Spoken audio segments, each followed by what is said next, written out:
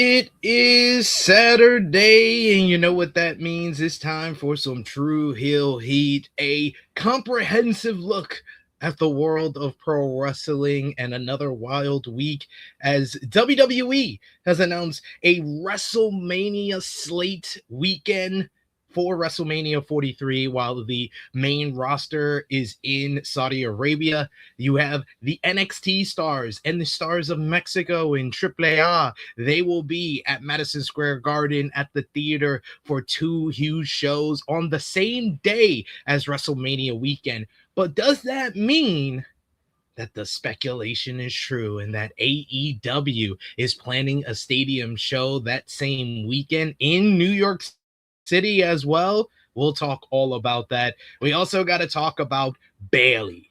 Bayley had a matchup against Lyra Valkyria, a Saturday night's main event, where she was seemingly beaten down and written off television for a while. Is this the official end of Bayley in WWE? What is the entrance in AEW? And has our predictions on the percentage of Bayley leaving changed in the last week? We're also going to ask about the whereabouts of Swerve Strickland, who has been conspicuous by his absence since Forbidden Door. We'll talk about what Tony Khan had to say about him. We'll also talk about what Tony Khan had to say about Sammy Guevara and his recent social media controversy, as well as Tay Melo and her asking for her release, according to reports, as well as Tay's response to what Tony said, alluding to Tony Lion. We're going to talk all about the world of TNA, AAA, CMLL, ROH, New Japan Pro Wrestling with the G1 Climax. Plus, we got final predictions for tomorrow night's AEW Redemption. It's the flagship podcast. Let's get to it. Hello, this is RJ City, and I am ethically opposed to any more wrestling podcasts. I don't know why you guys are talking about wrestling. It is a niche product. It is a very small industry. Yet, at this point, there's more wrestling podcasts than there are wrestlers. There is something wrong with society as a whole, but as you get smaller and smaller into wrestling, and then the wrestling podcast sphere, it gets even worse. And one such example, if I may turn on the microscope and look at the drudgery that happens to be Tru Heel Heat, SP3, Sid, this is your fault.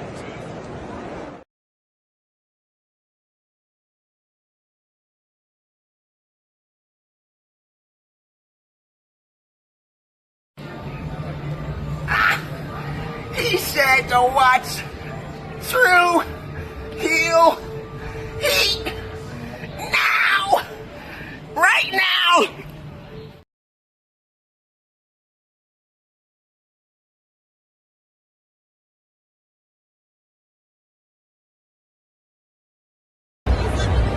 Hello, I'm Willow Nightingale, and though I might generally be regarded as a very bubbly, upbeat person, you're watching Tru Heel Heat.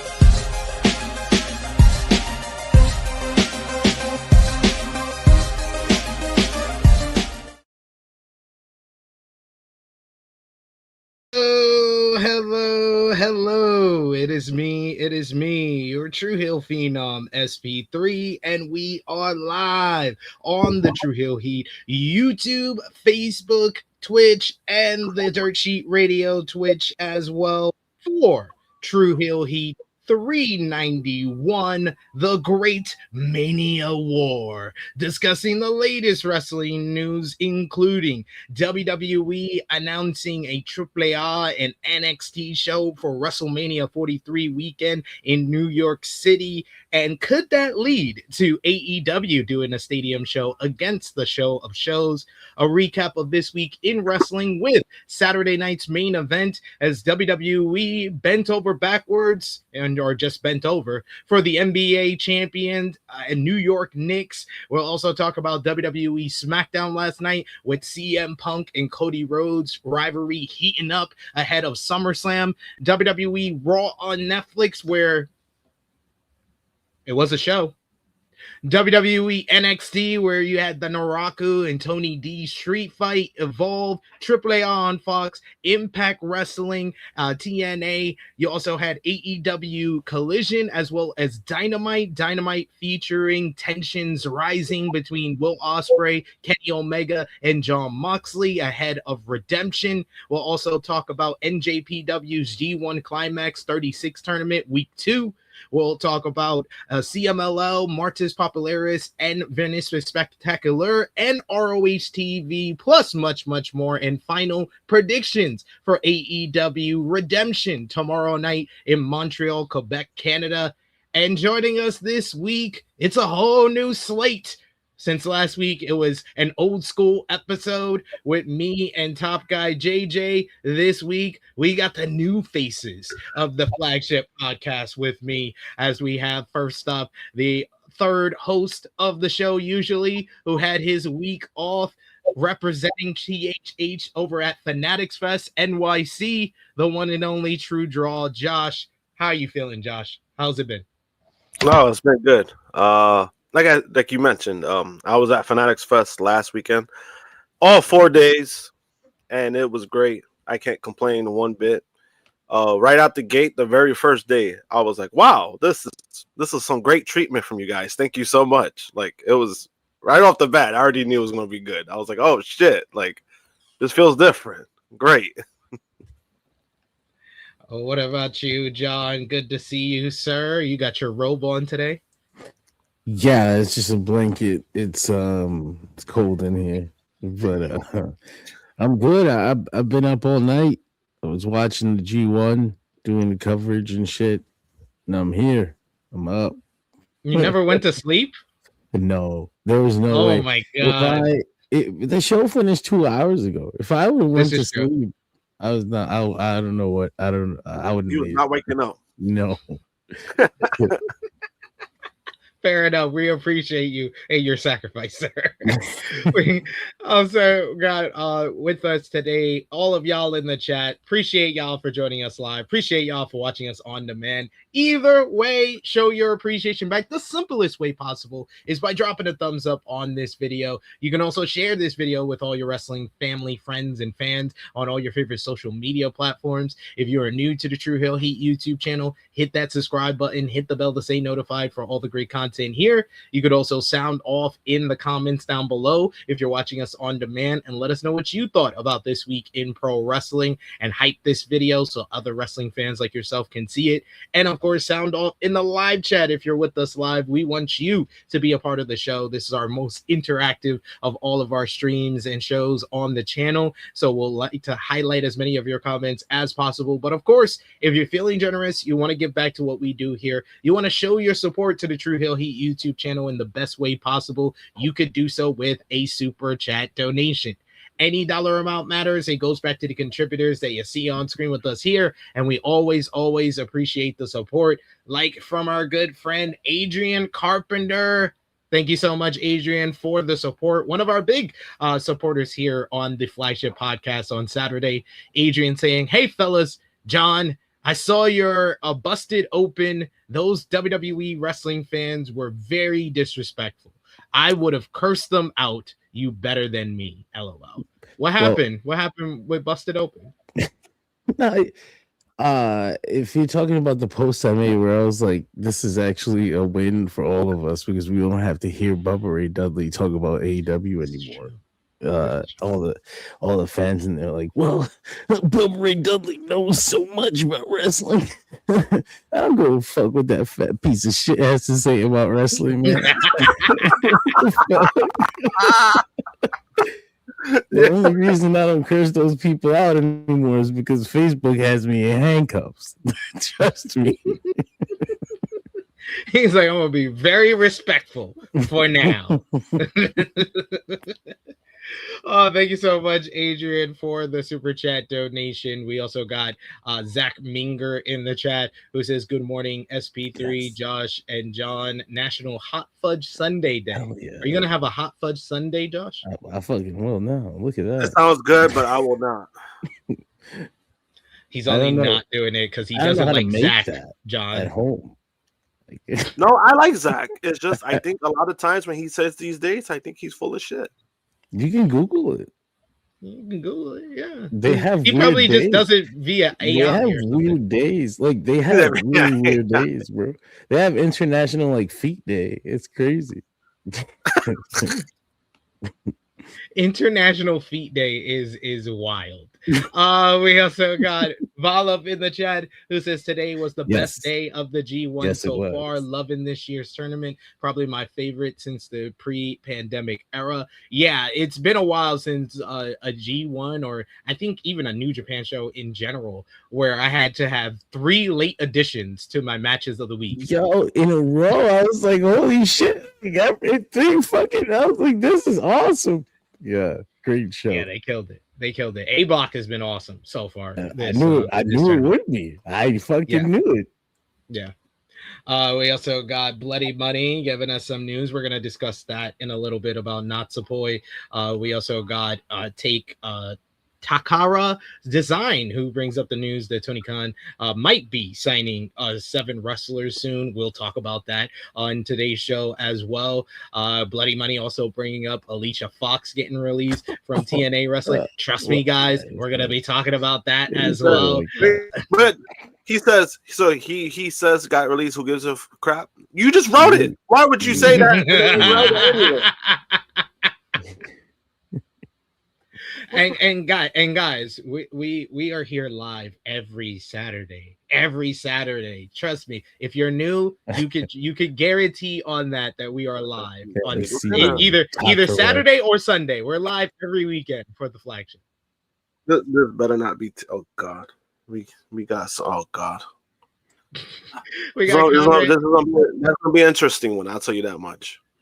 We got Conrad in the chat who says, good morning, THH fam. This may be the first AEW pay-per-view that I miss in a while. Not sure I want to watch another Bandito loss. There's always the G1.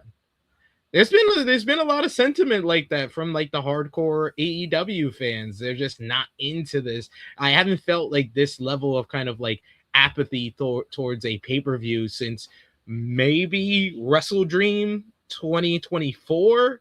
Or World in 2023. That's what only one of those was a bad pay-per-view. Yeah, I mean, and that's what it feels like. Yeah, we'll get to it, but it does feel like that. Yeah. We got King Greg who says I wasn't listening to Busted Open in the first place. I think that's why we. Yeah, that's what it is. That's probably why a lot of people don't care. We got Chloe Westavanda with the catchphrase. Thank you so much for the work. Takara is a guy. Put some respect on my name. I could put some respect on your name by blocking you, but I'll try to just let this comment slide. Well, I mean, I'm not gonna say your name, guy. I'm sorry. I think they were arguing. You know what? You're gonna have to earn my respect. You want me to say your name? You're gonna have to earn my respect. There you go. That's the deal. That's the deal. I think they're fighting on there. Yeah. No, come on. Be peaceful, guys. Like what you like. Just don't be a dick. All right. We have a nice community here. Let's try our best. But yes, let's talk about the world of pro wrestling. As always, with our flagship podcast, we got to start things off with our Tru Heel roll call, shouting out all of you supporting us across social media and here on our Tru Heel Heat YouTube channel. You got our Tru Heel Trinity, our top 3 conversation starters on the Tru Heels group page. You got Jermaine Packman, Joe Bellini, and Stewie John Palmer. Our Patreon backers, you got Volop, you got Negro Buck, you got Professor Chris, Trey, Robert, Steve, Ladarius, Chase Oliver, King Greg, Louisville, Alan Weinstein, John Martin, Dolores, James, Alan Santo, Justin Rich, Chuck Berries, Dan, Josh D from CT, Aya, Dion Jenkins, and Luis. Thank you so much for supporting us over at patreon.com/Tru Heel Heat. $3 a month gets you exclusive content. Best way to support us when we're not live here, and also being a member of the channel for just $1 a month. And we always appreciate the support. We got okay, so I'm gonna put you on timeout for now. All right. I'm gonna put you on timeout for now, but let's relax. Let's relax in the chat. Hey, you could tell. You could tell. He never watched this for making that comment. Yes, that's for sure. That's for sure. That was funny though. That was the best comment he wrote so far. Honestly, that was funny. That was funny.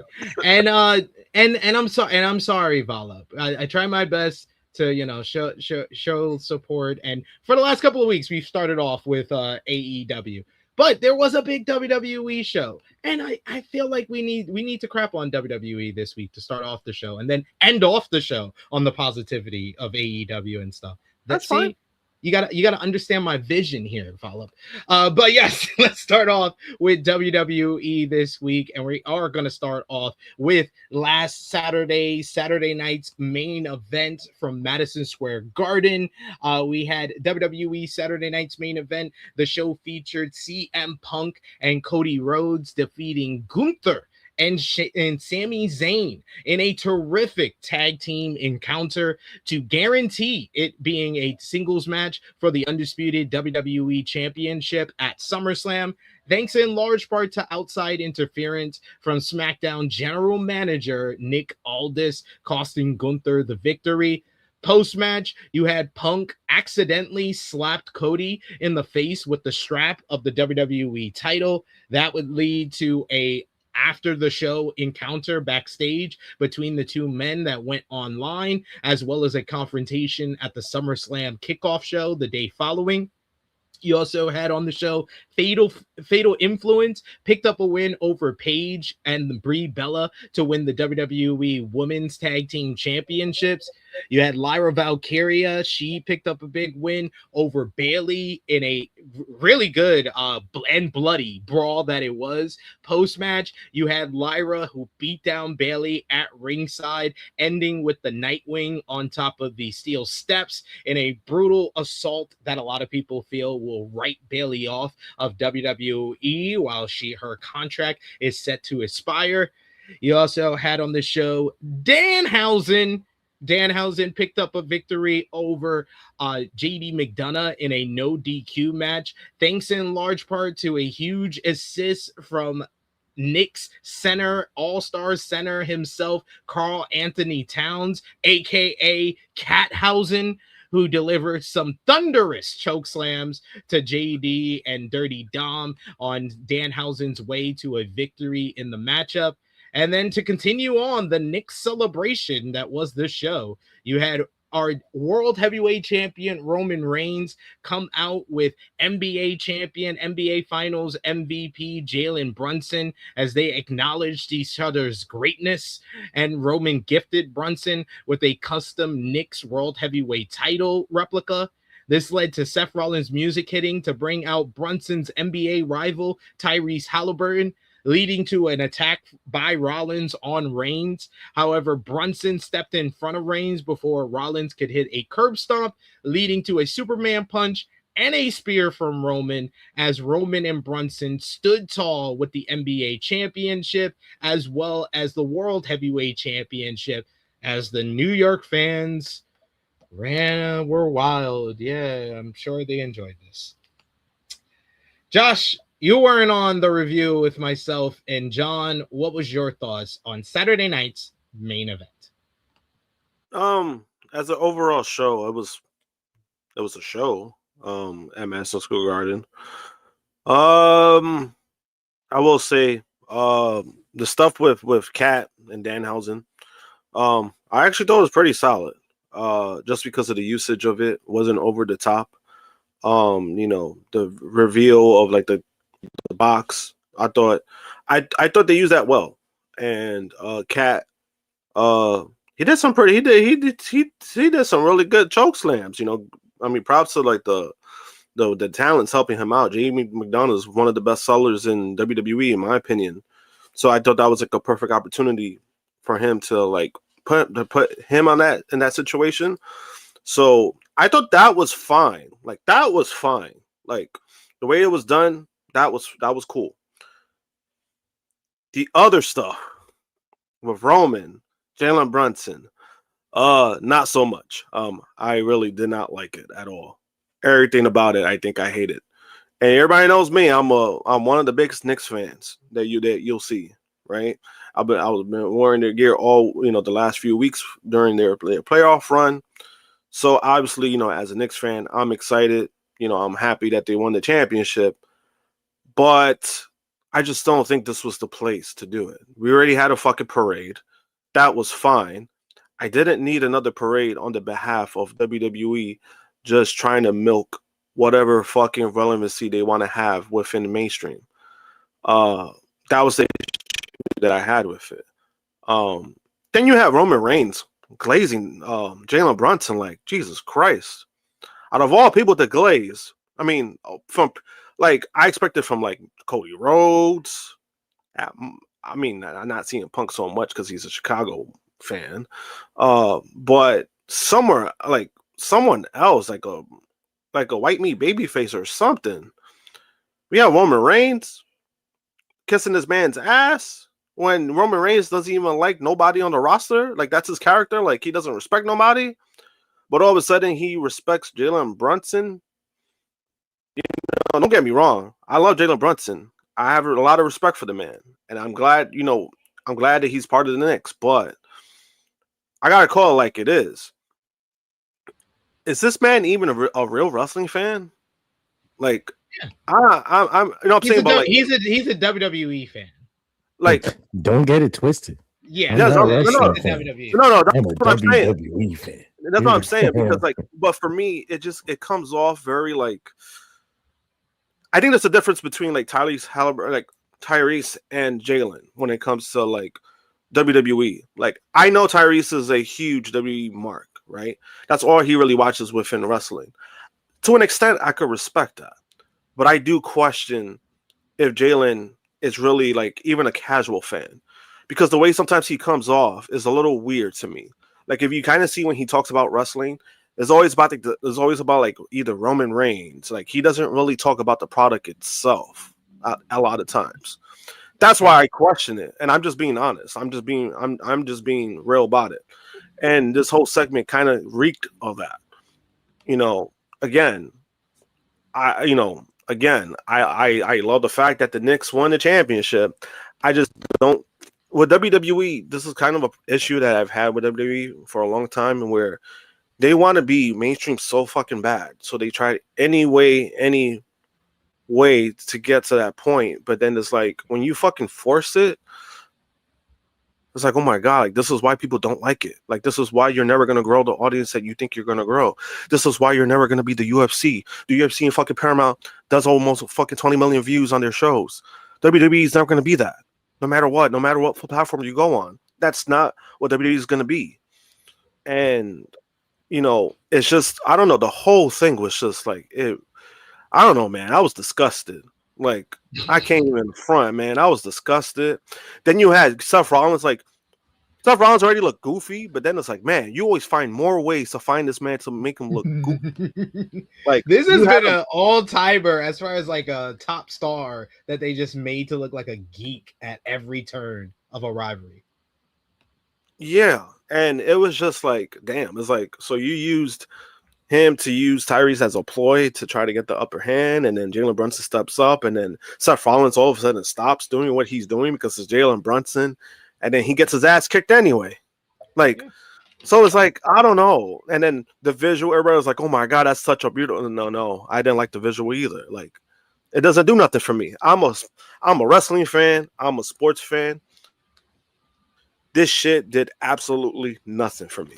The thing that makes me laugh is the reports that they put out after, like, oh, well, the decision makers in WWE were very disappointed with this. They didn't want to do it either. Like, man, shut the fuck up. Like, all they did was tell you had to use Knicks. They didn't tell you write trash. Like, TKO didn't say, please make it garbage. You know, like, they said, use some Knicks. And you came up with that.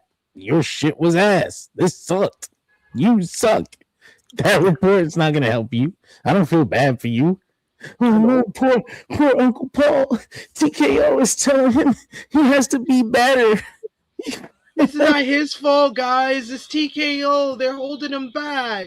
He wants to do better. He could do great. You remember a few years ago. I'm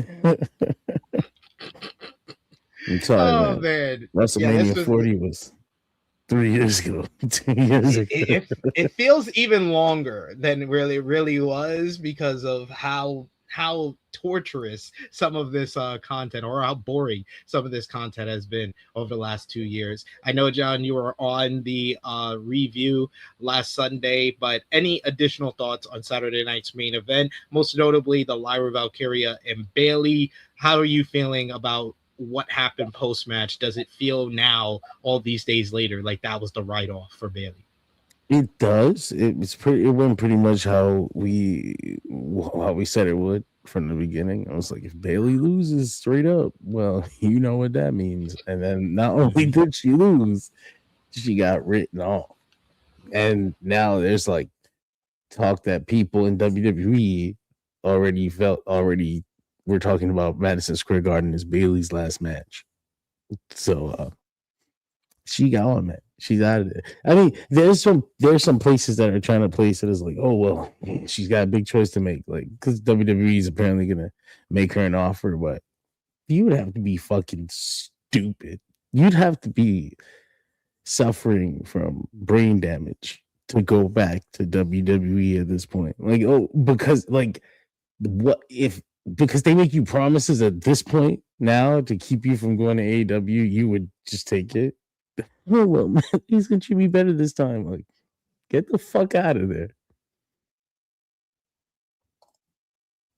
Yeah. If Bayley accepts their promises, their empty promises this time, it's time for all of us, inclling Chuck Bayless, to give up the hope. I'm completely giving up on Bayley if she fucking. If you go back, I'm done. We're done.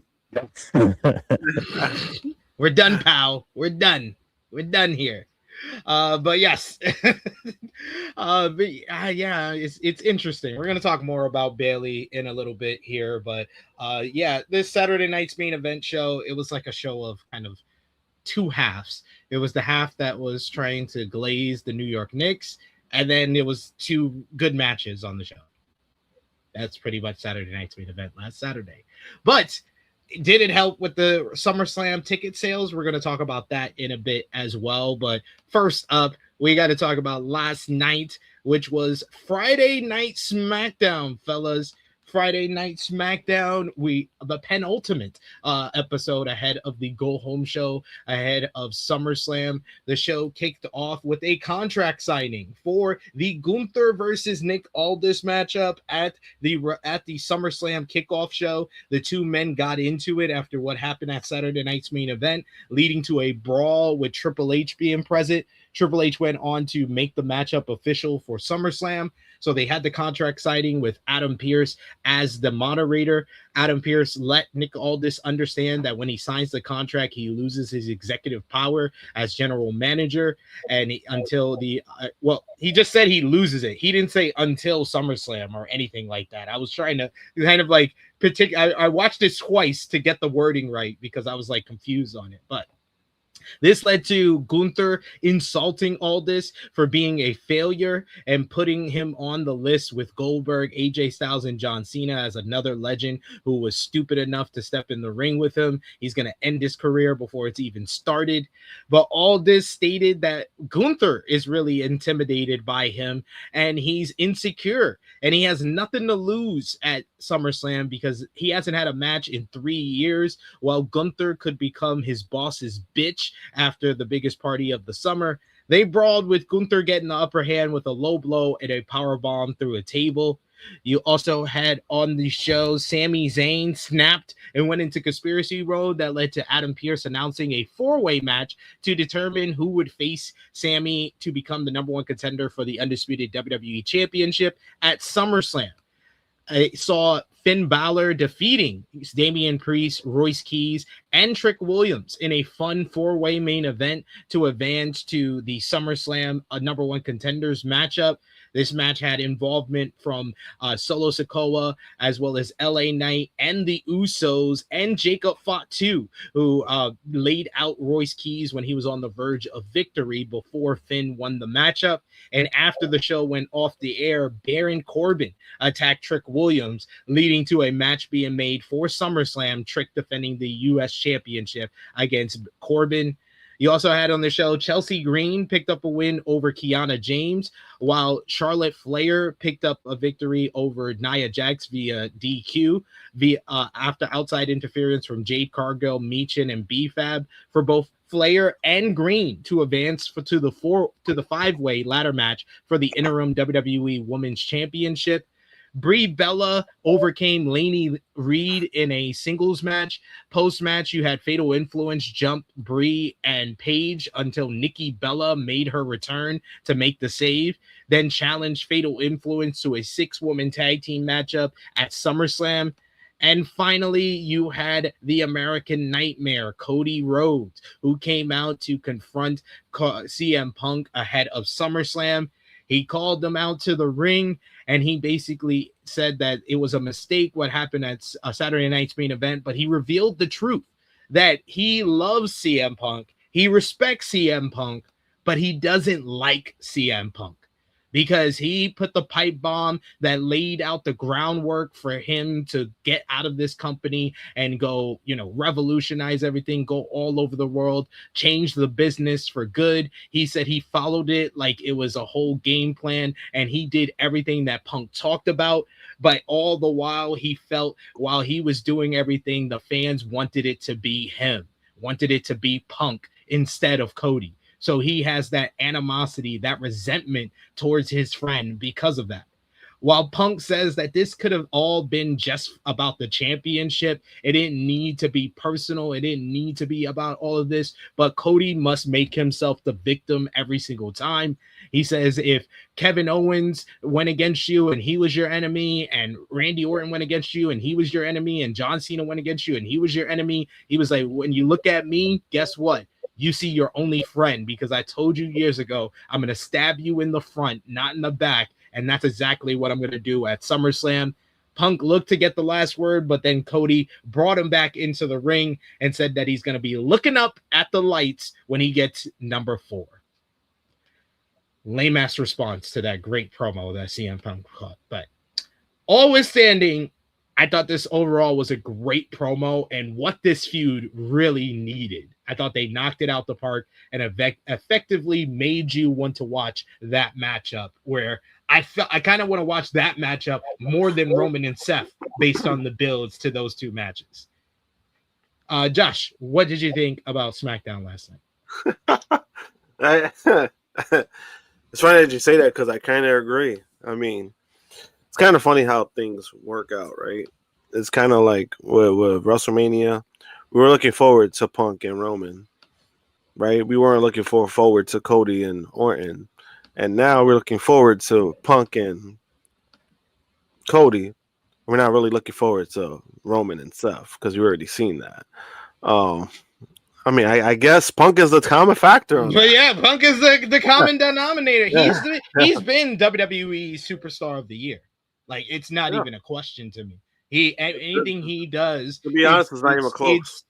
It's basically inherently intriguing and interesting. Everything he does on television. He's been great in the ring. He's been great on the mic. He's cut out a lot of that. Isn't it great to be alive on a Monday life crap in his promos? And he saved Cody. Cody didn't say any of that easy to find, hard to beat nonsense in his promo. They cut all the nonsense out. They got to the crux of their character motivations and their emotions. And I thought that worked really well last night. Yeah, and I also thought like them kind of acknowledging like their past. I thought that was cool because I'm like that's what it was needed, right? Punk left because he wanted better, but then the difference is that Punk basically quit wrestling altogether. He didn't do anything after. Cody Rhodes did. He continued, and Cody Rhodes was kind of in a position where it was kind of reversed. Like you kind of expected Punk to be that guy to carry the mantle, to do something, to being an independent.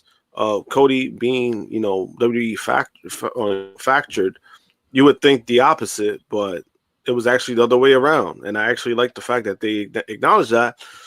And WWE, and like I've been saying, when WWE reaches to like realism, when they reach to reality, when they talk about truths, this is when they're at their best. In my opinion, like this is like the best form of WWE that I wanted to see. This is the best form that WWE was in 2024, and I think they should do more of that because, again, we all know how they do things, but at the end of the day, it's like you can't ignore actual facts, and if you use facts within your storylines, it's gonna make it better because we all know what's going on. So when they talked about that, it's like, oh shit. They're actually bringing that up. Like, it makes it interesting. It's like when Roman Reigns cut that promo on CM Punk, the very first promo, the face-to-face, when he brought up the podcast thing, we all knew what they were talking about. And it was like, oh, shit, like, this is what I want to see.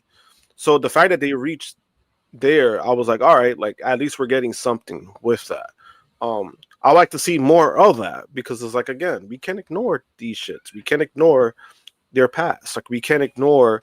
Like, and I wish they would deep dive more with Punk. They've done it here and there where we got to stop pretending this man just disappeared completely from wrestling. Like, oh, he was gone, and then he comes. It's like, no, bro, like he was gone for years.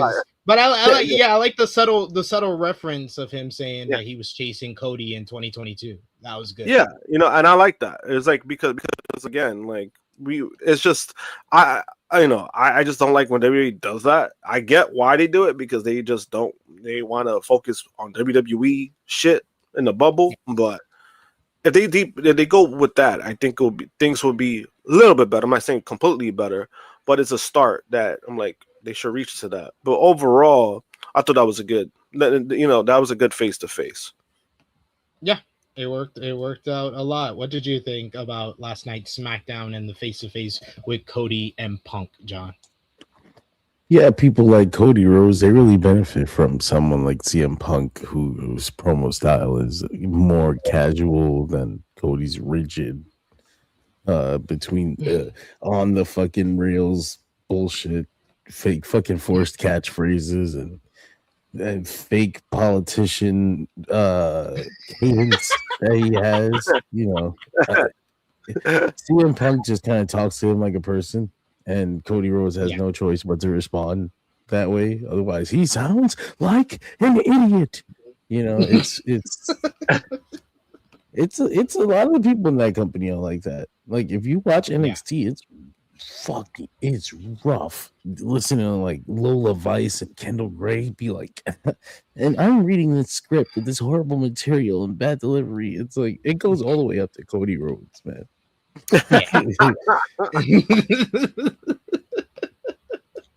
It's what they do, as they say, as the catchphrase says. So yeah, I really enjoyed this. And overall, I will say I got to give it credit where credit is due because I complained about it when it was really bad. SmackDown is so much more enjoyable at 2 hours than 3 hours. It just is. It's a more digestible show. Is it a good show? No, but it's watchable, which it wasn't at 3 hours. So I'll give it credit for that. That's fair. Yeah. But yes, we got a couple of comments that I know we got to read over here in the comment section. Keep coming with the comments. Keep coming with those super chat donations. We love to have y'all get involved in the conversation on today's show here. I've been super chatting. Let me see. We got a few super chats here for me to go through. We got Adrian Carpenter who says, it's the same song and dance. People complain about pay-per-view build before the show, then says this is the greatest show ever, and glaze TK after. Rinse and repeat. No, it's not always that case when it comes to an AEW pay-per-view. Case in point, I think Revolution was the last like really great build to a pay-per-view that AEW has done. Whereas like Double or Nothing, I had my issues with that build, but I had no question that it was going to be a strong pay-per-view because of the build to the main event was so well done and people were going to want to see that matchup. So the build to the main event was good. Everything else could have been better. And then Forbidden Door, it's just the Forbidden Door thing. No build to Forbidden Door has been perfect. And this one wasn't either. But I think that there's a level of apathy that it hasn't been at this level for any other pay-per-views this year or last year when it comes to Revolution. Yeah, and we're not saying that Redemption is going to be bad because I we already know that the show they're going to put on great matches and everything. But as far as excitement or like, oh my god, like I really need to buy this pay-per-view, I'm like, do I really feel that way? No, like. I think Kenny Omega and Kevin A, I think those guys are going to kill it, but I do have issues with it. Like there's nothing wrong with saying that, but I just don't think maybe in hindsight, maybe Redemption should have been added for a pay-per-view. If you don't have the main event that the show was being built around and why you wanted to create the show, why you needed to do a show between Forbidden Door and All In, then yeah, you should probably like scrap the whole matchup because now they're saying they're coming out with reports that everybody knew MJF and Kenny Omega was going to be on TV a month in advance. So why the hell did you not like make advance notice with the pay-per-view or come up with a better idea for the pay-per-view main event coming out of that? Yeah. No, believe me. I think that is what they thought was the best idea. I think that's the issue. Yeah. It's like a month is not long enough to cancel a pay-per-view or whatever. So like I think they thought what they had the best thing that they could think of, and they ended up with this reaction. They're like, we didn't expect this. We got Volop with a super chat donation as well. Thank you so much, Volop. He says the show was two halves. One was a cheek and the other was the other cheek. Whole ass. At least Raw was upfront about being whole ass. I'm sorry. Bayley and Lyra, as well as the tag team matchup, was better than anything on Monday Night Raw. That's why it's a show of two halves. If there's 4 matches and 2 of them are very good, that's a show of two halves. I can't account for the fact that they had to do a non-wrestling segment with an NBA player in the main event segment, but the matches on the show. They closed out the show with that. They closed out the fucking show with that. That's a crazy thing about that, where it's like they closed it out. Like they chose that over the tag team match. Like, and I love the fact when I said I disliked it, somebody on my story said that, oh, if it was AEW, you probably would have liked it. I was like, no, if it was AEW, I probably would have still hated it because AEW wouldn't have done that. Did people forget that Giannis was in AEW and they didn't show him, and that man was excited, like he was celebrating. He was in the fucking background in Rampage. He was in the background, and they did not acknowledge him once. And he was fucking excited. And they gave him a belt. But guess what? That wasn't televised.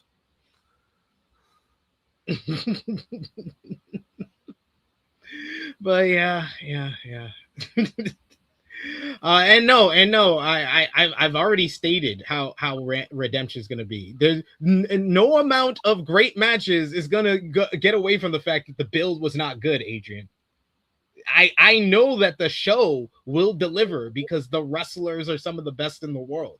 I have said this multiple times this week.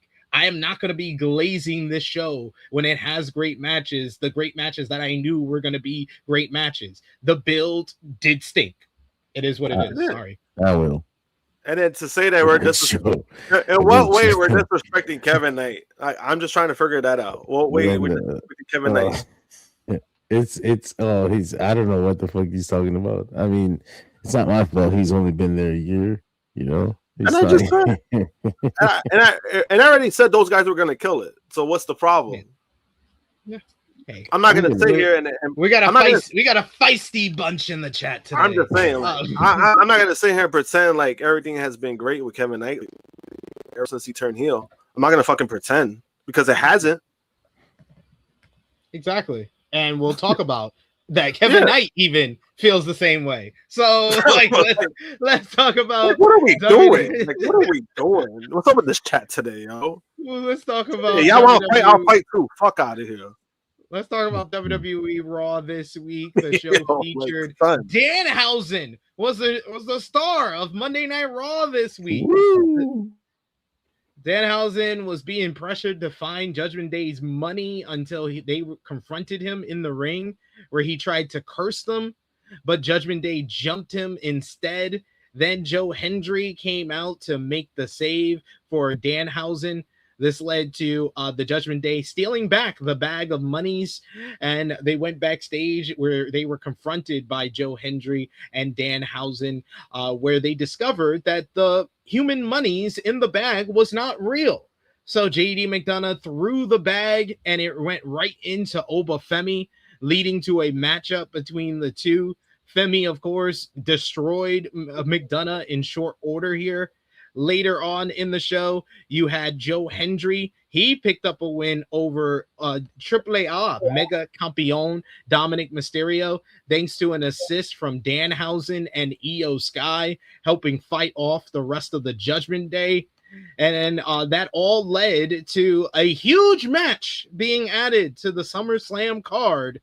It's going to be Danhausen and Dominic Mysterio going one-on-one. Yay. You also had the Vision. They scored a victory over Dragon Lee and Javon Evans in a decent opener.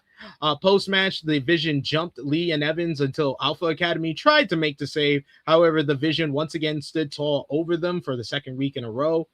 Penta and Chad Gable, they beat Ethan Page and Rusev in a good match with the two opponents for SummerSlam working together well.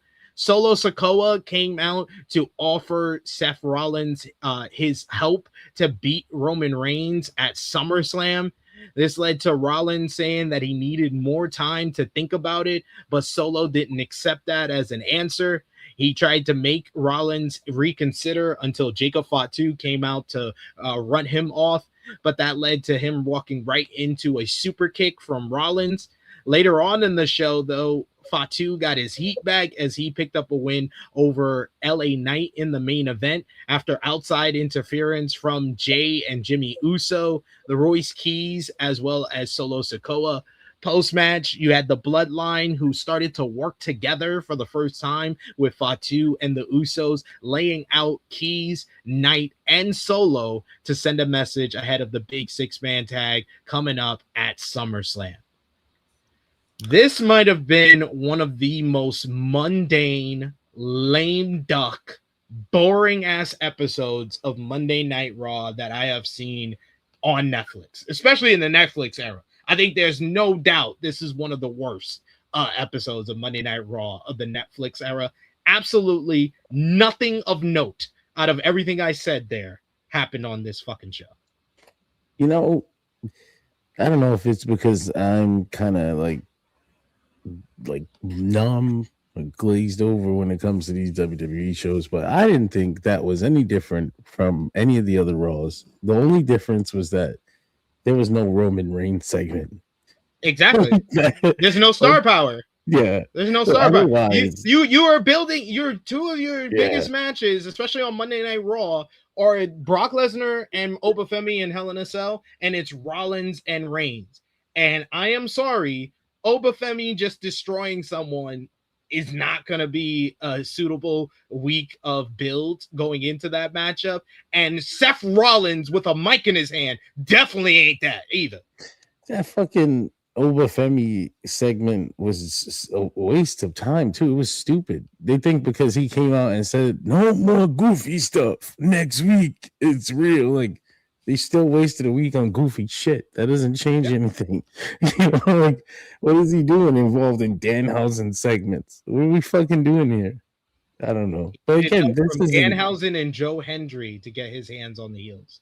This is what they go crazy for. You hear the crowd. Whoa, Joe Hendry's here. JD McDonough's taking another bump.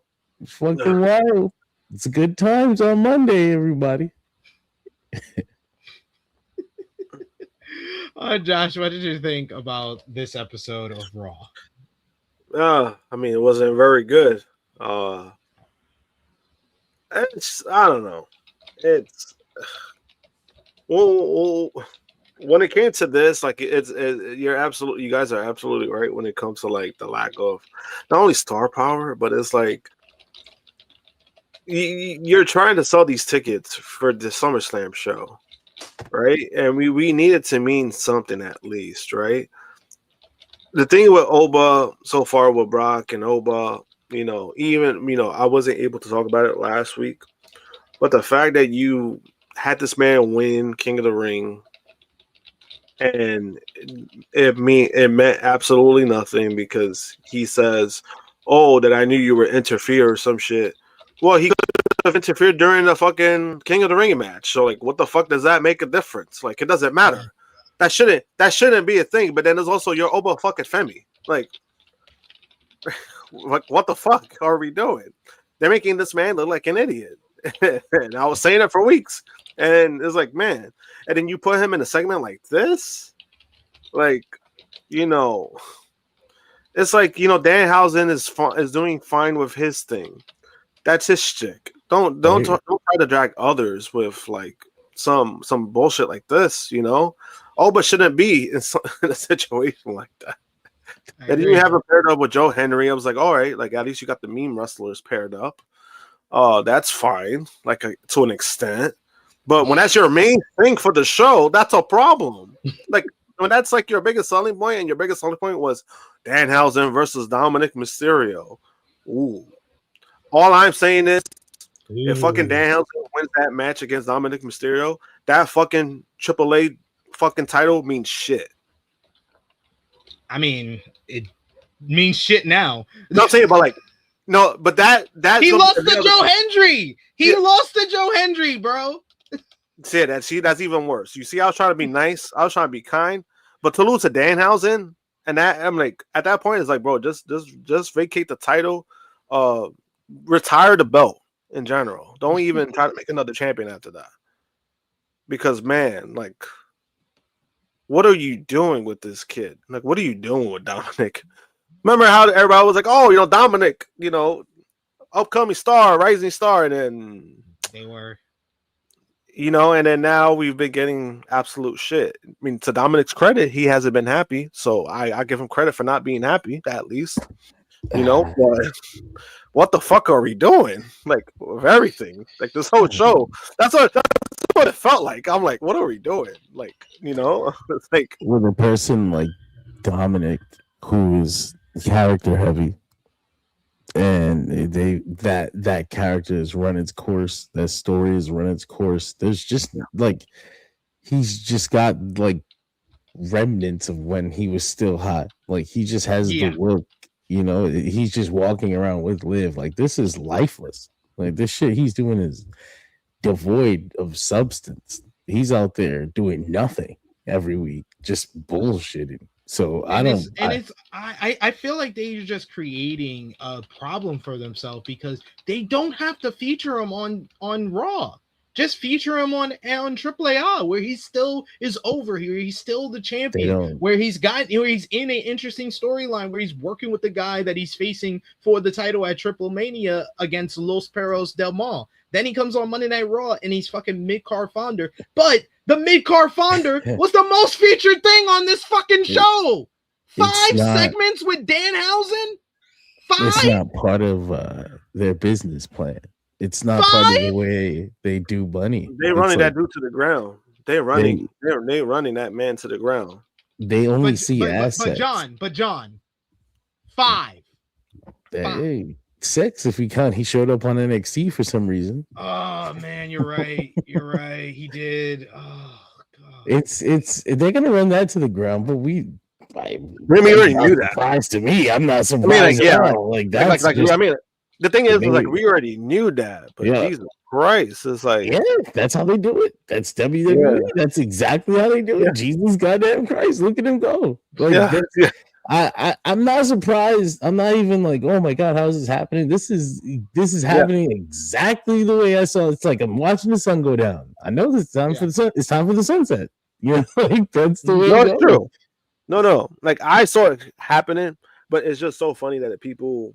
I guess like what it is with the Danhausen lore now is that like even if I say like a slight criticism, I always have these Danhausen fans who are gonna try to defend him. It's like, bro, shut the fuck up. It's like it's like shut the fuck up. It's like what are we doing right now? Especially when these fans are still trying to give him credit for the Knicks championship. I was like, no, fuck that. Don't do that. Don't do that to me. You know, somebody did that at Fanatics Fest. I was about to fight them. I was like, yo, you say that again, I'm gonna punch you in your eye. I know people, they announced Dominic versus Danhausen, and people were like, oh man, you know, they should have had something better for Dom, but like to me, there's nothing better for Dom right now. That's basic. This is his spot right now. He's just like them, like Danhausen, Dom, Joe Hendry, a bunch of fucking memes, you know, like there's nothing going on for Dom, but then also realistically, I'm like, this has been kind of a thing since Danhausen's debut. Like his first interaction with a wrestler was with Dominic Mysterio. So I mean, realistically, it's like people don't want to see, but at the same time, it's like they kind of been building this bullshit up for a while. For months. So it's like, how is that? Like, you know, Danhausen robbed them. They're right to be mad at him. They're the baby faces when you really think about this story. Why is Adam Pearce treating the Judgment Day like they did something wrong? Like he stole their money. And it's supposed to be like $100,000. They should take him to court. This is crazy. I think you are close. You're flying too close to the sun, because that is something that WWE would actually do. Danhausen gets taken to court by the Judgment Day for the money. You know Triple H is watching this show on his burner account, so you know what you're doing. That's a good idea. No, but we blocked him earlier, unfortunately. Oh yeah, you're right. No, I just put them on timeout. I just put them on timeout today. But we got in the chat with us a couple of people. We got Volop who says nuke the whole generation. Hey, we also got Volop who brings up some news for me and Josh to discuss. LeBron to the 76ers. What did you think about LeBron making his decision yesterday? I mean, I'm not gonna lie to you. I was laughing the whole time because, you know, the 76ers, they did all this because of the New York Knicks. It's so funny. It's so funny, but at the same time, I mean, I personally thought he was going back to Miami. I thought Miami would have been a little bit better fit, but right, it wasn't about the money. He wants another championship, and this might be his best opportunity. There are some questions with the Sixers themselves, but yeah, LeBron is going to Philly, going from LA to Philly. That's one hell of a choice. I'll tell you that much. Living, but I mean, LeBron is LeBron, but older. He's going to be 42 during the season. That roster is stacked, but at the same time, we've seen it in basketball.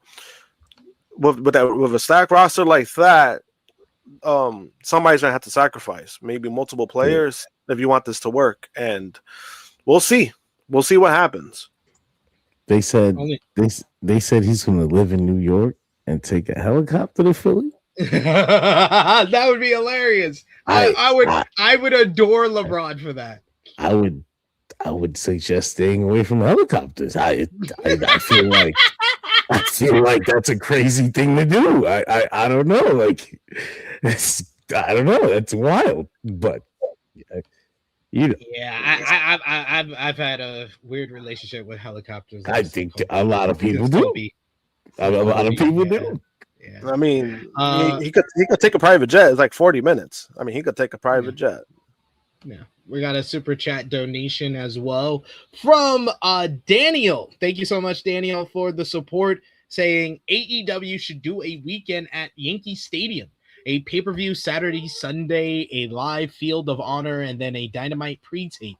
Red, white, and blue ropes. I've always imagined that would be so cool. I've always been told about the wrestling shows that were at Yankee Stadium when I was not even born, not even freaking thought of. And I'm just like, dude, I've lived next to Yankee Stadium for like almost like 20 years. I would have loved to go to a wrestling show at Yankee Stadium, especially the new Yankee Stadium. My God, that would be amazing. But it's never going to happen. Yeah, that's what I said. It's one of the biggest pipe dreams that people talk about. Oh, WrestleMania at Yankee Stadium. Was like, guys, it's not gonna happen. There's a lot of layers, a lot of things that would have to happen for that to even be a thing. But then also the biggest decision would be Yankees ownership. People don't realize that. Yankees ownership, they're the ones that approve everything with that stadium because they own it. So the concerts make sense to them. The concerts add up, they make sense. Other things have made sense. As far as wrestling, I mean, that's a different animal. That's why even a boxing event was even like questionable there. It'll be nice. I think I think it will be kind of crazy, but it's one of those things where I think people just need to kind of like put it to rest at this point. I think it's a price thing. It's bigger more than anything. It's like, is it worth paying to run Yankee Stadium and making no money? No, it's true. It's true. Yeah, that's a place that's very expensive. It's expensive like site fees is why we didn't have it's why we didn't have wrestling shows at Hammerstein Ballroom for like years. That was a fucking weird time. Terminal 5 can burn in hell. But man, I hated that place so much. Like, don't get me wrong, I would love to see it. Yeah, it's ironic too. The Yankee Stadium's in a shit fucking neighborhood. It's a fucking garbage, dirty ass neighborhood. Hey, hold on. I'm sorry. I already said I live by here. Hold on. I didn't say all that now. I didn't say all that now. I fucking worked there. I picked up trash around there. I live here. God damn, it ain't that bad. No. I mean the whole fucking area, like every fucking block. You motherfuckers are dirty. I mean that shit literally. Like, goddamn, like, just insult my family and shit. Like, goddamn, just said, let me pull off this Band-Aid. Fuck you, Sid. He threw a karate kick in a fist fight. God damn. All right, let's talk about the like Jesus. Like I know I must have offended John somewhere. I don't know, because damn, he came at me real hard right there. Sheesh. But yes, we got to talk about some news to discuss, because It is almost time for wrestling fans' greatest time of the year, which is WrestleMania season. As this year is probably going to go by very, very fast. It seems that there is something that is a brewing when it comes to the world of wrestling, and it might be AEW running its first U.S. stadium show head to head with WWE WrestleMania 43 in Saudi Arabia. WWE is planning to host WrestleMania 43 watch parties across the United States of America next April. As noted previously, the company announced during Saturday night's main event that the Invoice Theater at Madison Square Garden in New York City will host watch parties for WrestleMania 43 Night 1 and 2. The same venue will also host NXT Stand and Deliver and AAA Eternal Glory coming up that weekend as well on the same days. WWE's decision to announce WrestleMania 43 weekend plans in the United States in advance may have influenced by the eternal expectation that AEW would run a major event in the country during the same weekend. The date and venue for the show are not yet to be confirmed. Although WrestleMania 43 will take place in Riyadh, Saudi Arabia, WWE has already confirmed several fan events across the United States. In New York City, there will be one. And according to WrestleVotes Radio and on Fightful Select, some WWE officials are expecting Tony Khan and AEW to have a significant presence in the United States during WrestleMania 43 weekend in April 2027 as well.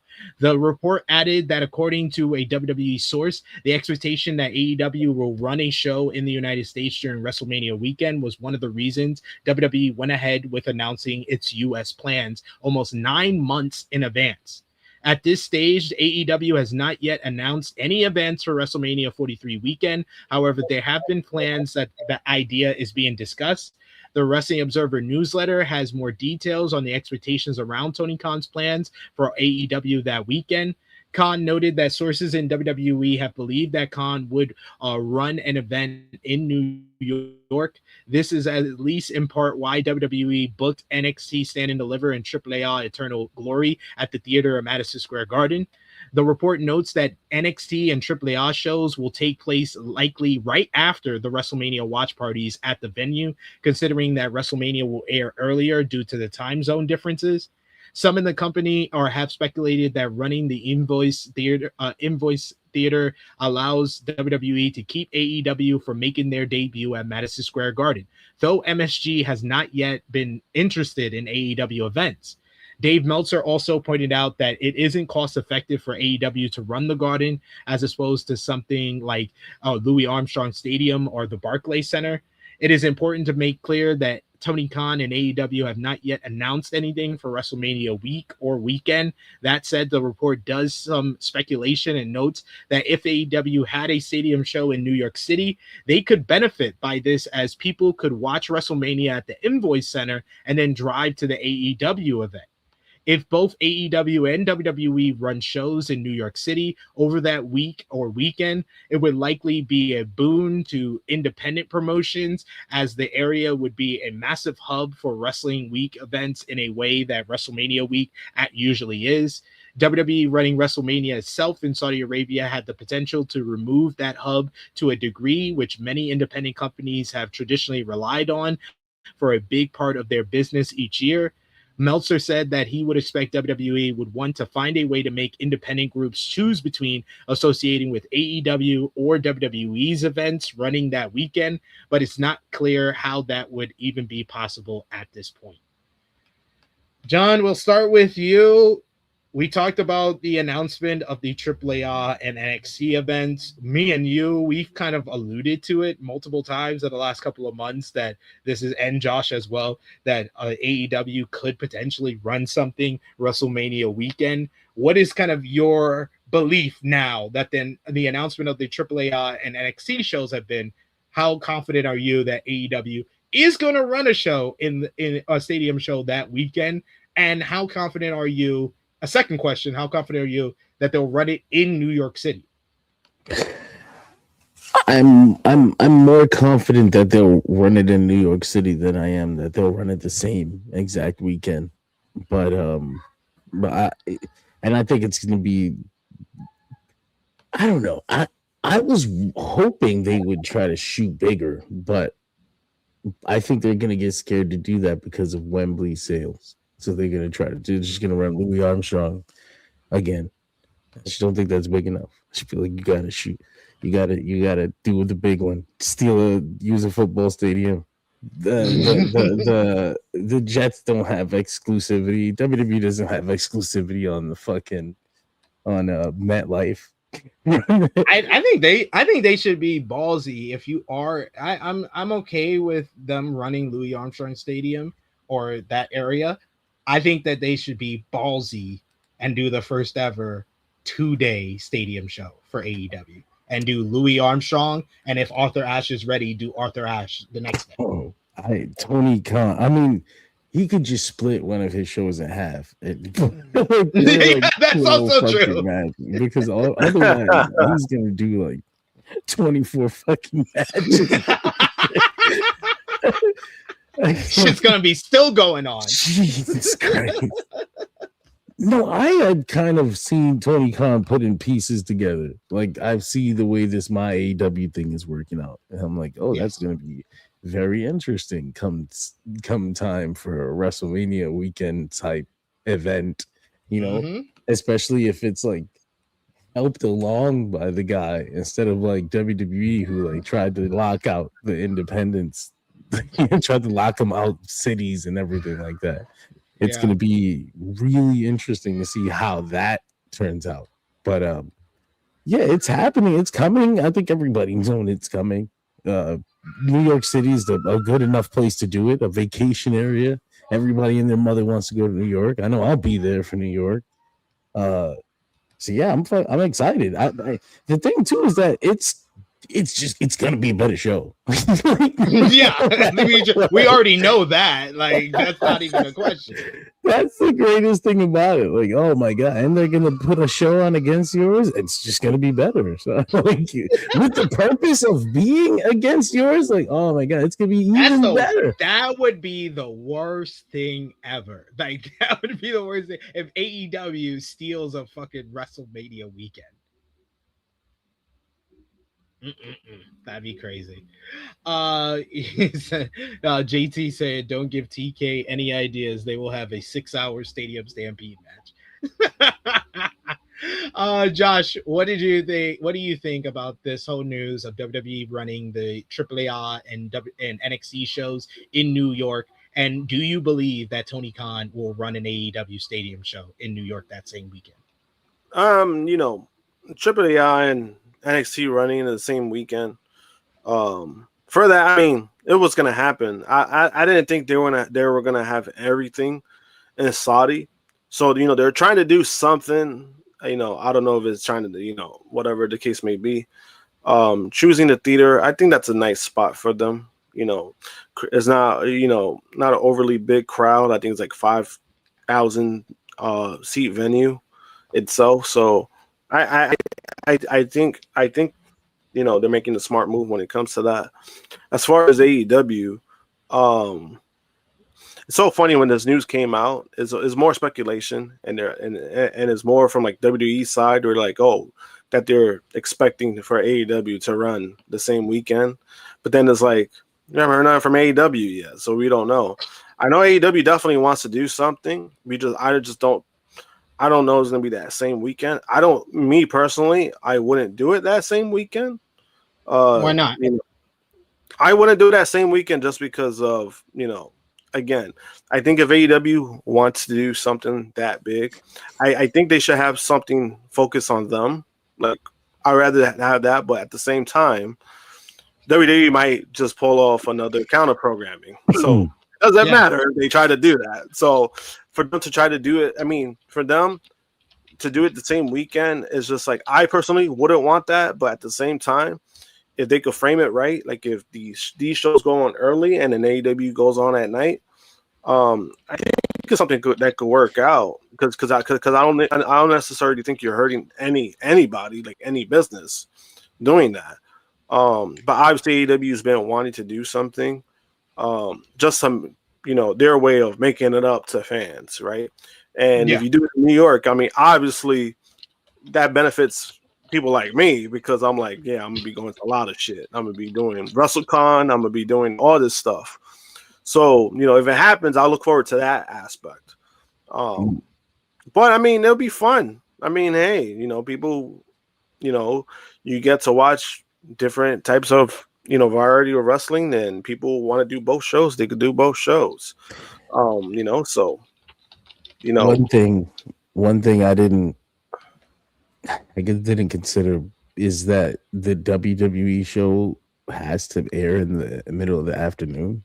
So yes, they could really follow up and be like, now it's time for the real show. You know, like, but the show that he would have to put on, you know, like he would have to put on an all-in level show to but go against more, that. like more than that, like he would have to, like the build would have to be spectacular. Like the fucking it would really have to be some spectacular shit. Like that's why I'm like, what's the point? Like if you do it like the weekend before, you still get the same effect, and you don't put that kind of fucking pressure on yourself. Or even the weekend after, if the point is I want to follow them up. Yeah. But on the same day is crazy. But I mean, shit, it's gonna be fun. You know, if that's what ends up happening, they're gonna just do like WrestleMania in a day, and it's honestly kind of like unthinkable to really like imagine. Like, I don't think if you told yourself from 5 years ago, 10 years ago, a year ago, that a second promotion was going to go head to head with a WrestleMania show, you would say that you're fucking crazy. Yeah. You would say, I don't believe you. Get the fuck out of here. Like, that's what you would say. Always said, like, I don't want to run a show on WrestleMania weekend. That was like a thing. And so I like that would be wild. And then what the fuck is the actual competition like? NXT Stand and Deliver or AAA Eternal Glory with the AI logos or whatever? Like, get the fuck out of here. Yeah, this is WWE doing their bare minimum shit by putting out an NXT and a AAA show. That Saudi Royal Rumble show ended at like 2 a.m. their time, right? Yeah. I mean, WWE would likely make WrestleMania longer so that it would run into All In. Like they would try to find something. Yeah, they probably would. They probably, even if they start at like 1, 2 o'clock, they'll try to do like a 6-hour show. It's an 8-hour WrestleMania. We're doing double the fucking matches. Like, look, some bullshit. At us, we're giving you more for your money. Look at us. Tony is smart to have kept all this so close to the chest. Like, there's no details. WWE scrambling. WWE's like, they were gonna run. I know they are. Like, they're moving off of rumors, bro. When Tony Khan announces that shit is gonna be in Orlando, Florida, on fucking, like, he got us. Oh, sorry, we're running that shit in Jacksonville Stadium. You wasn't ready for that shit. I think it's under construction. It's not gonna be there, but like some shit like that, you know. Like we'll see though. I'm waiting for that announcement. I'm you know what? The perfect place to make that announcement would be All In, right in the middle of the show. You run one of them promotional videos. Oh my God, AEW comes back to New York. You gotta hit that. They gotta reference the fact that America got left behind. No stadium show in your country. No problem. The biggest weekend of the year. I need an animated AEW logo to sneak into an empty American apartment and just unpackage shit like Goldilocks. You know. Oh, we got Conrad who says this is meant to just add to discussion. It's genuinely agreed that WWE trying to counter program has been a mistake. Why would it work for AEW to do it? I'm not. We're not saying it would work. We're saying that it's kind of the move you have to make after the other company has counter programmed you this many times. You're also talking about two different strategies, like two whole different situations, even though they sound the same. You're talking about WWE's attempt to throw its minor league programs at AEW just to damage it. Like, like these baby bitch shows aren't nothing. Like, those shows can't stand to a main roster level pay-per-view that AEW does. So there's already that. But we're also talking about just WrestleMania weekend. On the one WrestleMania weekend where the North American fucking I was gonna say hemisphere. I don't think that's the right word. I'm tired. But this side of the world doesn't have a stadium show. This is the time to provide that stadium show. This is not. You're basically providing a service at this point. Yeah, like something's missing, and we plugged it right in because we had one. That's a whole different situation than just randomly throwing fucking NXTs on just to hurt AEW because whatever, doing Worlds Collide against a fucking AEW pay-per-view in the same city at the same time, like head to head, that's kind of like a false equivalency to say that it would work for AEW, or fans are more positive towards that than the other. They're not the same thing. We got David, who says AEW should work in conjunction with Square Circle Expo in Indianapolis, which is usually in the spring time of year, and run Indianapolis, make it Forbidden Door. I think they should use one of their established pay-per-view brands for this show. I don't know if they should do like a new kind of entity for this stadium show. It's gonna be Revolution. He made that hit a long time ago, where they asked him about, "Are you gonna do a spring show, a big spring show?" He was like, "We already have one." What do you talk about? We already have one. But yes, we're going to talk a whole lot more about the potential of AEW running WrestleMania weekend as soon as more information comes out. But there is plenty more news for us to discuss, and a lot of it is with WWE. That's why we're starting off with WWE this week, because they made a huge announcement this week as WWE Radio is coming to Sirius XM.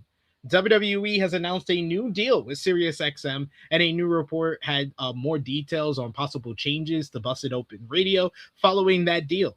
On Thursday, WWE and Sirius XM announced a new WWE Radio channel, which it will be dedicated to WWE programming and go live on Monday. The channel will air on Sirius XM channel 156, replacing Pro Wrestling Nation 24/7. The new deal puts Busted Open on WWE Radio, which has led to a lot of questions about the future of the previously independent radio show. Thunder Rosa, who is, of course, with AEW, was currently a co-host on Busted Open. Both the Wrestling Observer newsletter and Fightful report that Rosa is not expected to continue with the show going forward. Rosa has not appeared regularly in a little while, though she did call in for Dave LaGreca's birthday last month. Both sites also note that it is expected that Busted Open will not be covering AEW moving forward. It is worth noting that LaGreca has said that the tone of the show won't change, and that they don't want to change us. When we have to be critical, we'll be critical. When there's praise, we'll praise. That's what, with this foundation of what we've always done, that's not going to change. In addition, Bully Ray noted on Twitter that they will not be talking only about WWE, though whether AEW will be discussed has not yet been addressed. Oh man, this was one of the big news stories of the week. John, what was your thoughts on this announcement and Busted Open Radio on WWE Network? He said his fans asked him, they asked Steve, they asked Bubba Ray about this AEW situation. Are you going to be covering AEW? And they said most of the calls we were getting were about WWE anyway. They said, Bubba Ray said, if AEW wanted to partner with us, they could have reached out, but they didn't. he said WWE's the one who reached out. Meanwhile, the point of your platform is to talk about the promotions that don't get as much attention as WWE. So you're just that should be the point of every wrestling channel, unless you are a dedicated and focused only on WWE. That's what this was always about for people like Bubba Ray Dudley. That's what this was always about for people like Dave LaGreca or whatever the fuck his name is. Is that his name? That's his name. That's his name. This guy, Dave, started off as a super fan. That was one of the first things that helped him go viral. His passion for Cody Rhodes. I love Cody Rhodes. Man, I love WWE. That was his whole fucking gimmick the whole time. They were forced to talk about other wrestling promotions. And when they did, they talked about it with disgust. They were disgusted. You weren't doing it like WWE. You weren't doing it the way I know it's right. The way Bubba Ray is telling me it's right. The way Tommy Dreamer tells me it's right. The way Mark Henry thinks it's right. The way all these 40-year-old guys think that's right because Vince McMahon told them it was the right way. And everything else is wrong. And I can tell you, I can give you my advice because you should listen to me. The fact that they don't listen to me and I have all this experience, that means they're wrong and these places all suck. And I don't want to talk about them anyway. Let's talk about WWE. Let's talk about Triple H. Maybe we can get ourselves an appearance on Raw. You know? That's what this was always about for Busted Open Radio. They've reached what they always wanted to reach. And you know what? Good fucking riddance. I'm glad that they're out of the space. I'm glad that people see them for exactly what they are because it's who they've always been. It's who we always said they've been like this for a while. Forever. The people were like, oh, it's just this year. They just started phasing out AEW this year. No, they've been this way the whole time they existed. They brought in people from AEW because they fucking had access to them because WWE wasn't giving you access to nobody. WWE wasn't sending Natalia to do a show for you. So AEW could send Thunder Rosa. You know, and as soon as we are with WWE like we always wanted to be, we'll fucking dump Thunder Rosa. We don't need that. We'll actually get Natalia now. Yay! Bro, I'm glad these motherfuckers are gone. Wrestling needs real fans to talk about wrestling. Real fans that know what they're talking about. You might not think, or people out there like, you don't know what you're talking about. You're not Bubba Ray Dudley. You have heard what Bubba Ray Dudley has to say. I think I think I'm all right, man. It's not just about the WWE glazing. You know, it's fine. It's whatever. They're a WWE podcast and now they're labeled as such. That's what's most important to me. I'm glad it's out there. Look, there's no more denying it. And when they say that, we'll talk about other promotions and they just talk about TNA and AAA. That'll be the end of that. They already know the kind of backlash that they have. They're aware of it. They started turning off their comments on their social media. They're posting. They don't want to hear about it right now. They're hoping that it blows over. Eventually, the WWE fans will come in and they'll smother out any old AEW fans because there's more of them anyway, right? Fuck that. Man, there's a million WWE podcasts. They got WWE Radio now. So if you want to hear about WWE and only WWE, then go listen to fucking WWE Radio. If you want to talk about professional wrestling, the art form, you want to talk about Japanese wrestling and Mexican wrestling and other American wrestling promotions and fucking European promotions and fucking Eastern Asian promotions, the Chinese companies are coming up. We're talking about Chinese companies on WWE Radio. We're talking about companies I never even fucking heard of. This is the kind of pro wrestling coverage that I'm interested in. That's what I'm going to be focusing on. And that's what Tru Heel Heat is going to be focusing on. Fuck Busted Open Radio. Fuck WWE Radio. You want that Fanatics glam podcast shit? You go get it over there. I'm glad you have it. Enjoy that fucking sauceless bullshit they have.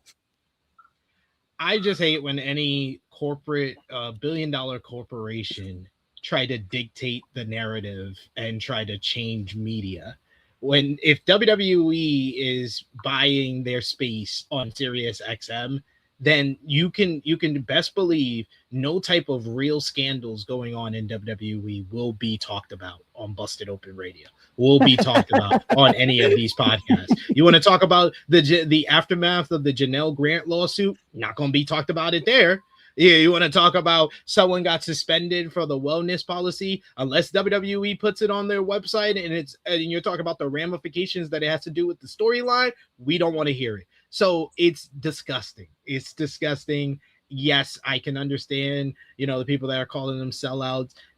That's a lot of money to turn down for Busted Open. So I understand their point of view when it comes to that, but it's a nasty work, and it's totally changing kind of how wrestling media can be expressed by having a big outlet like Busted Open Radio be compromised in this type of form.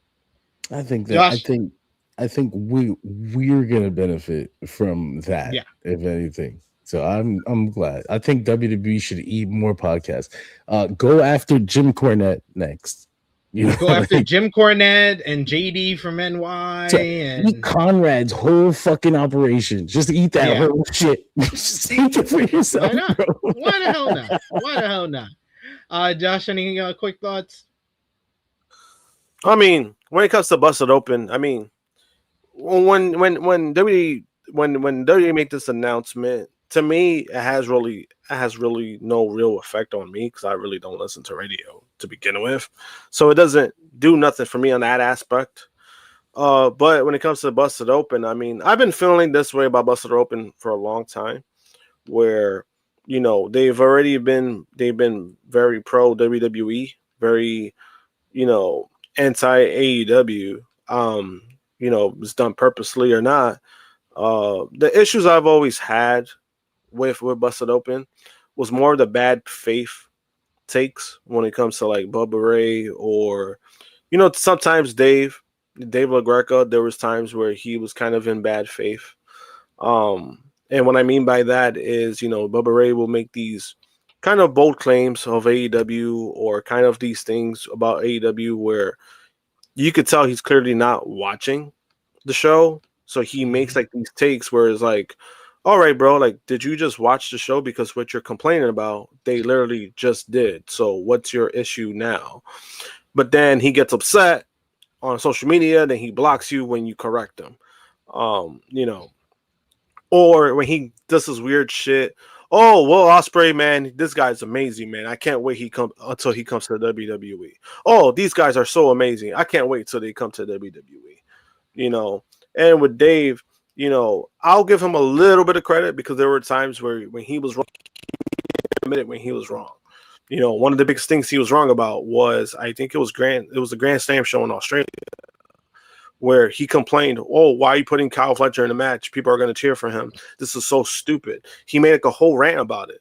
And then guess what? He was completely wrong. The fucking Australian crowd booed Kyle Fletcher out of the fucking building. So he clearly didn't know what the fuck he was talking about. But to his credit, he was right about that. But when it comes to Busted Open, this is what they've been wanting for a long time.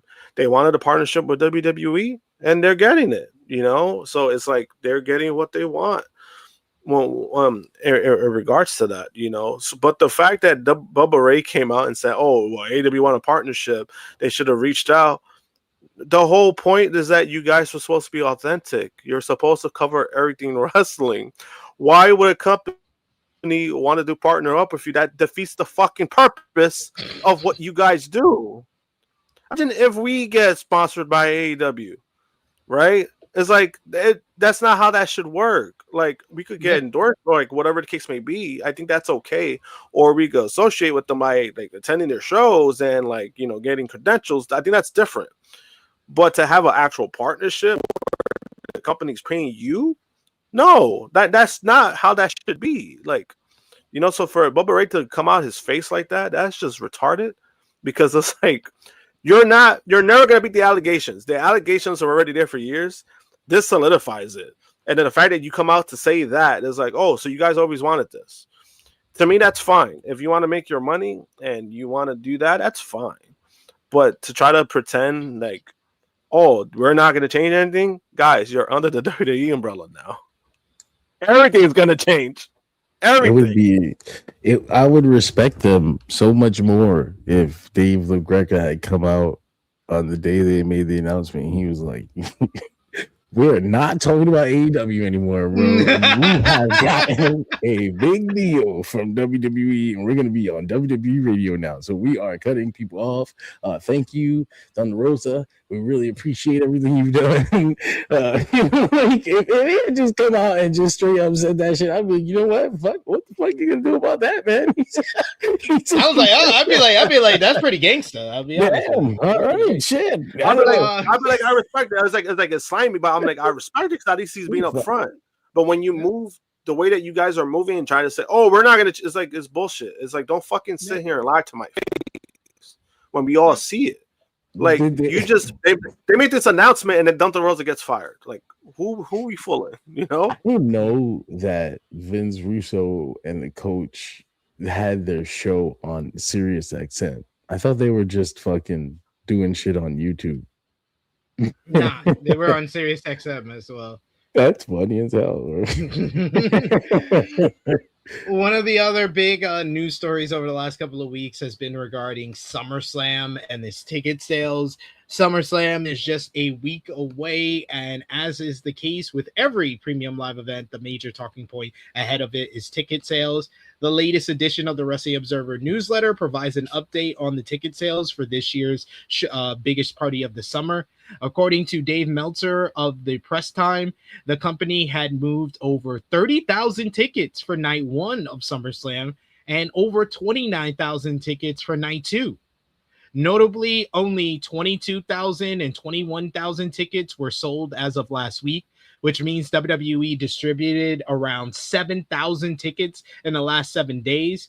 This, of course, has to do with the $25 ticket that the company announced at last weekend, Saturday night's main event. Meltzer expects a few thousand tickets to move this week. However, he doesn't expect the number to be as high as the 7,000 as it in that case. It would lead to a huge increase on the secondary market. The get-in price for night 1 and 2 is $51 for night 1 and $65 for night 2, which is expected to drop given that one can purchase tickets in the primary market for $25. The card for this year's SummerSlam is not yet completed, with new details reported on plans for other matches. The current lineup for next weekend's show has about 11 matches announced as of now. According to WrestleVotes Radio and Fightful Select, a source in ESPN has revealed that the plan is to have the final card feature between 12 and 13 matches between the two nights.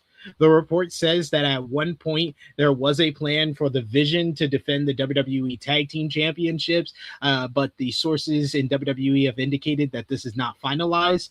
Finally, as of now, ESPN expects that one of the featured matches during the first hour on ESPN will be Penta defending the Intercontinental Championship against Chad Gable. SummerSlam 2026 will feature the undisputed WWE Championship between CM Punk and Cody Rhodes, World Heavyweight Championship bout between Roman Reigns and Seth Rollins, and Hell in a Cell, Brock Lesnar and Obafemi. So the $25 ticket price, it helped them out. They went up about 7,000 tickets. What do you think the final number is going to be when we do the flagship next weekend, Josh? So they said 30 and 29, right? Yeah. I think so. They have about a week left for this, right? Yes. Yep. About a week left. I'm going to say around 40K each night. One of them is probably going to be lower. I think one will be 40K. The other one will be lower. Right under 40K. I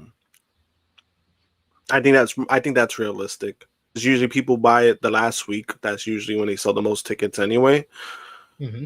I would say around there. I would say around 40 each. About 39, 38, 30, about 38 to 40K.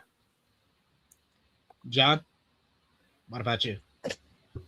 Well, are they going to keep the tickets at $25 the whole time? Because if they do, then well, it's the $25 tickets for select seats.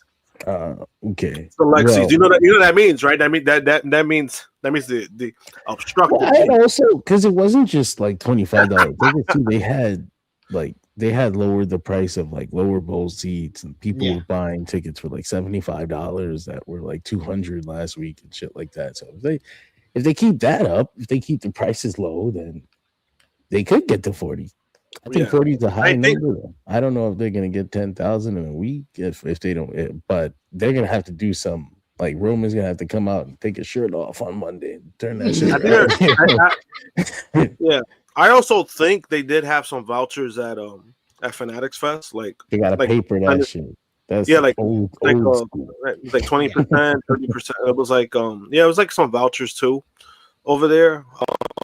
Because that's kind of what they were doing too when they were selling Fanatics Fest. When I went to like the Rhea stuff, they were also like promoting Fanatics Fest. So they were kind of doing the same thing for like SummerSlam. They were doing that like in the WWE section. But I mean,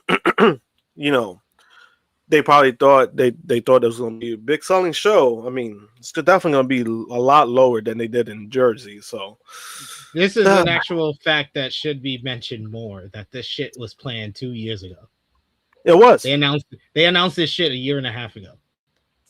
And I think that's kind of what doomed them, like especially from last year, because this SummerSlam show was supposed to be the first 2-night SummerSlam show. Yeah, the last fuck around, and then they just gave it to Jersey. Jersey was like, "Hey, it's not the first anymore, but it may be the last."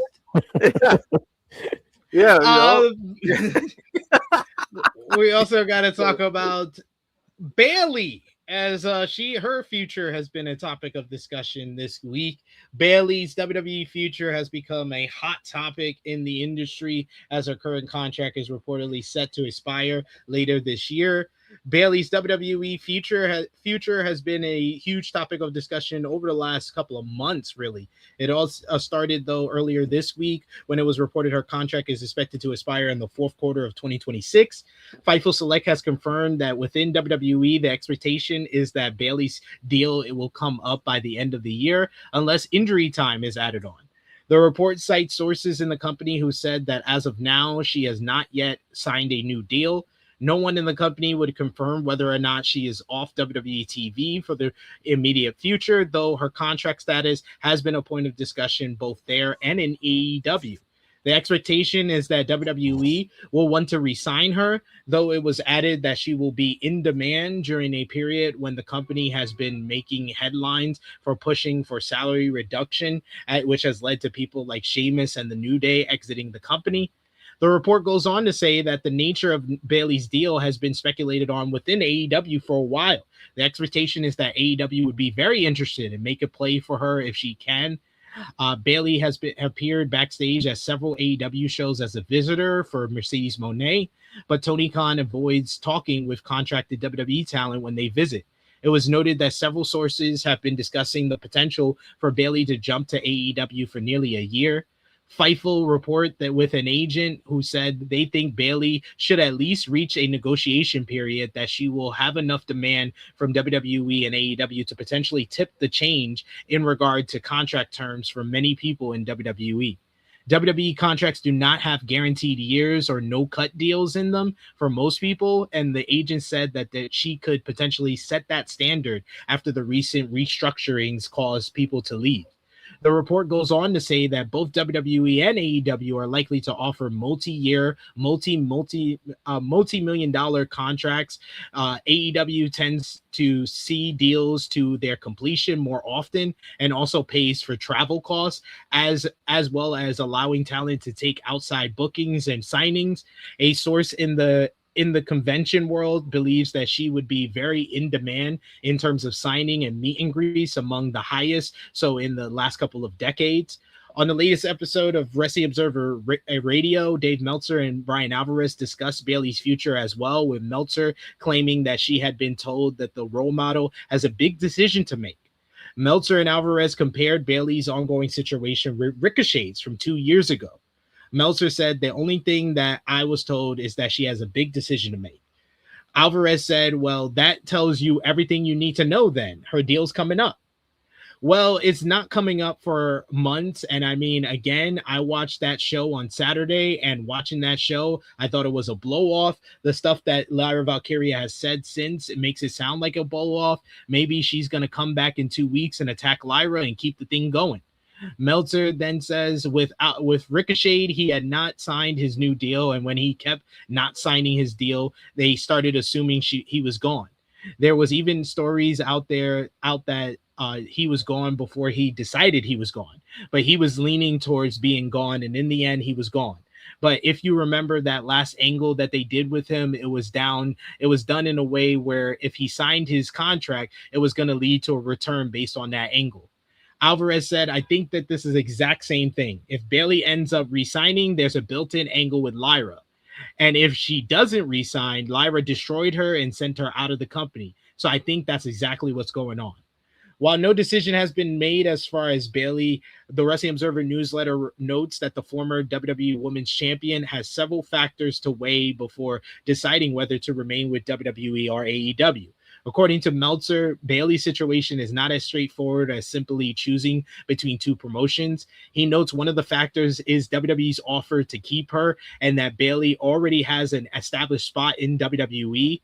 A move elsewhere comes with risks, and she could end up in a higher spot in AEW. He noted that she has been a WWE fan since childhood, added that WWE fandom has often played a huge factor in similar situations, and more with women than men for whatever reasons. AEW has naturally become part of the conversation because of Bayley's friendship with Mercedes Moné and Mercedes' recent teases that Bayley could sign with AEW, posting the Wrestle Dream picture on social media. Moné has made it no secret of wanting to face Bayley, and Meltzer noted that leaving WWE may be best if one has been in the company and isn't going to be used well.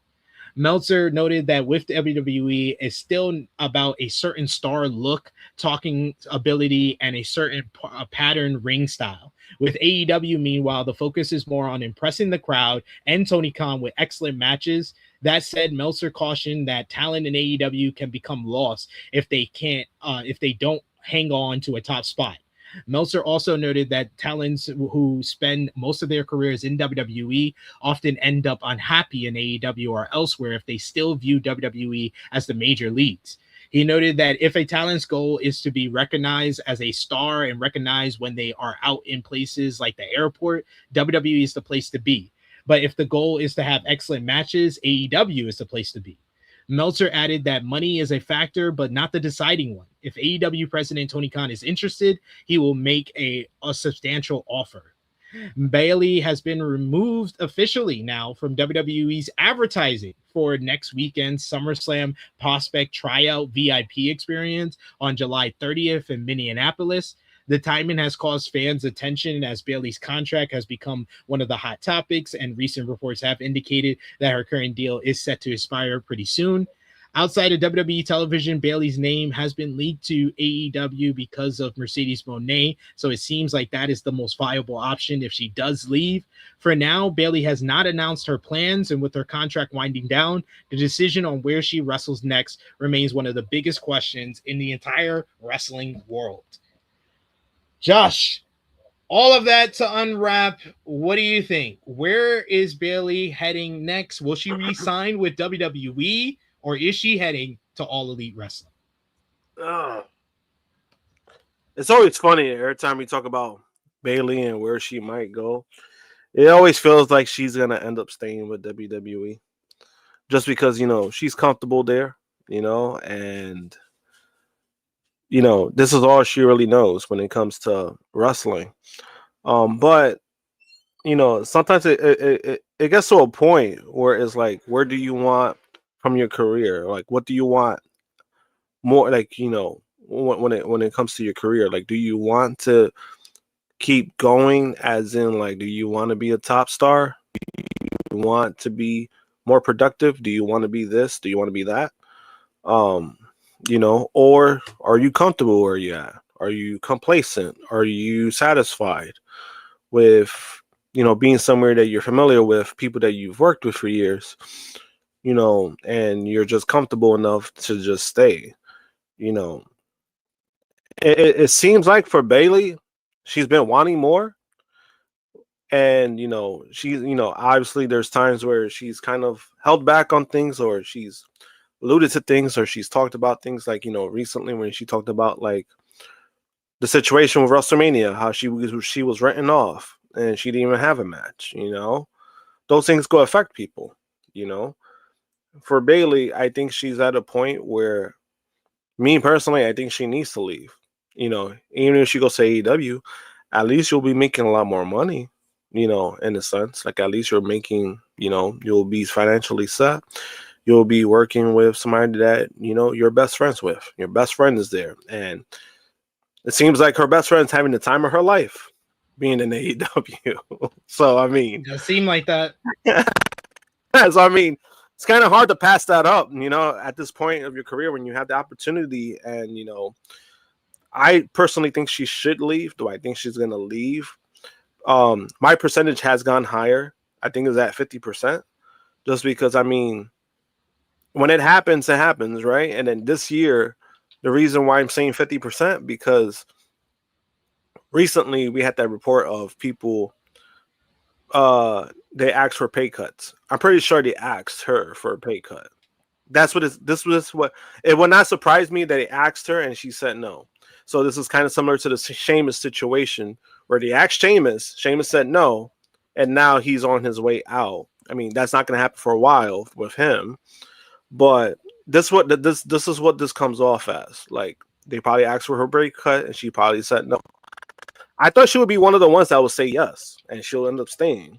But that's what it comes off. She got a little bit more respect for herself. I'm happy. Yeah. I mean, and to me, which again, don't quote me, anybody. I'm not saying that this is what this is. That's how it comes off to me, because again, like you said, that match she had with Lyra, it felt like they were writing her off. And then she made an appearance at Fanatics Fest the next day when she talked, and you kind of saw like a different side of her, because she was at that she was at the panel with Paige, the Bellas, she was there. Like, she wasn't even advertised, pulled up, and you could kind of see like a different demeanor from her. Not like a bad one, but it kind of felt like a weight was lifted off of her. And I don't want to say that's what that is, but also, because recently she was being used more. Like, she was doing AAA, she was showing up NXT, she was doing all these things where I was like, oh, maybe she's gonna end up staying because they're doing more stuff for her in that aspect. But at the end of the day, when you're not really appreciated, I mean, it's like, how much can you give when you're not as appreciated? She hasn't been appreciated for a while. She hasn't been appreciated for years. Yeah. Again, the biggest thing was WrestleMania. A couple years ago, she was a title match and she wasn't even advertised. So I think she should leave. I think it'll be the best thing for her. But if she ends up staying, it is what it is. I can't be like fuck Bayley, you should have left. But personally, it's like I could understand where she's coming from. If it's gonna be a hard decision no matter what, so I understand that. Yeah, I think we all kind of understand it to a point, but it is a level of like people feeling like she's getting complacent if she decides to stay. But what do you think about the whole Bayley situation? Where do you think she heads next? Is she re-signing with WWE, or do you think she heads to AEW, John? Yeah, I don't actually think it's a hard decision at all. I don't think it's I don't think for Bayley, I don't even think it is a decision. Honestly, as a person, I know because we're out here, we have to be like, oh well, there's a possibility. Well, let's be fucking real, right? If you're at WWE and fuck whatever they've done with her and Lyra this year, go back to that WrestleMania, and that happens to you at that WrestleMania, and you text your fucking best friend. I'm like, oh, look at this shit that they did, and what do you think she's gonna tell you? Girl, come here. The water's warm over here. You already know that we wouldn't do that shit to you over here, baby. Come on, man. Mercedes has been telling her, I'm ready, I'm waiting. Bayley made this decision a long fucking time ago. Bayley has known what's about to happen. for a long time. She'll play her game. Her agent will do what they do. They'll do what they have to do. But in the end, she's gonna leave. She's gonna join Mercedes.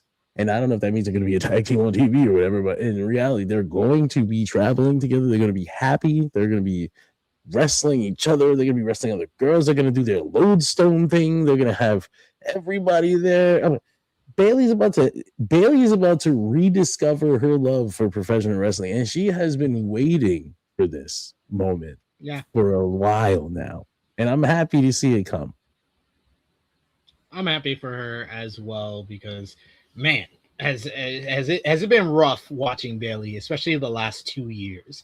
We thought she was all set and she was like basically a made woman when she won the Royal Rumble and won the title at WrestleMania, but that was basically like her getting the retirement keys. Like this is like here's the retirement award. We're sending you on your way. It's been real. Thank you so much for your service. That's basically what they told her at WrestleMania 40. Hey, you know what? Fuck it. There's a lot more things. There's a lot more things to do. Like there's a lot more things to do for Bayley. I know that she had talked about like, oh, you know, I'm too old, man. My knees or whatever. Fuck all that shit.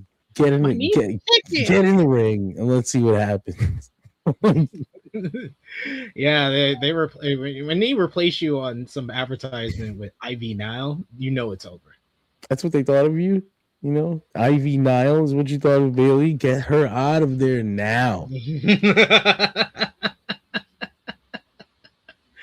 And Conrad's also saying a good point, saying no way Mercedes poses the Wrestle Dream idea without Bayley's input. She would love the AEW style and being able to work with Stardom, New Japan, and other places rediscover the love.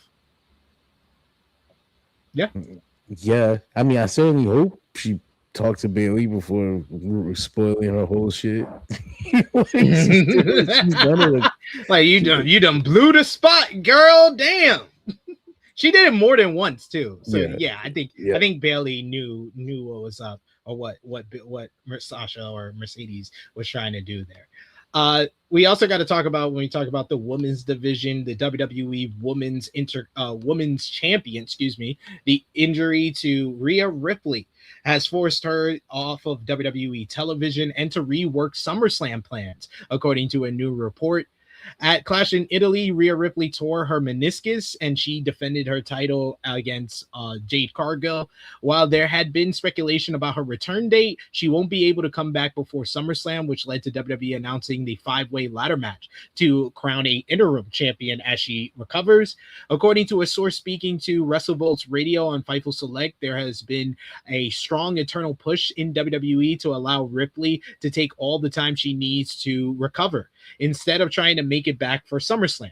There was concern that returning too soon could have made the injury worse and created a bigger issue in the future. WWE remains optimistic that Rhea Ripley could be ready to come back by the fall. In addition, WrestleVolts Radio has learned that Ripley's injury led WWE to change multiple creative plans. One of them was originally proposed the WWE Women's Championship match between Jade Cargill and Charlotte Flair, which is no longer moving forward. Cargill and Flair have qualified for the interim WWE Women's Championship ladder match. The report also notes that WWE Women's United States Champion Tiffany Stratton's role at SummerSlam changed because of Rhea's injury. Stratton had originally been slotted to defend her title at SummerSlam in her home state of Minnesota. Those plans were disregarded, and Stratton has now been moved into the interim ladder match as well. So we'll have further update on Rhea Ripley and her recovery as we get it, but all of us at THH wishes her a speedy recovery as she continues to deal with this torn meniscus, which horrible time, because I really feel like if she doesn't get that torn meniscus, Rhea Ripley is like the WWE Women's Wrestler of the Year right now. She's the only one that gets an effort when it comes to booking. So she's the only one that gets an effort. She's the only one that's a legitimate like top star as well. So yeah, my bad. I don't know. I was like, oh no, I said the wrong thing. Fuck Rhea Ripley. What was I talking about? Everybody say like, yo, Like, oh, we got this guy here, huh? Talking about art, like what we want to do with our women stars, huh? Yeah, allow that here, brother. I mean, you guys ain't wrong. She's interim champ. They made an interim champion. WWE never does that. No, it's that's how bad it is. That's how bad it is. Honestly, Rhea Ripley is the only star they have. They keep trying to push Liv Morgan as like, look where we are, look where she's nowhere near nowhere near Rhea Ripley. That ship has sailed. That shit. She don't even sniff Rhea Ripley at this point. No, not even close. I mean, and it's not because she's a heel either. Like, no, like Liv Morgan clearly has a level of popularity. It's just not anywhere near Rhea Ripley. Rhea Ripley is the star of WWE's women's division. But Rhea too. The thing is like Rhea is not only like the women. It's like, you know, she has a fan base, but the thing is like she's a badass. So she's presented like a badass, right? Liv, she has a fan base, but then a lot of that is also like a lot of gooners too. So I mean, that doesn't, you know, not gonna really match up with Rhea. It's basically the Stardom fans. It's just crazy that WWE, who's never done an interim championship, is so dependent on Rhea Ripley that they won't even take the belt off her.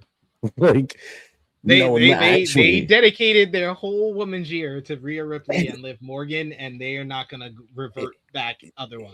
But for me, that doesn't even make sense. Like, what's the point of that other than to be like, Rhea, we're still here for you, and we don't want you to think that we've abandoned you. Because really, if you stripped her of the title and someone else won it, and she came back from injury, she could just challenge for it and take it. Because they already did that. They can do it again. They're gonna do it. Like, it's no. This is unify the interim championship with the women's belt. Because now you can hold two belts. Fuck that stupid shit. It's always stupid. You know, it was stupid when Tony Khan did it. It was stupid. It's stupid now. You know, I agree. In UFC, because it's a real competition, it makes sense.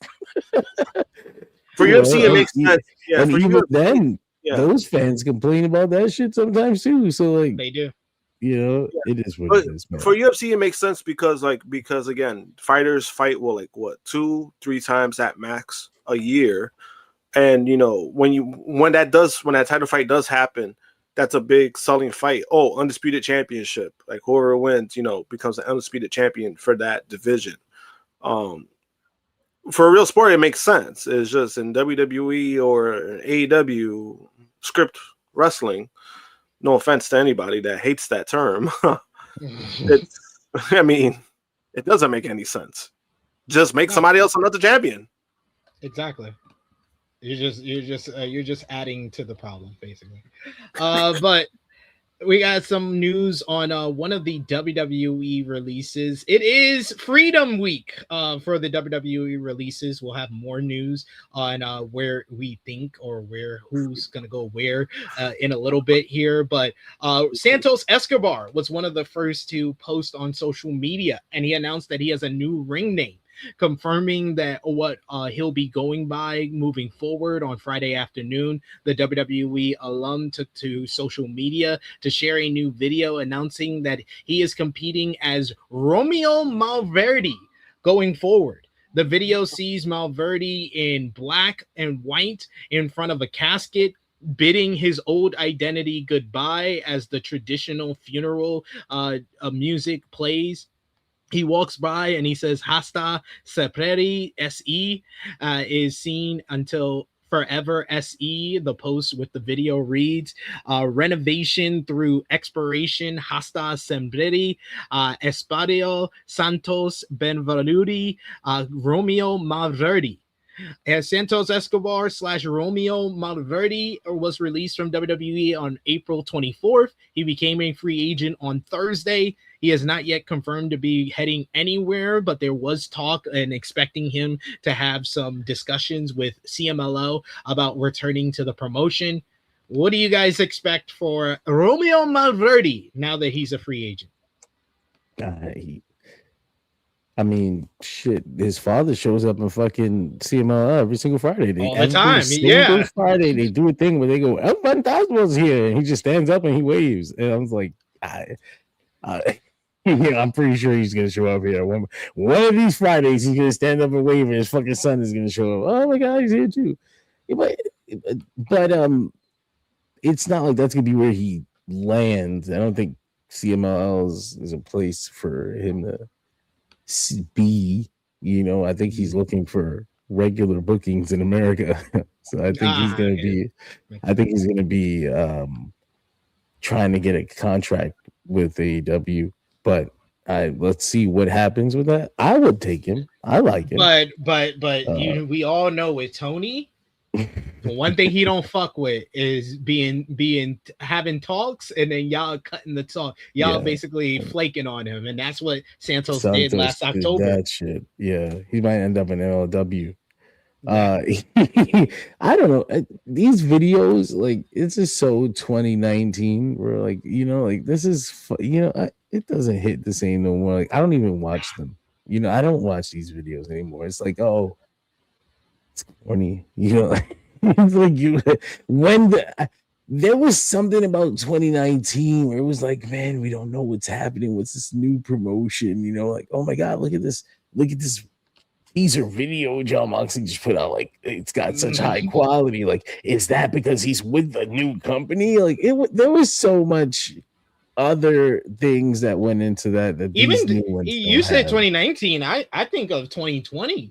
Like 2020, that batch of WWE releases is not, when you look back on it, it's not even like big names or like key names, but they all went on to sign somewhere and get a bag somewhere, whether it was the Good Brothers in TNA, whether it was Matt Cardona all over the wrestling world, Rusev and AEW. Like that 2020 crop of releases, I feel like that's when like the buzz was there for free agency. Which is good, but I mean specifically these videos, vignettes that they do as soon as the 90 days are out. Like, I just think these are passe. Like, these are cliche. Like, I think it still works for someone like Mustafa Ali back in 23. That's what I'm saying. Back in 23, I'm talking about like today. Zelina did one, and I was like, this is. I don't. I didn't even watch that Zelina one. I'm not wasting my time. She did a video. Santos did one, and he's like looking at the casket. My gimmick. Yeah, I saw that she changed the letter to her ring name. I wonder for everything, Zelina. Now it's Zelina. I wonder. I wonder if she got upset that Fightful reported her new name. I wonder if she got upset. How dare they? Give you a chance. WWE final note. WWE was reportedly very pleased with the results out of Fanatics Fest, with the company labeling it as the event as a major success. The annual fan convention took place last weekend in New York, with WWE heavily involved. Among the company's showings, they had a SummerSlam kickoff event, a live podcast recordings, and of course signings and photo ops. According to a source in WWE, the company was exceptionally pleased with how it went down, and most of its stars advertised had consistent lines for their appearances. Cody Rhodes and Danhausen were among the most in-demand talents at the convention. Yeah. Charlotte Flair had one of the longest autograph lines for the weekend, as the report notes that Rhodes and Danhausen had interest not only from fans but those behind the scenes. A source told WrestleVotes that there's interest in going more historical WWE appearances at next year's convention in terms of WWE legends. It says the likes of Stone Cold Steve Austin, Bret Hart were among those that Fanatics hope that will have attend next year. This is particularly the case as the usual WWE World event won't be taking place in the US next year, with WrestleMania 43 in Saudi Arabia. In a related merchandise note, the report notes that the AAA figure line announced this week that by Mattel that is expected to be shown at San Diego Comic-Con this weekend. The first WWE figure of Danhausen is also expected to debut, and the AAA Mattel line, as announced, will officially release next fall. The New York Knicks had heavily visibility at last weekend's WWE Saturday Night's main event as well, and a report has details on the reaction of the company to it. WrestleWorld's Radio on Fightful Select reports that those who make day-to-day decisions for the company were not exactly enthusiastic at the amount of involvement of the NBA team had throughout the show. The outlet notes that while people in the company understood the atmosphere around the venue in terms of the team winning the NBA championship, there was a feeling in the company that the presentation went beyond what most would have rather seen. According to a source on that Fightful Wrestle Votes spoke to on Sunday, some of the people backstage aren't that heavy into sports. WWE, of course, heavily leaned into the Knicks NBA Finals run after Danhausen uncursed them, and the team which followed won the championship. WWE heavily promoted Saturday night's main event around Danhausen's involvement and the presence of the New York Knicks players as a heavy visibility during the show. So WWE's happy they made money. Yay. But our very own Josh was at Fanatics Fest. You kind of touched on it earlier in the show, but kind of give your overall thoughts on what stood out the most being a part of media for Fanatics Fest, and what was your best part about it? Well, I mean, being part of media for Fanatics Fest, when I got there, they had like a separate line for it. So I picked up my pass right away. I kind of felt the difference when it comes to like people being very nice. I mean, when I got in, people were already nice, but when they saw the media pass, it felt different. People were saying my name, and I was like, "Oh shit, they know my name." But then I was like, "Oh wait, pass has my name on it," so it was funny. And then I got early access too. As soon as I got my pass, I was allowed to go in. So I was on the show floor, I think 45 minutes before the show even started. So, I was able to walk around. Nobody gave me any issues when it came to like taking pictures or filming because they saw the badge. We were allowed to film. So every opportunity that I got, I got to film, and that's what I did. That first day though, that first day was crazy because that was the same day as the Roommates podcast. So that was the biggest thing that people were promoting. But LeBron James before that was there. So like that area was crazy. People were trying to get in. People were trying to stay on the Walk of Fame line, like area. So people wanted to see him. Like, people were trying to get a glimpse of like seeing their favorites, right? I got to see LeBron James. I got to see Tom Brady. I got to see Jalen Brunson. I got to see Josh Hart. I got to see Carl Anthony Towns. Like, there's a lot of people I got to see, when it comes to like being close up, a lot closer than I thought I would be.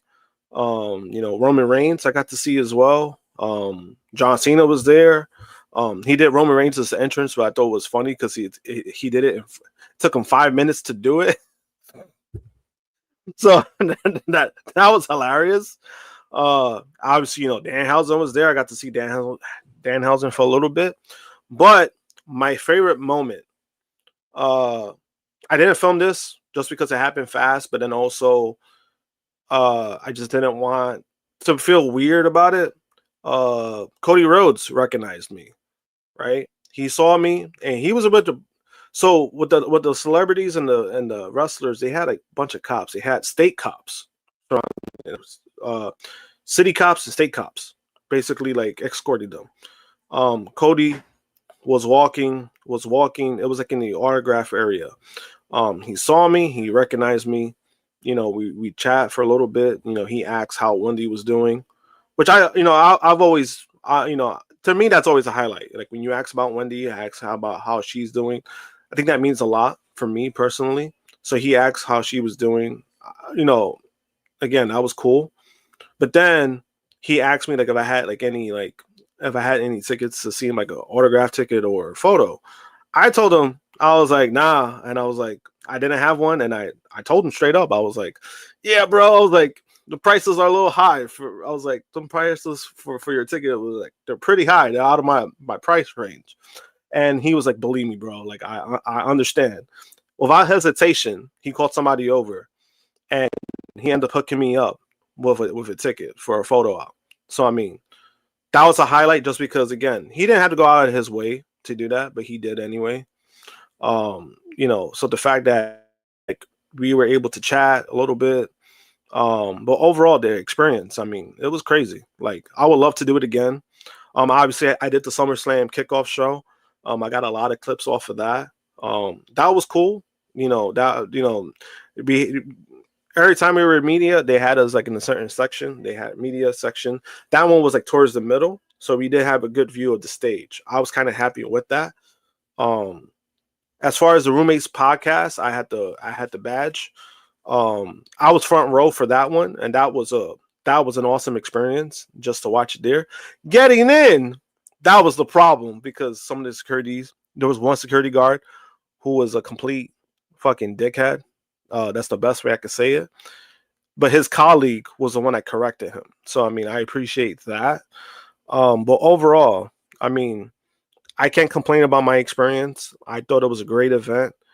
They improved a lot from last year. Last year, there was issues that I had with like fan service.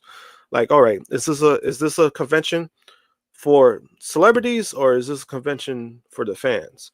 And I felt like this year they did lean more with the fans, which I always appreciate, because again, this is a big weekend, make it about the fans, they're the ones spending money. They want to see this, a lot of things. So overall, I mean, it was a fantastic weekend. I think everybody from Fanatics Fest who were super nice, super kind to me. Some of the staff members from Fanatics, they came up to me. They watch a podcast, They're like, hey, you're the guy that just like MJF. Like you did the list of the 15 bums. And they're like, they were hype about it. They're like, oh, how they absolutely loved it. They said they thanked the channel. Like they said everything that we do, that it doesn't go unnoticed. So that meant a lot, the fact that they took their time to see like what we do and to be acknowledged like that. It's always a good feeling just because like I feel like we come from a place of being real, we're being authentic, we don't fake anything that we do, so I love the fact that they took their time to talk to me. Even if it was passing by, they bumped into me and they saw me. People were saying like, oh, like I love, like I love the channel, love what you guys do. That meant a lot, and I do hope that, next year I definitely do plan to reapply for it. And, this time around, even get even more content. Cause this is the most content I've ever gotten from the show, just getting a lot, anything I could get. So it was an awesome experience. And then hopefully next year I could get even more, more stuff, more experience, and then maybe, some good graces, I could get even that higher pass and I could actually go backstage and meet even more people. So that would be awesome. There we go. Working hard. And yeah, if you don't understand tech, he was applied as media, so he didn't have to pay to go to Fanatics Fest. That's the well, for the ticket itself, it was like separate tickets. Each day was a different price. So like I know Saturday was the highest price, it was like $80, I believe. The other days was like 70 or 60, but that's around the price range. That's kind of what the Comic Cons have gone to, like 70, $80. So their prices were pretty fair for what it is now. People are going to say it's a lot of money. At the same time, we're in the age of inflation. We're in the age of things are going higher prices. So, their prices I thought was pretty fair. And from my experience going there, I was like, oh, you get your money's worth, honestly. Like, I felt like I got my money's worth being there when it comes to, like, the photo ops I took. I met a bunch of people, like, photo op-wise. I met Oba. I met, you said, Cody. I met Trish. I met Stephanie Valquer. I met Mike Brown. And I met Jordan Clarkson. So I got my money's worth. Is bacon, egg, and cheese or salsa, egg, and cheese? There we go. And we got his breakfast order. But let's talk about your favorite time of the show, Josh. I was like, oh, shit. Favorite time of the show, Time to talk about C-level WWE shows, most notably NXT. This week's NXT, you had trios action to start things off with Dark State scoring a victory over Saquon Sugars, Romeo Moreno, and Noam Dar in a pretty solid opener to the show. Kendall Gray and Lola Vice set things in motion, had a promo exchange to set up a NXT Underground rematch for the NXT Women's Championship in 2 weeks' time. Jada Parker got some revenge on Natty, picking up a victory over the low-key legend, thanks in large part to an assist from Thea Hale. You had the newest star on NXT, the newest star of the NXT Women's Division, Reina Volcan, made her in-ring debut with a win over Skylar Ray. Keanu Carver beat Hank Walker in singles competition. Post-match, you had Hank and Tank as well as EK Prosper do a 3-on-1 attack on Big Keanu after the matchup. And then finally, you had Tony D'Angelo picked up a victory over Naraku in a street fight to retain the NXT Championship. Post-match, though, was the big notable moment of the week as Mike Santana, made his NXT official debut as a member of the roster to confront Tony D without commentary ever saying his goddamn name. More on that in a bit. Also, Wednesday on Tubi, you had WWE Evolve. The show featured you had Harlem Lewis. He had a promo talking about his Evolve Men's Championship win. Aaron Ruick came out to interrupt to stake his claim for a rematch. Tristan Angels and Max Abrams came out to stake their claim, and a brawl broke out with Lewis standing tall after laying out Ruick. You had Dorian Van Dutz versus Max Holloway, went to a double countout draw. Shido and Victor picked up a win over Cappuccino Jones and Marcus Mathers, while Nikita Lyons defeated Lainey Luck to retain the Evolve Women's Championship. Post-match, PJ Vasa attacked Lainey Luck until Thea Hale led the babyfaces down to fight off the heels and set up an 8-woman tag for next week's show. AAA on Fox, you had on last Saturday, the show featured Rey Mysterio kicking off the broadcast to announce that Andrea Bonzardi will now officially be back on the brand as he got re-signed to the promotion. Then he also announced 3 triple threat matches to create a 3-way matchup to determine the new Latin American champion at Triple Mania. Starting with the first one, which saw Dr. Wagner Jr., Elio del Dr. Wagner Jr., pick up a win over Abismo Negro and Tejano Jr. to advance to the 3-way at Triple Mania. La Hydra and Laredo Kid scored a victory over Joaquin Wow and Fabi Apache to advance to face Lola Vice and Mr. Iguana for the AAA Mixed Tag Team Championships at tonight's Verino de Escalano event. And Los Perros del Mar had an in-ring promo to discuss their rivalry with El Grande Americano, accept Dominic Mysterio's challenge for Veneno, and explain why they are here. And this brought out El Grande Americano, Dominic Mysterio, and Los Americanos to brawl with Perros to close the show. And then finally, you had TNA Thursday Night Impact on AMC. The show featured Nick Nemeth scoring a victory over Casey Navarro to retain the TNA World Championship. AJ Francis and Frankie Kazarian picked up a win over Moose and Elijah. Wendy Chu and Elena Black went to a 10-minute time limit draw in the TNA Knockouts TV Championship tournament. TNA Knockouts World Champion Xia Brookside came out to attack Elena until Chu ran her off. Meanwhile, you had Jada Stone beat Alicia Edwards to advance to the TNA Knockouts TV title tournament quarterfinals. The System came out to address their enemies when Ricky Sosa and Leon Slater interrupted to challenge them to a tag team matchup, but the System said for next week. Mr. Elegance picked up a win over BDE, and the Hardys defeated the Righteous in the Righteous Deletion matchup. Yes, another Hardy compound match. And also, earlier this week, TNA made their latest departure announcement as they send out a press release noting that they have come to terms with the release of Victoria Crawford, aka the former Alicia Fox. However, it was not been revealed if this was a TNA decision to release her or if the latter requested her release. TNA, speaking of which, they lost a big star this week as Mike Santana has officially made his way to NXT.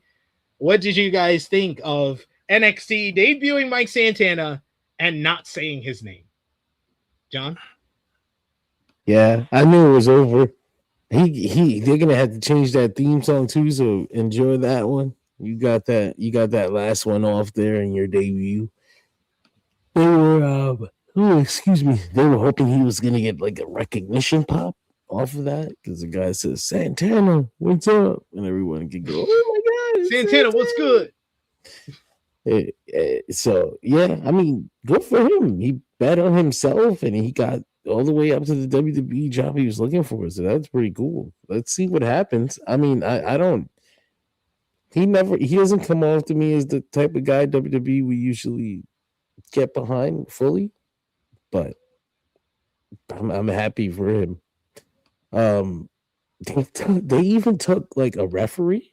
Like WWE took a referee from TNA. They took the girl that the female referee, the one that stopped the match when Mike Santana kicked Steve Maclin in the head by accident or whatever when he came off the ropes too hard. Yeah, she was like really good. Everyone was like, "Wow, she did such a great job at her job." And WWE was like, "Yeah, yep, she did. We'll take her." Yeah, to be honest, as they should. She did. That was an incredible job she did. That's what TNA is. Everybody's laughing at TNA. TNA is WWE Raw too. Like that's it's not even an insult. That's what it is. It's on the they work together, but not really. So you can't say it's a monopoly, but you know how that they're the most mainstream system. Deep South wrestling we've ever seen. This is the largest scale Deep South wrestling we've ever seen in the history of the sport. This is why Al Snow is so desperate to get involved with them again. He's like, I see my way. I see my way back in. He's like, let me get in there. Let me get in. Let me get some of that. Josh, we know you have known Santana for a long time. How happy were you on Tuesday to see him finally get to the WWE? To be honest, I felt relieved. This is something he's been wanting for a long time. So, you know, I'm on a personal level, I'm very happy that he's happy. I'm happy that he's satisfied. As far as getting there. Now it's about putting in the work. And, you know, he has more people to prove. And now it's probably going to be harder. But we all know Santana. Santana's going to put in the effort. I don't think that's ever been a question when it comes to Santana and effort. So on a personal level, I'm very happy for him. You know, as far as the name change, I mean, I don't think they should change his name. It'll be fine if they even say Santana. Just keep his last name, Santana. I think that rolls better. But, you know, obviously WWE, they want their brands, so they're probably going to give him some Puerto Rican ass name. So going forward, Miguel Alvarez. Somebody, that shit had me dying. When somebody said Ike Bandana, I was dying.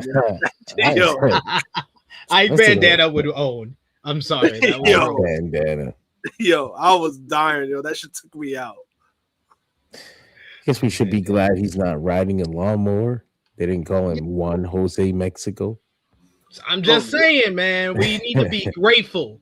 Y'all should be grateful. Y'all should be thanking WWE.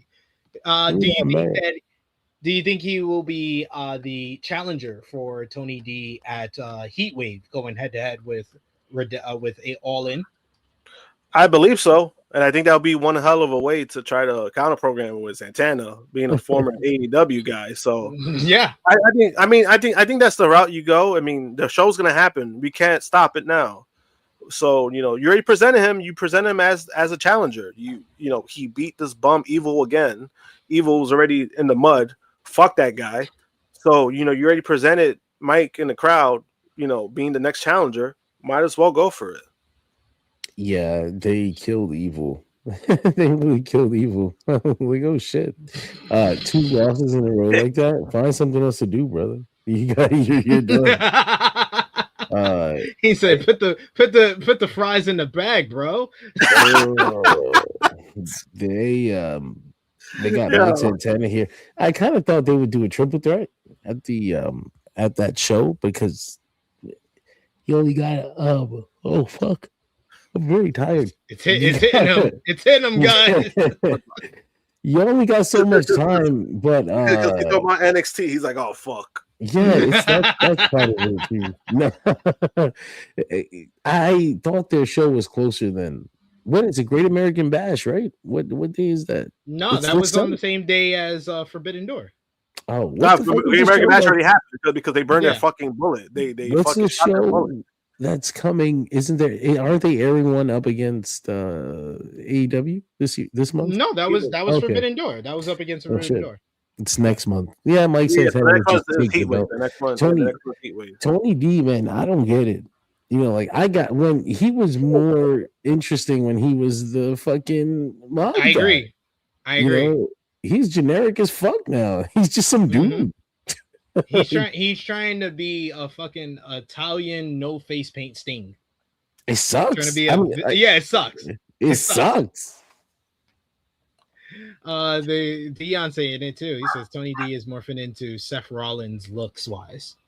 Yeah, that's kind of It's like a you know, Captain America, the serum. That's like he's like Seth Rollins on the serum.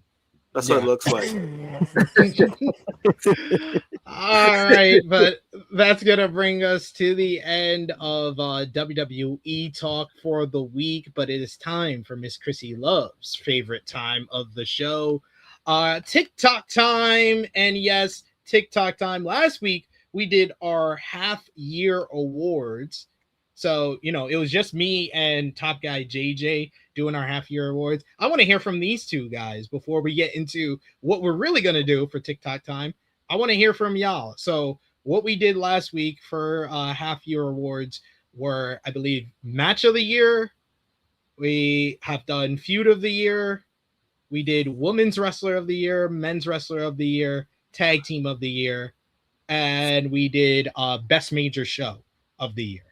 So we'll start with Best Major Show. What's your Best Major Show of the half year, John? Best Major Show of the Year. I want to go with Double or Nothing, but I was at Revolution. So I'm going to go with Revolution. Revolution is my Best Major Show of the Year. Josh? It's funny because I was at Double or Nothing. Yeah. I'm going with Double or Nothing. Makes sense from both of you. And get back to me in about 5 weeks, and I'm going to say All In because I was at All In. Then we got Feud of the Year. Josh? Feud of the Year? That's a good one because I'm trying to figure out myself. Oh, Mass versus Matt. I would say these guys. Grande Americano versus Grande Americano. Like, okay, that's the Feud of the Year for me. Yeah, I'm trying to think of like stories like this year. There's not much in the way of like really good stories, like full like one-on-one rivalries. I think the fucking Americanos got it off of default. There's just nobody else.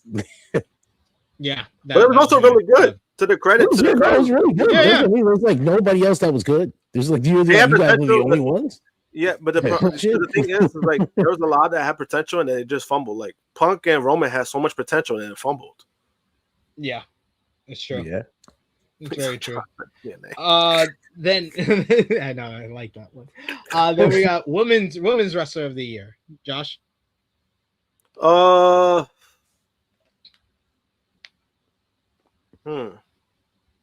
You might have to come back to me on that because I'm trying to figure it out myself. John?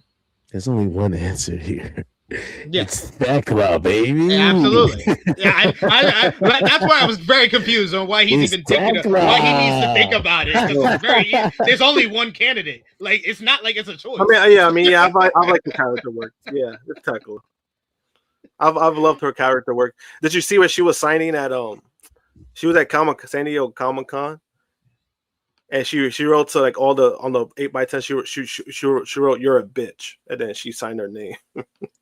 Thank you, dumb bitch. Match. We'll finish off with match of the year because I think we gave the other ones the week prior. Match of the year, John. Oh, Okada Tanahashi. That's still firmly number one. There's not been another match that has pulled those kind of emotions out of me this year. That was special. Josh. Same Tanahashi versus Okada. There you have it. That's their half-year award winners. Last week you had me and Top Guy JJ giving ours, but this week we're bringing back one of our favorites for Sick Talk Time because it's time to play some 5-star Booker. I think last time Josh had it. Josh whooped our asses in 5-star Booker. I don't know how to play this shit. We're gonna see. We're gonna let John go first. Oh no, it's pretty fun. You're gonna have fun with this because I always like this game. This is fun. So it's pretty simple. We're gonna spin a random promotion and year for each pick. You book 5 matches, so you get at the least 10 picks to pick your matches. It could be women's matches, it could be men's matches, it could be tag team matches. Hell, you could do 6-man tags, 4 ways, 3 ways, if you like, if you will. But yeah, that's basically how it works. We've basically started. I'll let go of WWF because no one knows anybody from there. And these are the promotions that you'll be able to choose from. And we're gonna basically get the score for our card at the end, and whoever has the highest score wins this week. Hell okay? Yeah. All right. So we're going to spin for the okay, so now it's giving you promotion year and show. You get to pick some exact show now. Okay. Look at that. Let's see.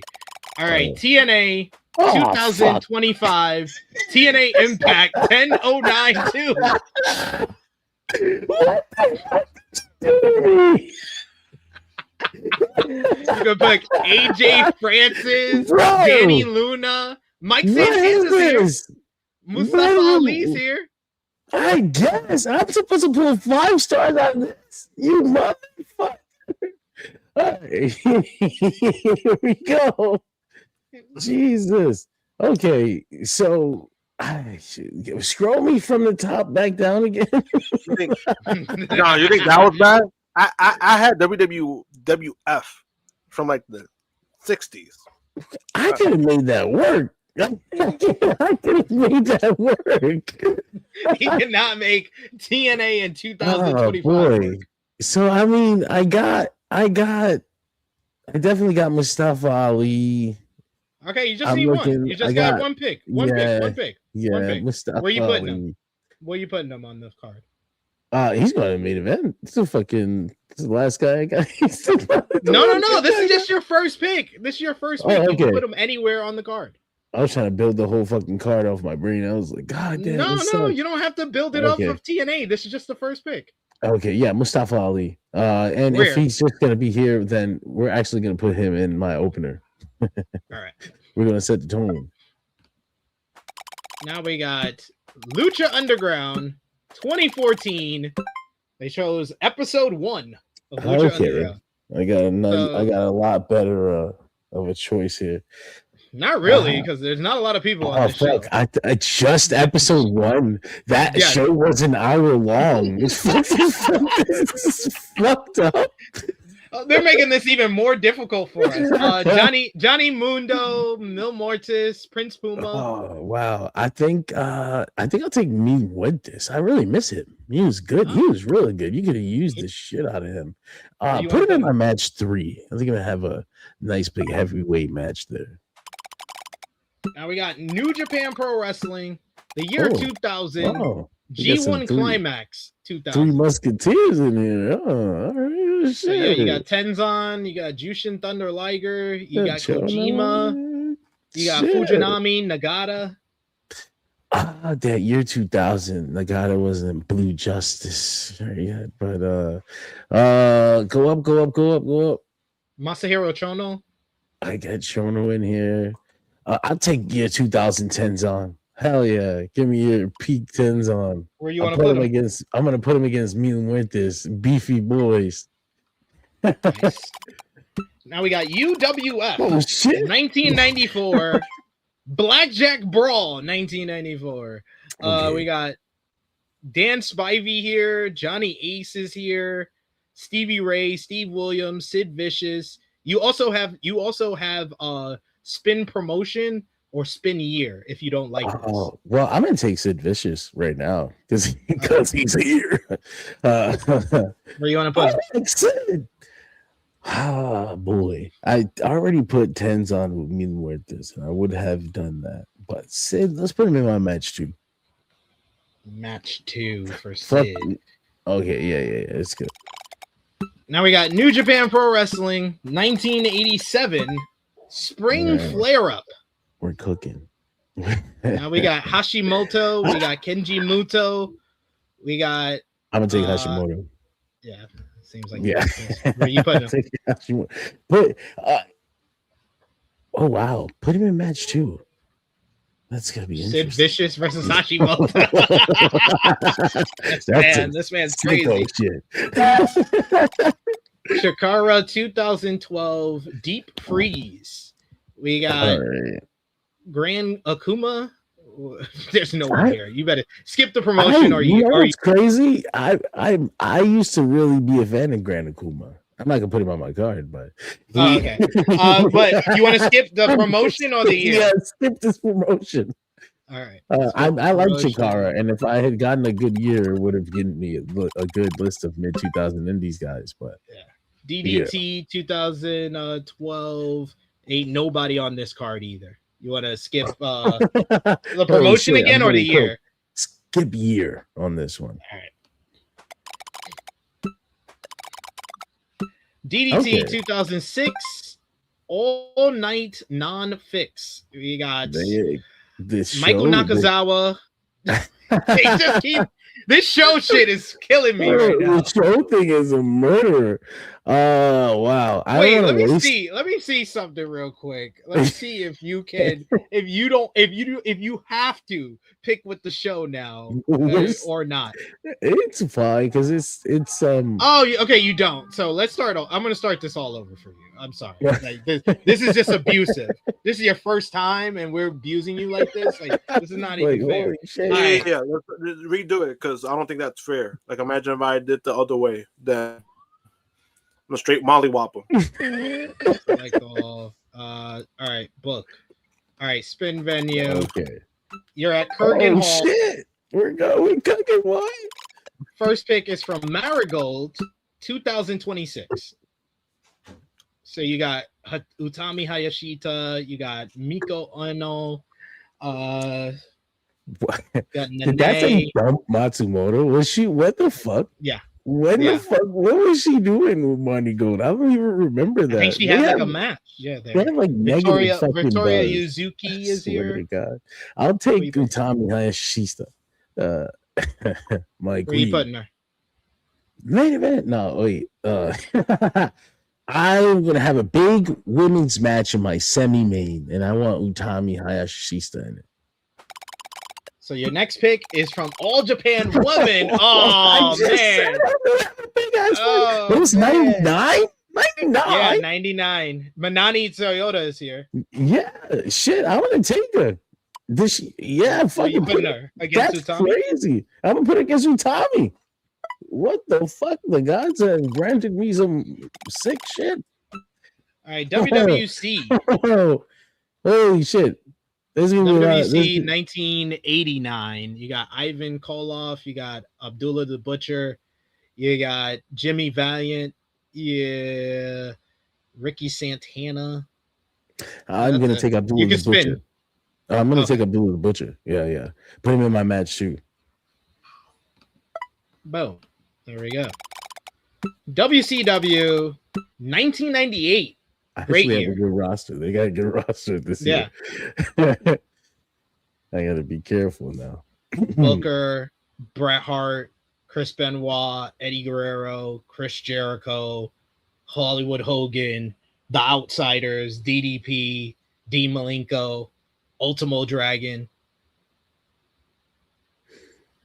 Sting, trying to Luger. figure out what I would do with these guys. A lot of good cruiserweights, but there's some good main eventers here too. Rey Mysterio's here. 1998 Ray is not bad. I'll take 1998 Ray for now. Yeah. Give me Ray. Rey Mysterio Jr. Where are you putting him? I put him in match 3. Oh, Match one. Match one. Yeah. Then we got JCP, Jim Crockett Promotions, 1967. You could spend that year. You could spend that year if you like. Jim Crockett Promotions, spin the year. Might get me a Dusty Rhodes. Yeah, if you can get it in the 80s, you're good. Oh, what? 2022? What is this? What is going on here? They were in around in 22. You got Adam Priest. You got all the independent goats of like the 22s. Blake Christian. The 22s. There's no independent goats in the 22s. Jonathan Gresham's here. Joey Janela's here. Jordan Grace is here. Jonathan Takesha's here. Oh, okay. Takesha's here. If Takesha's here, I'll take Takesha. What is this event? What are they talking about? Where are you putting Takesha? Holy shit. Okay. You want to see some sick shit? Put him in match 1. I had a feeling that you were going to do that. That don't look crazy.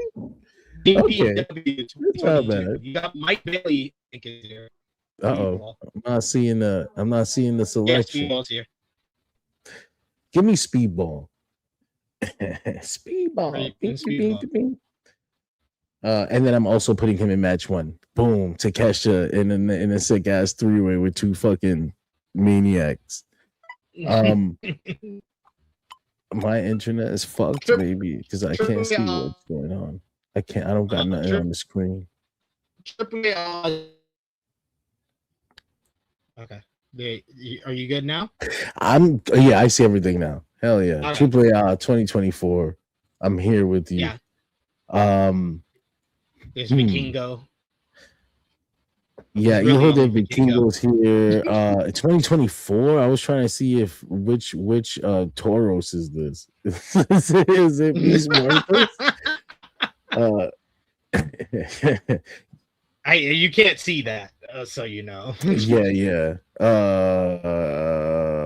Shit. Is that El Idolo right there? Huh? No, that's just El Idolo. Okay. Yeah, I guess I'll take Hijo de Vikingo. Where are you putting him? My vision for that opening match keeps changing. Four-way? People that fucking show up here. All right, 4-way. Yeah, it's 4-way. He's just gonna have the craziest opener. The rest of the card's not gonna be able to fucking follow it. Scramble that ever happened in history. You got Freedoms 2009. You could skip this promotion. Spin this promotion, even though there's some decent guys there. Why AAA 2009? You got Dr. Wagner Jr. Do I have Mistasis? Who? No, he was gone already. No, this is too early. Yeah.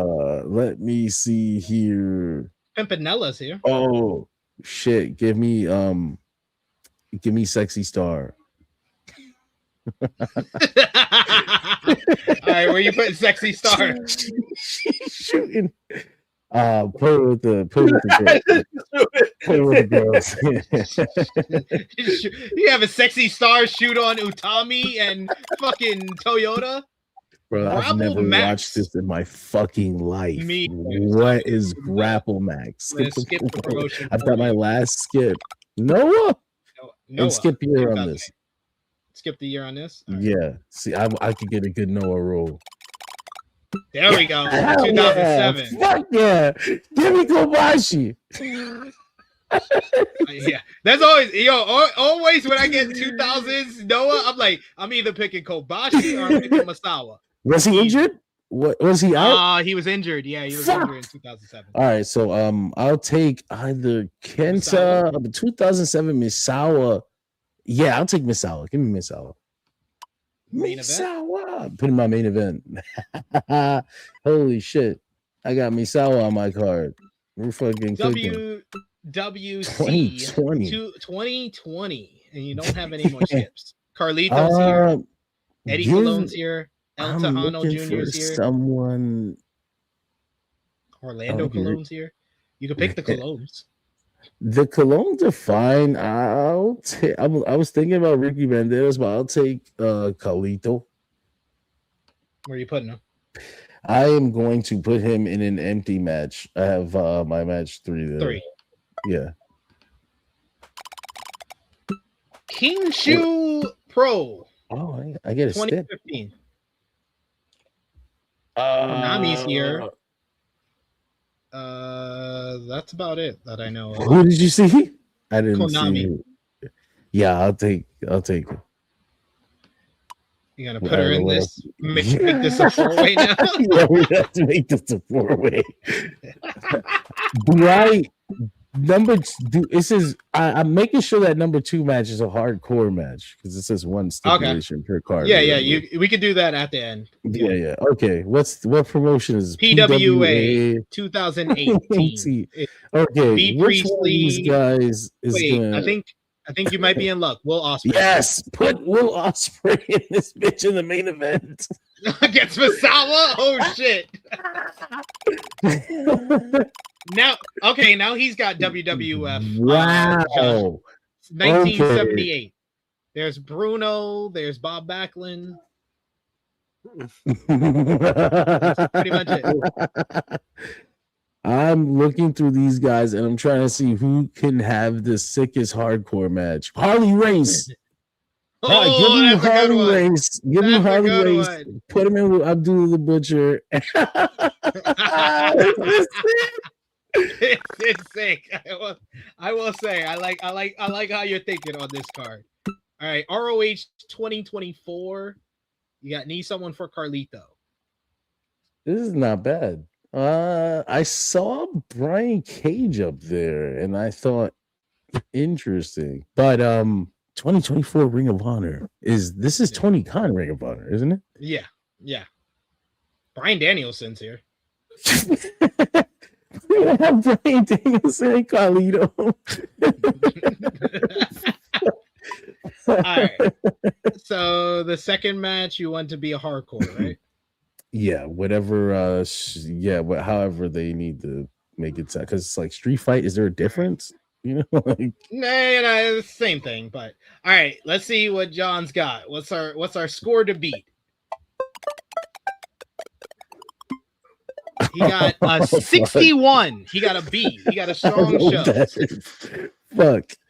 I don't think they liked my Sicko Madness matches. They gave it 5 1/4 for the 4-way. 5 1/4 for the opener. Takesha won. Of course. Then Abdullah the Butcher and Harley Race, they did not like this one. They gave it 3 stars. Cowards. Harley Race got the win. Then we got Carlito and Brian Danielson. Carlito beat Brian. He got 4 1/4 because of that. That's a Brian Danielson idea, by the way. He thought of that. How did he do? Then we got 4 1/4 for the women's 4-way. Sexy Star one. She shot on everybody. She's just breaking arms. And then this was the savior for the card. The main event got 6 1/4. Will Ospreay won. That makes sense. This show would have been sick. They don't know what the fuck they're talking about. They don't know what the fuck they talking about. Fuck them anyway. What was the score? A B. Misawa. Why not? Why not pick 2007? Not like there was much of. You're still 2 years off. 2 years? A year? Is it 1 year? 2 years? It's 2 years. We got 2 years worth of Misawa, everybody. All right, Josh, you're up. You're up, Josh. Let's see what you got here. Spin the venue. Now it's frozen. Okay, there we go. You're at the Sports Plus Entertainment Center. You're in New York. You're in the state of New York, at least. So All right, let's see. ICW 2017. And who's on the roster for this? There is Bram. There is Drew Galloway, Drew McIntyre. There's James Drake. There's the Grizzled Young Veterans, basically. Joe Hendry's here. Jordan Devlin, JD McDonough's here. Keith Lee's here. I get McDonough. All right.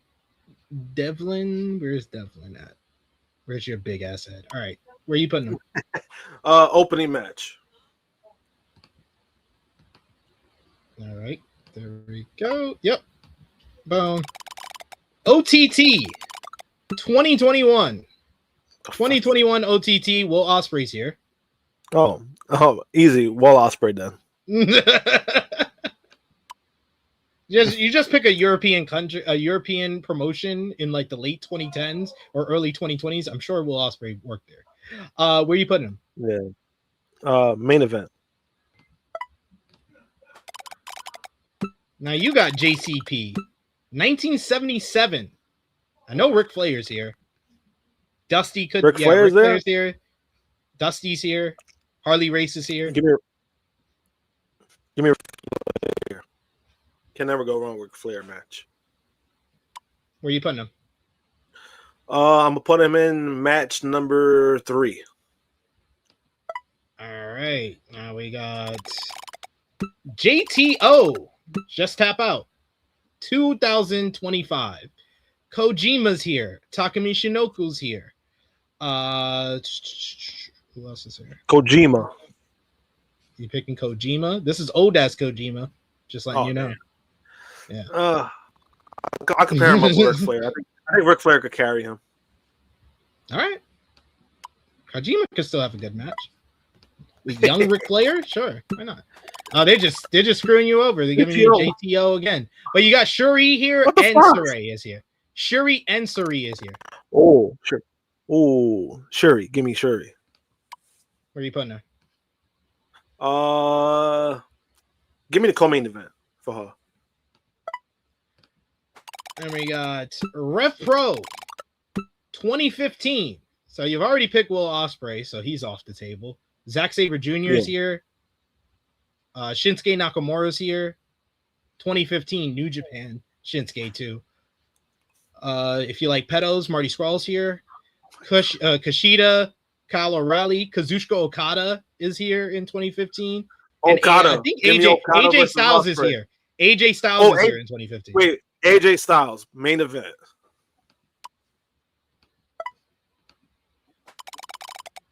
Now you got Russell Pro 2016. Ooh. Damn it, I'm trying to remember who. Brian Myers, Bull James, Chelsea Green, Damian Sato, Deanna Purrazzo, young Deanna. Grado's here, Jeff Jarrett's here, Ken Broadway, Kevin Thorne, Maxwell Jacob Feinstein is here. Shane Strickland is here as well. Give me Strickland. I wonder why MJF changed that name. That's number 2. At number 2. All right. Yeah. Then you got. All right. Now you got a major promotion. TNA 2000. Oh, nice. God damn. Christopher Daniels is here. Abyss. Jeff Jarrett. Raven. You look low key, and he can tell you to fuck off when you ask him to lose. Yeah. Young CM Punk is here. Basketball short CM Punk. Ooh. Give me basketball CM Punk. They got Dusty Rhodes. I forgot. Yeah. Yeah. All right. Punk versus who? Strickland. Give me an old indie classic. Got a young Punk versus young Swerve. Nice. Then we got First Wrestling. You still have all your skips left too. Scott Hall's here. I don't even. Yeah, I don't Ethan even Page. use the skip. That's what makes it funny. Ethan Page, Colt Cabana's here. Who you got? Let me get Ethan Page. Who are you putting him against? Who do I have? Who needs a match? Devlin. Yeah, you can put him in the opener. All right. What is it? Okay, there we go. So, All Japan. Female. Yeah. Yeah, you do. All Japan Pro Wrestling. You got Kira's here, D'Lo's here. It's 2004. Great Hit move that is here. skip. Hit that year skip, bro. Yeah, You hit that. got He said he don't like to, but let's test that Do theory. it. I trust you. Do it. Skip the year. All Japan Pro Wrestling, 1995. Now you could pick Kento Kobashi if you want. Kobashi. There you go. That motherfucker. Are you making one of these matches a three-way? Because you only have the women's slot left. Shit. For him with matter of fact, Kobashi. Equality. I'm about to go. I'm about to go mad scientist. Put Adam the three-way for the main event. Oh shit! Kobashi's just gonna beat the shit out of both of them. Beat the shit out of them. 2002. You still need a woman, but this is a good year to have WWE. And who's available? Everybody. Brock, Rock, Austin. What was Bubba the Benoit? Love Sponge doing with WWE in 2002? I have no idea. I've never. So the only one I have left is a woman, right? Yeah. Huh? What I have left is a woman, right? Yeah. So women-wise, you have Gail Kim, you have Jazz, you have Lita, you have Trish, Tori, Victoria, Molly. I'll put Trish. Trish versus Judy is crazy. Would you like to make any of these a three-way, or are you just gonna book it like this? Book it like that. Do you want to put a stip on any of these matches? Nah, it should be fine. All right, let's see what Josh can do. Can he beat 61? I think he can. 71 show of the year for Josh. This opener is the only one that fucked you up. 3 stars. Yeah, I figured. JD and Ethan Page. Then you got 4 1/4 for Young Swerve versus Young Punk. Then you got 6 1/4 for Ric Flair beating Satoshi Kojima. Shuri beating Trish got 6 stars, so good shout there. Damn. And then 6 1/4 for Ospreay Styles Kobashi. Kobashi beat the shit out of them as I predicted. All right, let's see if I can beat 71 by Josh. No, that was great. That was fun. Let's see if I can beat Josh's score. Do you guys believe in me to beat Josh's score? I don't believe in myself, so I'm doubting that I'm going to be able to do this. All right, C lining. This is a woman's promotion, so I'm always going to pick Saray. Saray, let's put her in the semi-main event. Yoshihiko's in there. He's about to kill somebody. Tokyo Joshi Pro. Oh, look at that. I'm just making these matches already. Miyu Yamashita versus Saray. That's my first match. Then we got NWA 1984. Give me Ric Flair. Fuck that. Shit. Give me Ric Flair, please. Call him up. I got to scroll all the way down. God damn. I forgot that NWA in 1984 means all the promotions. So I have to scroll ridiculous amounts to get to him. There he is. There's the Nature Boy. That will be in my main event. Flair in the 80s. That's a cheat code. CCW 2024. I didn't even know they were still around in 2024. I didn't even know they were still around now. Let's skip the year for CCW. Let's try to get something in the 2000s. 2018. They hate me.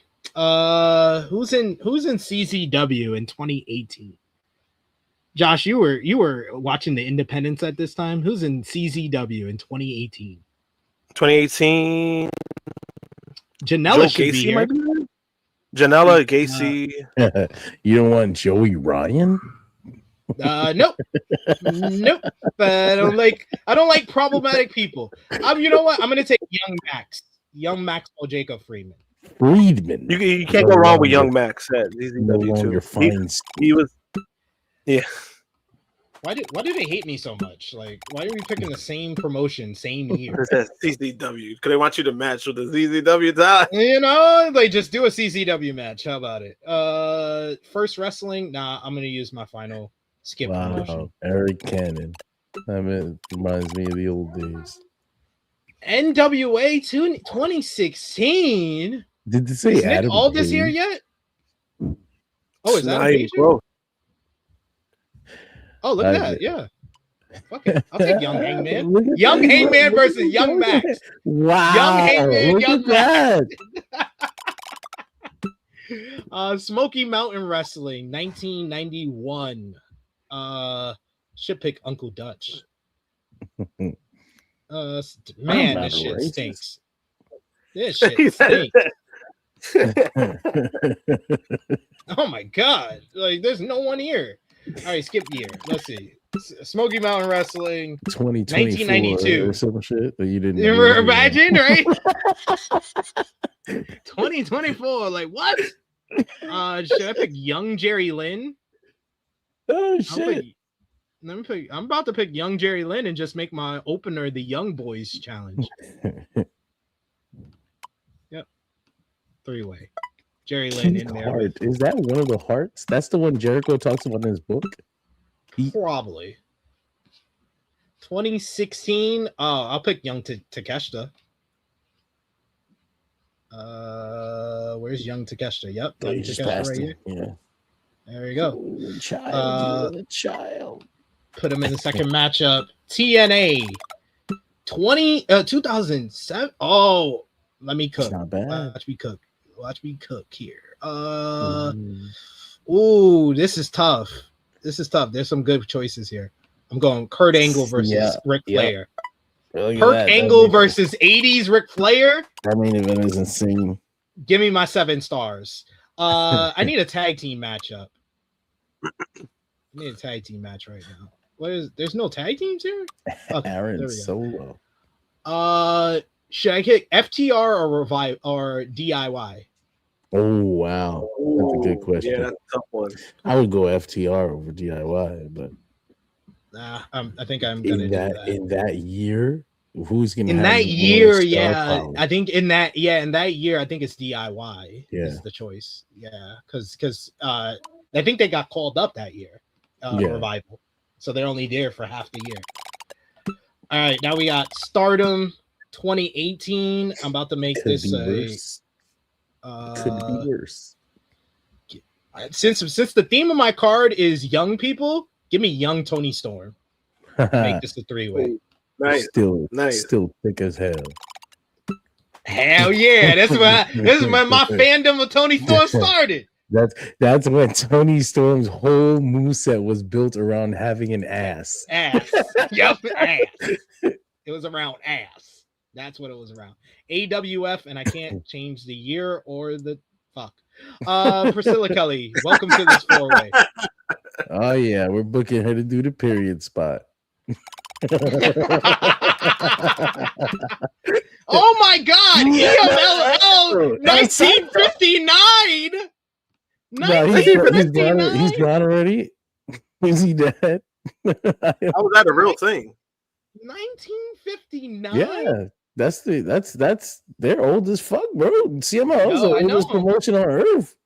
I know this, but goddamn, I don't know, but they're the only team with a name, so I'm just gonna pick them. Pick them against DIY. USWA. That's what I would win, Santo. But USW. Oh shit, you're right. I should have picked El Santo. USWA 1993. Brian Christopher's here. Young Scotty too hotty. That's great. I'll pick Jerry Lawler. Takeshita can drag his ass. He was to still a top guy back then. Though. Yeah. Like hell yeah. They're gonna have a big ass brawl, not for nothing. That's just gonna be crazy. All right, just to be on the safe side for this old ass team, I'm making a ladder match. Hopefully, it helps. We're just gonna kill them. No, actually, I'm gonna make it I'm gonna make it a 4-way ladder match and get 2 more teams. I need to help this matchup. This matchup is not gonna get me nowhere, basically. Who can I pick? This is an all women's promotion. I'm gonna pick Aja Khan and somebody. Fuck it, call it a day. Why does all these picks suck? Jesus. Okay, I see Vinny. I see Vinny. I'm about to pick Vinny. Oh yeah. Why all these picks suck? Masato all these Tanaka. picks suck. Masato Tanaka's here. Shane Mercer and Masato Tanaka. I just want to see that. CMLL, come on, give me something recent. 1999. Not bad. Not bad. Something with Blue Panther, maybe. Blue Panther and somebody. Villano, Blue Panther and Ultimo Guerrero. Hey, hell yeah! Look at these motherfuckers. Who would know? 26 years later, you guys still be having bangers. Shit. Oh, just beat Josh. Let's go. Just beat him. 74. Show of the year. We got 4 1/4 for the Young Boys Challenge. Adam Page won. We got Jerry Lawler and Takeshita 6 1/4. Jerry Lawler won. I had a feeling, bro. Then we got the 4-way ladder match. Blue Panther and Ultimo Guerrero won. That got 4 stars. Then we see. I needed all the help I could get on that one. Putting the ladder match. Then we had the 4-way women's match. Tony Storm won. It got 5 1/4, and then the main event got 6.5 stars. Kurt Angle and Ric Flair.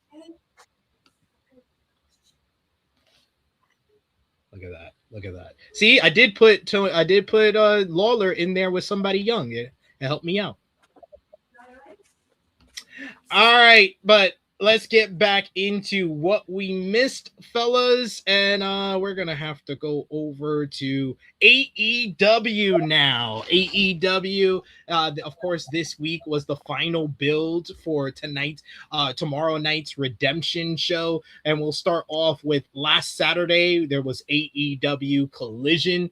The show featured Will Ospreay picking up a win over Adam Brooks in what was a very good matchup that saw Ospreay completely murder his friend. Way to be a good friend, Will. Way to be a good friend. Beat his ass and beat him to oblivion. You also had the Young Bucks made a challenge to Ospreay and Jon Moxley for AEW Redemption, which was made official. Mercedes Moné had an in-ring promo in front of her hometown crowd talking about Tekla versus Willow Nightingale for the Women's Championship. Maya World made the save for Queen Aminata after Hikaru Shida retained the TBS Championship against her in the main event. You also had Jungle Jack Perry. He picked up a win over Nick Wayne in a fun opener. Athena got a squash victory over Ava Everett, while the Barling Birds destroyed Tyra James and Kayla Lopez. Tommaso Ciampa overcame Myron Reed in singles competition. Post-match, he confronted Paul White to challenge Jericho to a no-holds-barred matchup at AEW Redemption. Bandito scored a victory over Adam Priest in another rock-solid bout to retain the ROH World Championship. And the Jet, Kevin Knight, defeated AR Fox to retain the TNT Championship in what was an awesome sprint as he geared up for the Redemption main event against Kenny Omega. And of course, that all led into AEW Dynamite this week. Dynamite this week did 706,000 viewers, down slightly from the week prior. But this show, it featured a lot of Don Callis family action, whether it was the Jet, Kevin Knight, picking up a victory over Darby Allin in the opener to retain the TNT Championship. You also had him having a confrontation with Kyle Fletcher during a promo for the Don Callis family. Brodito picked up a win over Proto Okada, thanks in large part to Okada with an errant Rainmaker in what was a tremendous encounter, as Bandito did in fact pin the AEW International Champion during the matchup. You also had finally in the main event, Kenny by God Omega, Will Ospreay, and Jon Moxley defeating the Don Callis family in the trio's main event, which saw tensions getting extremely high between Omega and Moxley, leading to a confrontation between Ospreay and Omega. He led to Ospreay giving an errant elbow to Omega while the Don Callis family tried to attack him. Omega got the better of the Callis family and went to deliver the V-trigger when Kevin Knight flew in with a belt shot, knocking out Omega and busting him open in the process, then posing with the AEW World Championship to close this past Wednesday's show. Divine Dominion picked up a victory over Sisters of Sin in a no DQ match to retain the AEW Women's World Tag Team Championships. Switchblade Jay White scored a win over Clark Connors. Post-match, he was knocked out by a shillelagh shot from his arch rival, David Finlay. Later on in the show, you had Juice Robinson issue the challenge for him and Jay White versus the Dogs in a double chain matchup at AEW Redemption. And in what I thought was probably the highlight of the show for me, Tekla and Willow Nightingale had an excellent face-to-face promo exchange with Mick Foley as the guest moderator, as the two ladies talked about why they will win at Redemption before Tekla nailed Willow with the microphone, tried to whip her with her belts, but Willow hit a pounce to stand tall as she got the one-up ahead of Redemption. Josh, what did you think about Collision and Dynamite from this past week, the final shows ahead of Redemption? Collision, I wasn't able to see just because of the weekend itself. But I did see Dynamite. I thought Dynamite was fine. The build up for Redemption, I haven't really been high on. And I stick with that, because even like I don't know. There's something with the Kevin Knight and Kenny Omega, like build up for the match. There's something that I don't like. I can't really pinpoint what it is, but there's something I'm just like, like if this was a few months ago, I think I would have been like more excited with. Maybe it's because I'm down on Knight's like heel turn. Like ever since the heel turn, I thought the moment was great, but the follow up hasn't been great. And I think that's why maybe I'm more down on it because of that. But then also I do understand like this was kind of like last minute because the original main event for the show happened a couple of weeks ago. So, they had to do something. But again, I like I said, Kevin Knight and Kenny Omega themselves, they're going to kill it in their match because that's what they, when it comes to the match itself, I'm not worried about. But as far as the buildup, like, when you want people to tune in and to be hooked on it, it should be always important, no matter what company it is, it should be important. And I felt like with this one, there's just something within it missing. Maybe it's because I don't know. I wasn't too fond with Kevin Knight and Don Callis family, and I'm still not. And more I see it, I'm still not feeling it because now it's reached a weird territory where like they're all fighting. There's all tension in it, which is a little strange for me because I'm like, well, you brought this guy in, like you wanted him in for a reason. Why all of a sudden they're already fighting when he just got in the group? But that's just me. But I do agree with the Tekla and Willow stuff. I thought it was a great segment. Both ladies absolutely killed it when it comes to what they represent, what Willow represents, what Tekla represents. I thought that was a good mixture of things. She was trying to press Willow's buttons because, Willow is very lovable, very, complete opposite of what Tekla is. So I thought it was a good mix. And I thought Willow really held her own. Like she feels comfortable of where she's at, of who she is, and I felt like anybody in her position, they usually kind of will fumble because they try to be something different that they're really not. This is Willow's personality. Anybody that knows her in real life, I've worked with her a few times. This is who she really is. So I like the fact that she's not only embraced it, but it goes well with what she's saying within like the context of whatever promo she's cutting or whatever matchup it's coming together. John, what did you think about Dynamite and Collision from the past week? Collision was fine. Collision is always pretty much what it's gonna be. You know, they found what they want Collision to be, and I agree with it. I like it. You know, it's the wrestling show. We're not focused too much on telling these stories here. We're just wrestling. Dynamite, the go home show was. I thought it was a really good go home show. Like for pay per view, I thought they did the best that they could to build everything that they had.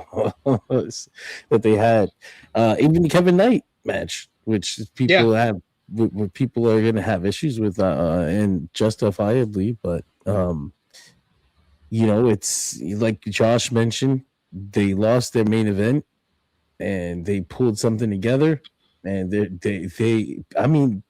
Kevin Knight's heel turn isn't hitting the way his face turn was, so it's already kind of like he doesn't have that same kind of momentum that he had a little bit earlier in the year.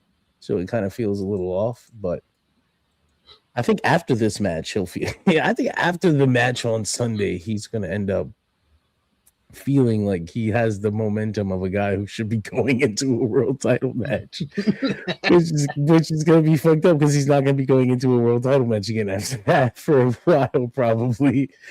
So yeah, I think it was good Dynamite. It was a good Dynamite, and the number was pretty good. I was kind of worried because they did such a large number last week, and I was like, well, last week was ass. Last week Dynamite was fucking. Yeah. Last week's Dynamite was not good. But this was really good. Isn't that always a trend with Dynamite too? There's like when there's always like a down episode of Dynamite, that's when they do like one of their best ratings, and it's like, oh shit. Yeah. Oh, fuck, everyone's watching today. God damn it. He done let everybody know that we're fucking up over here. God damn it.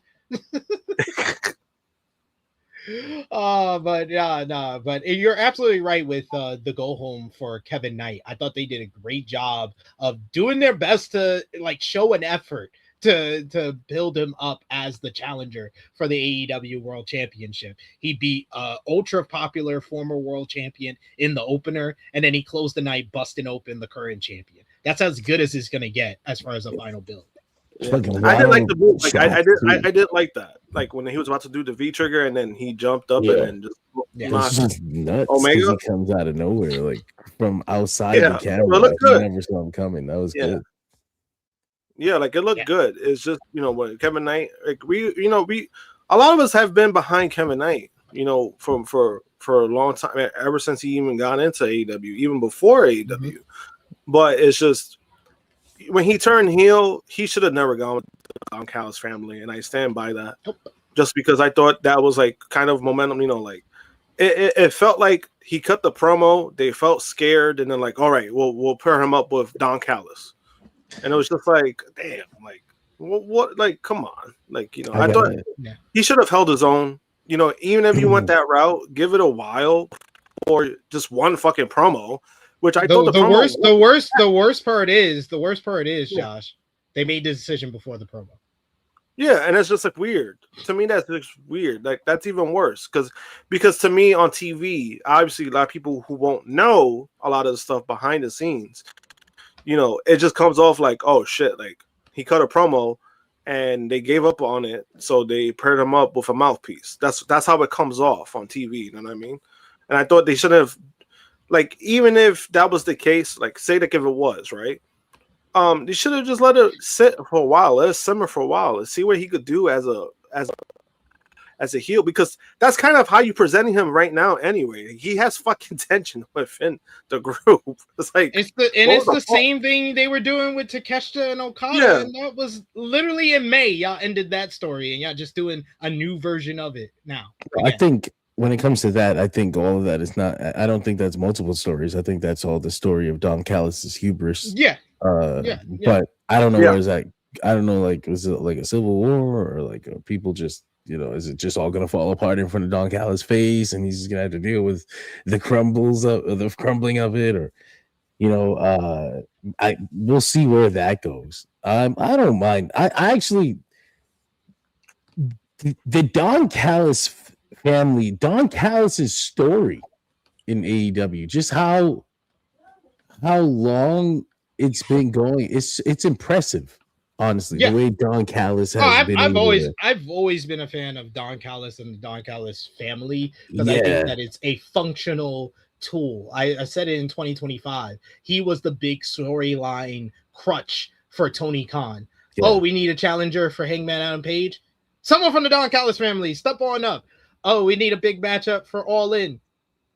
Don Callis, you align with Okada so we can have a story between him and Omega. Boom. Like, it's just every time that he needed somebody in a key spot, it was someone from the Don Callis family. And they just used Callis to get heat for it. Someday they're going to have to kill Don Callis. Kenny Omega probably will have to kill Don Callis because he brought him here. Like, he's the reason why you let this loose on everyone. You did this. You caused harm to the rest of us.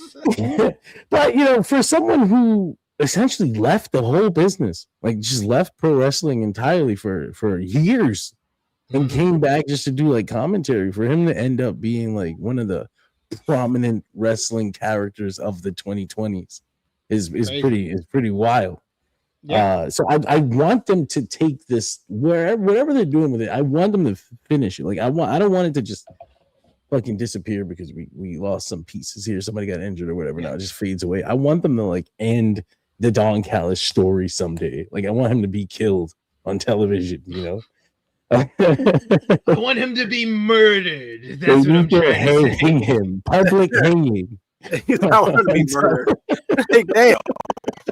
God damn. Like, geesh. I need a public murdering. I need him to be ostracized and pelted with rocks. Like, Jesus, probably. We think this is Discovery ID? But yeah, it's interesting. I think that they made a misstep with putting Knight with the Don Callis family, but I don't think that it's not recoverable. I think it's something that you can recover from. They just have to make the right steps to do that, and I don't know if they have quite yet. Yeah, I think I don't think it's like so much of like the worst thing, you know what I mean? Like it's not like something where it's like unsalvageable. I think there's a way that you could do it, because I've liked what they've done with Don Callis. I think he's an important part of the programming for AEW, regardless of people might disagree or not. He gets a lot of heat.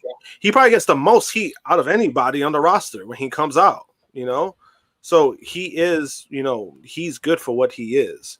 And, a lot of guys do benefit from Don Callis' family. Kyle Fletcher benefits from being Don Callis' family. So, I mean, there is some benefits to it, when it comes to the usage of it. It's just that the way it comes up with Kevin Knight is just like, I don't think you needed to do this. It's one of those things, man, with AEW, like I mentioned before, sometimes they just skip chapters. They skip steps. They jump over things like, let's just get to the point. Like, we can't do that, bro. You have to. It's when I was a long time ago, when I was training to wrestle, it was a problem that I had. Well, I felt uncomfortable waiting. Like, I felt like, is this taking too long? Like, you really want me to sit here for 30 seconds, bro? Like I can get up. And I think that sometimes Tony Khan gets that way with his storytelling. He doesn't want to wait. He doesn't want to take the week and just hold off. And this guy's gonna sell his injury, for a week, just a week. Yeah, like, he'll be back next week. Like he just wants to get it going. And sometimes we skip steps with Kevin Knight. Okay, you can present something would be like, all right, we want to turn Kevin Knight heel. Well, let's take fucking 8 weeks to get there. Let's start turning him heel. That doesn't mean like next Wednesday. Like, what the fuck? Holy shit! Okay, and then they do that big ending, and he just joins the Don Callis family right after. If that was the plan, why the fuck wasn't Don Callis with Kevin Knight when he attacked Darby Allin? At least create the entry. Then. Like he would have came out on stage and they would have been like, what the fuck is going on? And then Kevin Knight is with him or something. Like, it was so random that it never took it just never took. It never took to feeling like a real thing. Like, it just feels like it's like you have Kevin Knight and he's standing with the Don Callis family, but it doesn't feel like a thing. And like Josh said, and then he got into problems immediately. They're like, what the fuck? Let him breathe first. God damn.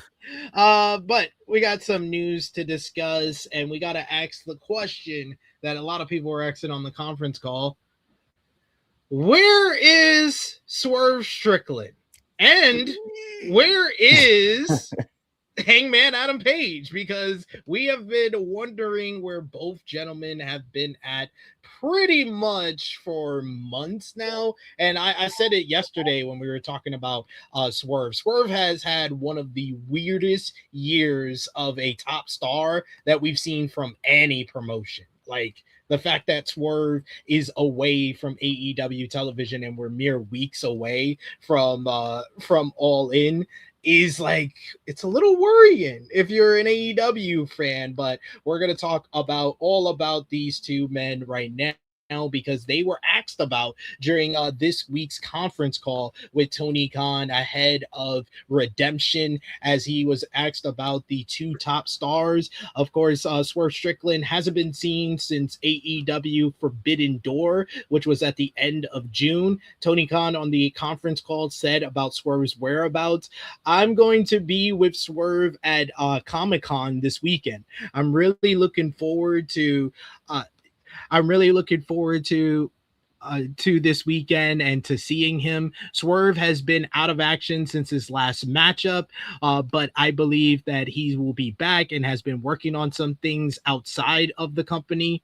He said that I'd be happy to answer more about it after AEW Redemption, but we'll see Swerve certainly as part of San Diego Comic-Con tomorrow. So basically, Tony Khan was trying to confirm to everybody that yes, he will be in some capacity at Redemption, or we will have an update on Swerve Strickland coming up after Redemption. At Forbidden Door, he of course lost to Will Ospreay in the finals of the Owen Hart Foundation tournament. As Khan noted, he's a part of Comic-Con this weekend, so hopefully we see him. But as far as Hangman Adam Page goes, that one is a little bit more interesting. Tony Khan said Hangman's return seems imminent after his recent promo on Collision. He wasn't asked why it was announced on short notice. According to the Wrestling Observer newsletter, Hangman Adam Page said that he'd been learning about cervical reticulopathy, which is the technical term for a pinched nerve in his neck. The symptoms of what he mentioned include radiating pain, numbness, tingling, or weakness in the shoulder, arm, or hand. This is not an unusual condition for a wrestler, and it is mostly caused by disc herniation and bone spurs. This issue can lead to spinal stenosis. So, two of their top stars have been out of action in the weeks leading up to All In. Now the question is, are we going to see Swerve Strickland or Hangman Adam Page this Sunday at Redemption? We'll start with Josh this time. What do you think? Are we seeing the returns of Swerve and Hangman soon? Yeah, I would say Swerve. If Swerve is in his capacity making appearances, then I would say he's probably most likely the one that's going to show up some way, somehow. For Page, I mean, maybe I would say maybe the following week. I don't see him appearing this weekend, but yeah, I mean, they're going to come back. Both of them are going to be in All In some way, somehow. They're, those are two of your biggest stars, So I mean, it's something you got to do, man. This is kind of like your staple of show. So I mean, yeah. I think both of them are going to be on the show. What about you, John? Well, I with Hangman, I'm just kind of wondering, like, what's his condition? Because I know he usually takes this time off, or usually takes this amount of time off once a year at least. And so I feel like that's built into the contract. But if he's injured, then who the fuck knows? Like who knows when he's coming back? He might have just come back and did that promo and just kind of set the tone for when it happens. Like, oh, I'll go after other belts someday. Someday when I come back. Swerve is another story. Swerve is one that I was like, he should be protected like Jon Moxley is protected. In my eyes, anyway. He should be But the only person protected like Jon Moxley is Jon Moxley. Jon Moxley Jon Moxley kind of earned that. But or Swerve should be there too, is what I'm saying. Like I think he but then I don't understand like why he wouldn't be. So that's my thing. Like, why? Are you a racist or is Swerve just busy? Like, is he really busy? Because that's what I'm like maybe he's really busy. That's because otherwise sometimes some of this doesn't make sense. Like what Swerve is money, Swerve is ratings, that you can insert Swerve into places where you need him, So what reason on earth would you have not to? And it's like, if there's a problem, then that's something that needs to be settled because it's Swerve Strickland. He's too much money, and you can't risk having something that you built like Swerve Strickland go to WWE. Like that's not something you want to happen. That hasn't happened yet. Not something like that. You don't want that to happen. So I gotta believe that there's an unknown factor. Like we're looking at an algebra problem right now. Like there's why. We don't know what why is. I mean, I've said this yesterday. I'll say it here today. I think that there was an issue between Swerve and MJF. They were once friends on the independent scene. I think they basically, from what I've heard from people who work with AEW, is that they had a falling out sometime in like 2024, 2025. And then the whole Diddy line in the build-up to World's End just added on to that and just made things even more kind of contentious between them. And as we'll discuss with one of the other stories, MJF has been heavily involved in the creative process in AEW this year. So when you mess with the top guy who has Tony Khan's ear right now that is working on creative and y'all don't get along and stuff doesn't work out for you, you kind of got on the wrong side of the wrong person. Just ask Britt Baker what it feels like to be on the wrong side of MJF. So yeah, I think that's what's happening, but it's not going to be talked about or reported on until probably months down the line. The thing about Swerve was that when he said people that had problems with me, he said veterans, and I was like, "You talking like old people?" No, like, he's not. But because why would Swerve be referring to MJF as a veteran, implying that MJF is a veteran above him? Because no. It implies that, but that's not what he meant. Well, he should fucking take some goddamn oration classes because that shit is when you say veteran in that context, you're implying an older person. My mind went to Bobby Lashley. I was like, Bob, what the fuck happened? I remember you two motherfuckers had a problem. I remember you got put to sleep on TV and never addressed it ever again. That happened. But he said he got sent home for 6 weeks. Yeah. And I was like, this is so interesting because nothing's ever been reported. Like that, none of that ever came out. Like, this is what you loose lip wrestler motherfuckers. This is what happens. but if it's MJF, if MJF was the one that got him sent home for 6 weeks, I just wonder how loosely Swerve would have been saying it on television like that. That's crazy though. Interesting. Yeah, that's something to settle. When it's guys on that like they're both that high on the card, there shouldn't be choice made. Like it shouldn't be like we're gonna send Swerve home and MJF is gonna continue on television. Like they should both be catered to. We got to give both these guys something. Like both of them have to get something. So I mean, I I certainly hope that's not the problem.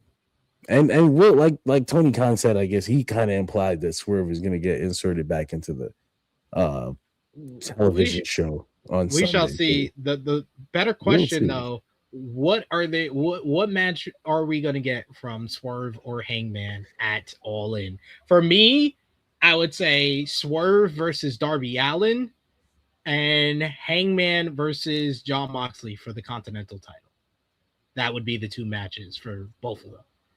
Josh? Well, I was actually thinking the same thing.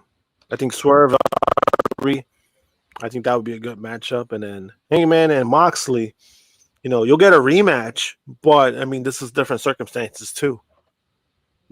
So I personally wouldn't mind it. John? I can't even imagine what the fuck Hangman is going to do because he's not attached to anyone. So, I mean, if he said he's going to challenge for a title, then I have to consider who are going to be champions at Wembley. Who's going to be holding the TNT title?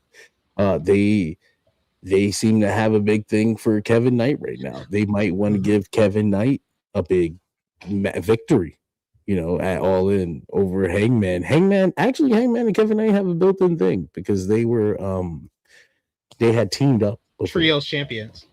But my thing for Wembley was I wanted it to be Kevin Knight and Mike Bayley. So like that would fuck that up. Yeah. But you got the other title, the international titles hooked up in that three-way. The Continental Championship is free, but I know they like doing those circular things. Like we faced each other on this pay-per-view, we can do it again. But the Moxley Hangman thing was such a final match. That wouldn't be like they had a rematch after it. I know, but it was like, why are we doing this? Yeah, but I mean, it's over. Like it's over. Like we did this. Like it's done. It's done. It's more than done. It's not like Swerve and Ospreay doing it again at Forbidden Door. Like they had one hanging there. Like, it was there to take. This one is like, the match will be fine, I guess.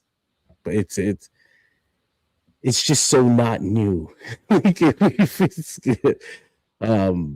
Yeah, man. What about the national title? I guess it's so small for Hangman. Hangman seems so much more important than something like that.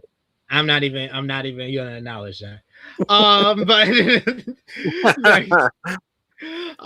But yeah, more news to discuss as this week we got new free agents are available for AEW with multiple former WWE superstars hitting free agency on July 23rd. Some of them could be on their way to All Elite Wrestling, according to a new report. As previously noted, WWE released a whole slate of talent earlier this year. Earlier this week, Mike Johnson of PW Insider noted that the following talents have officially entered free agency: Bo Dallas, Santos Escobar, Joe Gacy, Kairi Sane, Alex Shelley and Chris Sabin, Motor City Machine Guns, Eric Rowan, Zoe Stark, Zelina Vega, Dexter Lumis, and Aleister Black. Earlier this week, Jake Jeremy of the Wrestling Observer reported that he has learned through sources that at least 7 wrestlers were waiting to be signed by AEW. However, the report added that when those deals are expected to be locked in and who the wrestlers in question are is currently unknown. The report doesn't specifically mention that talents who are waiting to lock in deals are former WWE superstars. The report cited one source as claiming that there are maybe more, but they can only confirm 7 personally. Jeremy further added that there could be a play to add more talent for the combined AEW ROH roster in the coming days. The report comes in the wake of Tony Khan saying on the Redemption media call that he has been keeping a close eye on the free agency market. THH will provide further updates on the respective landing spots for these wrestlers as and when they are available. So, rapid fire. I just need you to say the promotion or place you think they're going to land next. Bo Dallas. Where is he going next? John. MLW. Josh. Retired. TNA. Santos Escobar. Josh. AEW. John. Mexican Indies. CMLL. Joe Gacy. AEW. John. Fucking hell. Get out of here.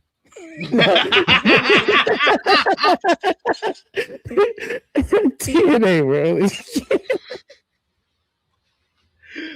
bro. Josh. Independent. Kyrie Sane. Josh. AEW. John. AEW. Then we got the motor. Well, Kyrie Sane. Yeah, I'll go. Kyrie Sane. You know what? I'm gonna say Stardom. Yeah, I mean, She'll. The reason I didn't say Stardom was because you can work Stardom. Like, I know that. Motor City Machine Guns. AEW. John. Yeah, AEW. Josh. AEW. Eric Rowan. Retire. Josh. Retired. John. I agree. Retired. Zoe Stark. MLW. John. Ring of Honor. Josh. NWA. Zelina Vega. Juggalo Championship Wrestling. Josh.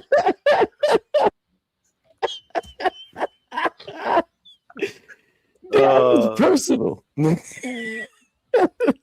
You know when they do like the wrestling shows at Coney Island, that's where she's gonna be at. John. Realistically, she's gonna end up in MLW, bro. No, I said that half-heartedly. I hate to say it. I hate to say this, but her and her husband are gonna end up in AEW some way or another, and I'm gonna hate this shit. I hate it. I hate this so much.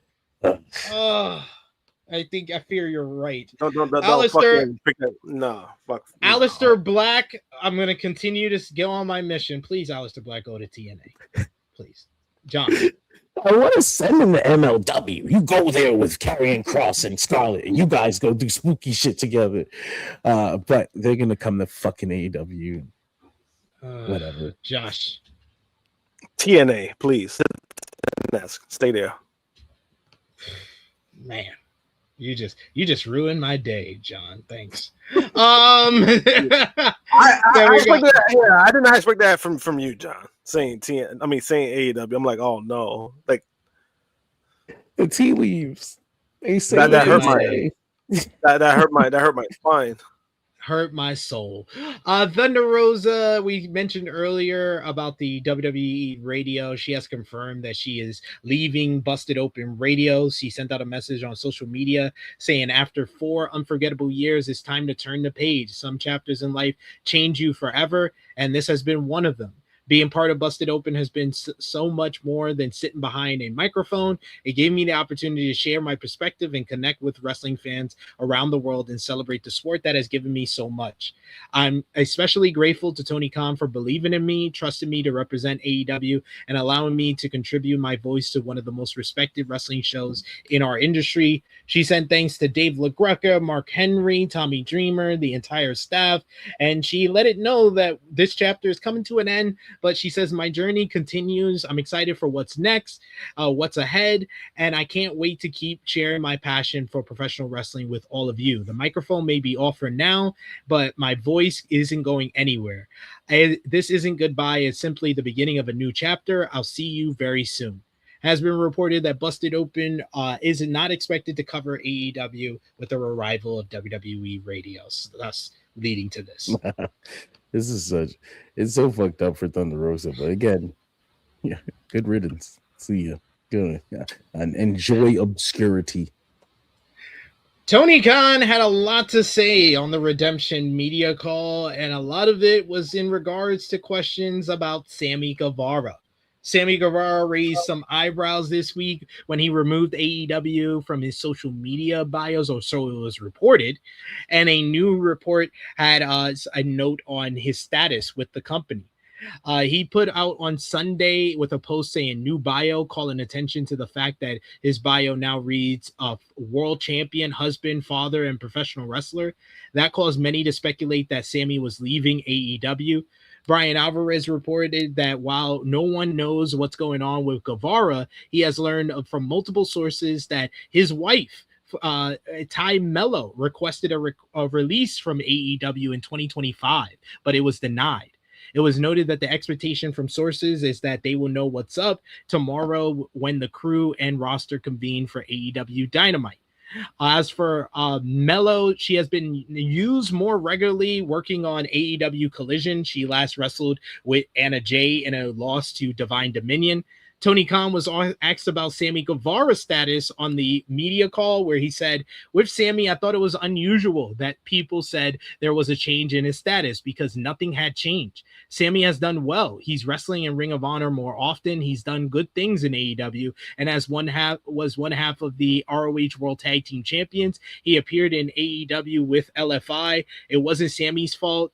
Beast Mortal's visa had been jammed up for a very long time because I really like Sammy and Beast Mortals. I went to CMLL and told them they're great champions. They've done very well for me, and I think they did great for CMLL. They got booked in Arena Mexico defending the championships and made a few defenses and then lost to El Sky Team.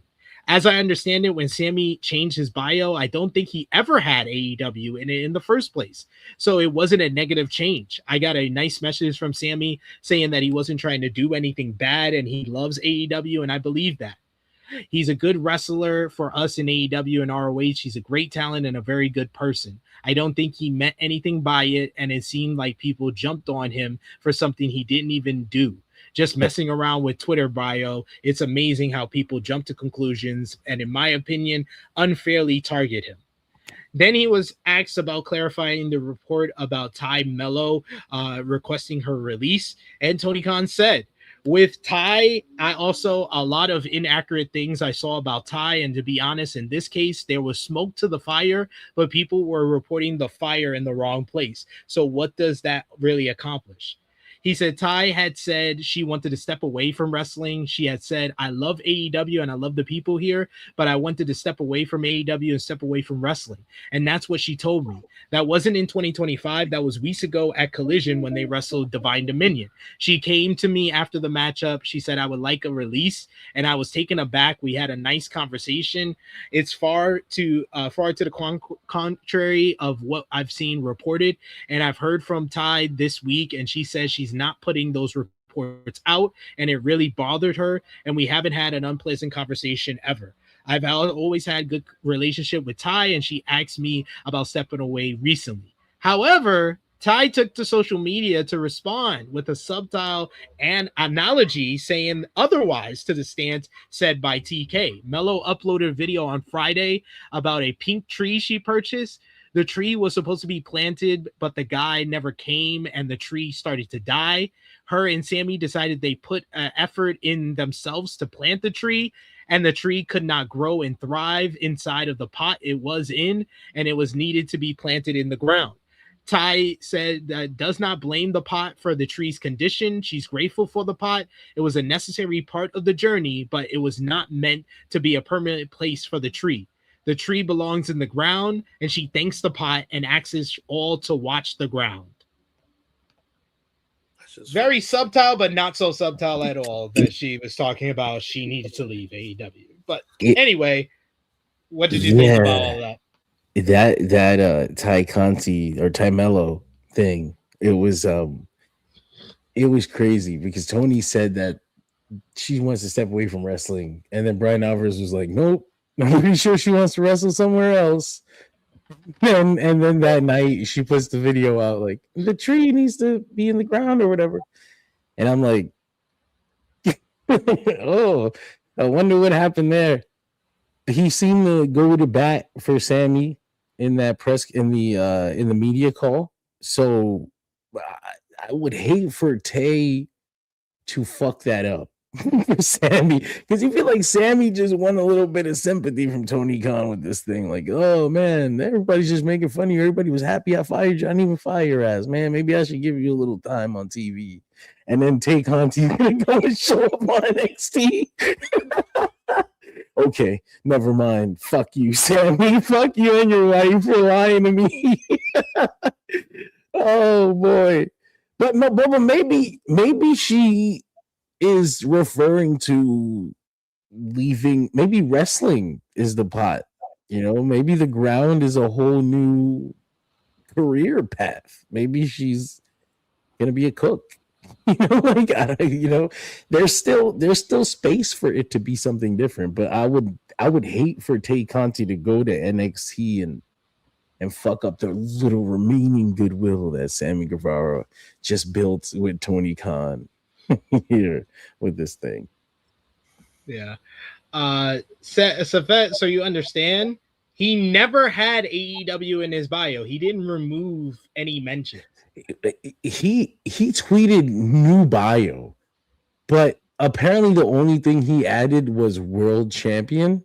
Yeah. Which is like, when? What was he even referring to? Like, why did you World change Tag your Team bio? Champion? World Like, Tag that Team doesn't fucking count. It But does count to him. Now look what he did. Good job. Nice job, buddy.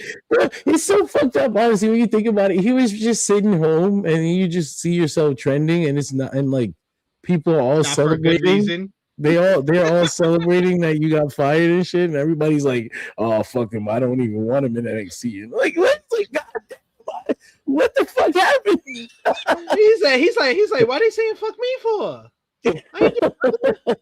Why is it fuck me for? Oh man, poor Sammy. This guy, he can't catch a break. You guys are always coming for him. All of yous. Any thoughts, Josh? I mean, the whole Sammy stuff. I mean, it is fucked up. People were like, "Oh, good riddance." Oh, it's like, I get it. Sammy Guevara has lost goodwill to an extent, but I think he's done the best that he can to get that back up, and I think that he's making the effort. He's doing things, and he's made the efforts. I also understand that in certain capacities of like when you're getting pushed or you being put on the spotlight, over time people get tired of it, and to an extent I understand everything that happened with him. I just don't think that he should be in a sense of like always being anchored down because of the past. You know what I mean? You should see what he's doing presently. You should move forward from that, right? If you feel like the kid is good enough, then you then you do what you can with him. This year he had a title match with Darby Allin, and it was actually a really good match. Like, so he could still work, like he could still do things. It's just a matter of what capacity you could use him in. As far as his wife, I mean, she made that video. I thought the video was cringe, to be honest. That's just my personal opinion. But John could be right. It could be a sense of leaving wrestling, because he did say she wanted to take time off of wrestling. She never, also, we don't know when the video was made, so realistically, we don't know all these things, but she did upload it after the fact. But at the same time, even if her idea of leaving AEW to go to another wrestling company is like, where are you actually gonna go, sis? You go back to WWE, they're gonna treat you the same way they treat you the last time. They kicked you to the curb before, and yeah.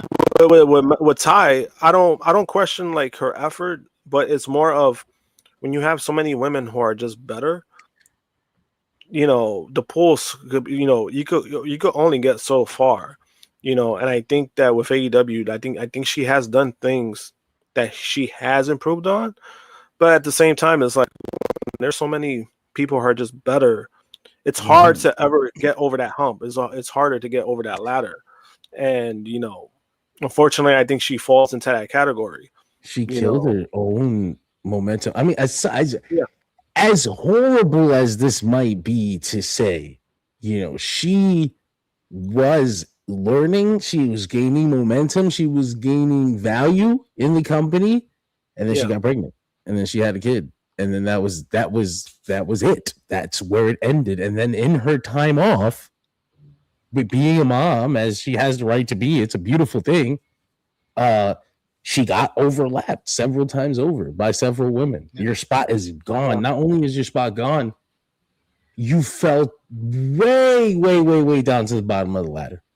Like that is the unfortunate reality. And you can use whatever words you need to use to make it palatable for you, but objectively, that break that happened when she went to go become a mom is what ended her career in AEW.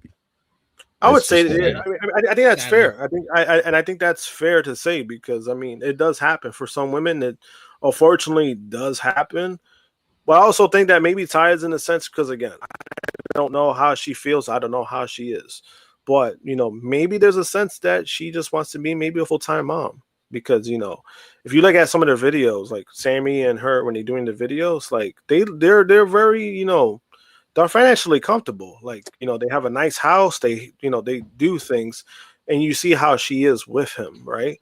So I think maybe she's in a sense of like where she doesn't need to take bumps anymore. She could do something else that takes less pressure, do stuff like that. We just don't know at the end of the day. But I do find it still at the end. I still find it fucked up that people were like they're happy that somebody potentially didn't have a job, which is kind of fucked up. I actually don't. I don't think. I don't think she wants to go home and be a full-time mom. I actually don't. I don't think so either. Yeah. I didn't buy that when Tony Khan said it. And this video that she posted last night confirms it to me. But when the original thing that Brian Alvarez was talking about, where she requested her release, last year, she was mad that they didn't book her and Anna Jay in Blood and Guts. She was somebody who's mad that they're not in that kind of match, doesn't decide to retire 4 months later. Yeah. Like, I'm done. I'm leaving. Like, she's going to go. She's mad at the way she's not being used here. And I mean, did she have a point that her and Anna Jay were the first ones to do hardcore stuff in AEW? So maybe they should have had an opportunity to be in the first Blood and Guts. That there's a point there, but then we go back to my original point, which is you have been overlapped. The spot belongs to someone else now. Sky Blue's out there. Go, Sky Blue's out there. She's taking bumps. She's running that blade fucking for no reason on a Wednesday. God, like that. It was fucking. People get mad at Sky Blue because like, oh man, she's not as good as some of the other ones technically. Sky Blue's willing to run the fucking blade, baby. Sky Blue's willing to go out there and get hurt. Sky Blue doesn't care. That's why Sky Blue got their spot. And sometimes that's what you need, and that's what Sky Blue's doing. It. She's not somebody. She's okay with taking the L. She's okay being the person, the bump person. That's basically what she is. Some people are okay with that. And that's not saying that Tay is not, because I know some people be like, well, I can do that too, but you just got overlapped, bro. That's you're not meant for that role. But we did have also a note on her tag team partner, Tay Melo Anna Jay. She is sticking with AEW for the foreseeable future, with Tony Khan confirming that she extended her deal, but she's currently out injured. He said during the Redemption media call, Anna is in a very good standing with us. Anna is out injured right now, and I was open to book her in recent weeks, but she has an injury. Last week, she was going for an MRI. She's in the good standing and has a lot of time left. She's extended her contract with AEW. She is going to stay with All Elite Wrestling.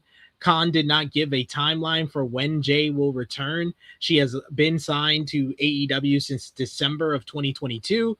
On behalf of all of us at THH, quick and speedy recovery for Anna Jay. But they weren't the only ones in the news from the AEW roster this week, as MJF finds himself at the source of some drama behind the scenes in AEW, as he has been in Kevin Knight's corner this whole time, with the former AEW World Champion having reportedly pushed for Knight to get his world title shot at Redemption.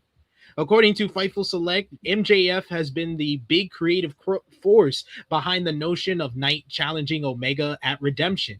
The outlet cites sources as saying that MJF has long wanted whoever the TNT champion was to challenge Omega after he won the title from MJF.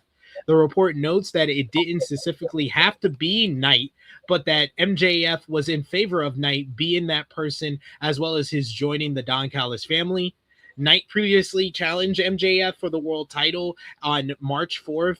He won the TNT title at AEW Dynasty in April and then turned heel at the end of Double or Nothing before joining the Don Callis family thereafter. MJF has been off of TV since he lost the title to Omega at Beach Break the Beach Break episode of AEW Dynamite. But now it finally seems after he turned heel that the heel turn didn't go exactly how Kevin Knight wanted it to. While talking about Knight's alliance with the Don Callis family on Fightful's The Hump, Sean Ross Sapp revealed that he heard Knight wasn't sold on the way AEW rushed into the split with Mike Bayley. He says, based on what I heard, it didn't seem like he was keen on how the turn happened. Instead, Sapp said that Knight wanted fans to actually get invested in the partnership before everything blew up. The idea wasn't to throw the team away after a couple of big moments. It was to let Kevin Knight and Speedball Mike Bayley build something first and then tear it apart. There was definitely a different vision, said Sapp. I had heard he wanted the Speedball team to accomplish something first. AEW instead hit the gas and Knight betrayed Darby Allin after Double or Nothing. Days later, he then turned on Mike Bayley as well. Bayley offered him a chance to rethink things, but Knight smashed him in the head with a microphone. The week later, he joined the Don Callis family, and now the man who wanted to spend more time building that story is heading to one of his biggest matches of his career tomorrow night at Redemption against Kenny Omega. What do you guys think about MJF's input in the Kevin Knight story, as well as Kevin Knight being not so keen on how everything went down? I mean, I get all these perspectives. I do know that Sean Ross Sapp came out with a post that said MJF denied that he was a part of putting Kevin Knight in the Don Callis family. And I'm here to report that is bullshit. He definitely was the person who came up with the idea to put him in the Don Callis family. So what's your thoughts, Josh? My thoughts is that if MJF did, man, that motherfucker needs to learn more. He needs to learn booking 101 because, man, like this. Why did you think this was a great idea? You know, I get it. He's a young guy. Maybe he's over his head with this. It's different being a performer. I think he's a great, talented performer in the ring, but booking, bro. Ooh. You gotta learn from your buddy Cody. It's not the same. Yep. John? Yeah, I mean, he's the top guy. Top guy speaks to the boss. He comes up with creative stuff. That's run-of-the-mill stuff in wrestling. I'm sure that because the nature of the way information works, that the sentence MJF booked or came up with Kevin Knight in the Don Callis family is probably technically not true. I'm sure that MJF was in a room or on a phone call with I don't make it's going to be I don't make those decisions. Only Tony Khan makes those decisions. Yeah, well, but I'm sure the conversation was had like, what if it was Don Callis family? And it's like, yeah, hell, you know what? I'll do that. I can't think of nothing else. It's like I'm sure it was much more fluid than it sounds in the report, but ultimately it was MJF that was like, let's take care. Even though I'm leaving television, let's take care of the guy who I was planning on working with anyway, and that was the goal. Like, I just want to make sure I take care of the guy I was going to work with, whether it's Kevin Knight or number 2 on the list of potential people, whoever they were, because apparently it was a choice between Kevin Knight and some other people who could have been TNT champion at the time. So I would love to know who those other people were. I imagine Darby's probably in the mix. I would have probably went Darby Kenny too, but again, I'm sure they were like, oh, but how do we make sure we take care of Kevin Knight? For me, it would have been as simple as dealing with his speedball thing. Like, you just occupy him with speedball, and you don't have to worry about what the fuck to do with Kevin Knight. They've got something built in. Like, if they're not going to accomplish something, if they're not going to be tag champions together, then they should have a fucking blood feud. They should have been wanting to kill each other. Speedball should be having fucking character development somewhere, having to not be a nice guy. They just threw fucking Speedball into the fucking cold. Yeah, he's just like, he immediately was just losing matches to like fucking Jake Doyle. He was like, fine, Jake Doyle is fine, whatever, he's a good wrestler, but come the fuck on the totem pole. He should not be losing to Jake Doyle. And they're actually not interested in pinning Jake Doyle very much at all. I've noticed that because on Wednesday, I was like, why on fucking earth? Why in this universe of all the people in that Don Callis family team in the main event, you chose to pin Hechicero? Hechicero, Because the they don't one give a fuck. guy. They don't give a fuck about everybody else's titles. None. I mean, and to be fair, I mean, CMLL doesn't care either, but I feel like AEW should care. They should have cared. Like, I told he's like, if they don't care, I don't care. But like, come on, bro, goddamn. Anyway, that bothered me. That was the one thing about Dynamite I forgot to mention that killed me. I was, we pinned Hechicero. I remember I spoke to him and he said, man, now that I'm champion, I can't wait to defend this belt more because Claudio brought some prestige to it, and it never happened. Nope. He hasn't even defended. Has he even defended it yet? He defended it in Las Vegas weekend. Like he defended. That don't count. I'm talking about Arena Mexico. I'm talking about Arena Mexico. Arena Mexico, he's been doing tag match main events. Like mad for a while. Yeah. We get more Paramount news. Paramount is getting a hold on its efforts to close their deal to take over Warner Brothers Discovery until a court rules on whether it violates antitrust laws. The Hollywood Reporter reports that Paramount filed a document on Friday along with a group of states seeking to block the merger. In the filing, the studio said that it will put a pause on closing the deal until June of 2027, or 5 days after the court issues a ruling on the antitrust matters. This is the further update, and it delays Warner Brothers becoming an entity underneath Paramount, which should be good news for AEW and all those who are against corporate mergers. It's good news for people that don't want this to happen, but if Tony Khan is to be believed, it's not the news he would have wanted to hear. He wanted this shit to happen. Yeah. Mystico is temporarily out of action as revealed by Tony Khan on social media Wednesday evening after Dynamite.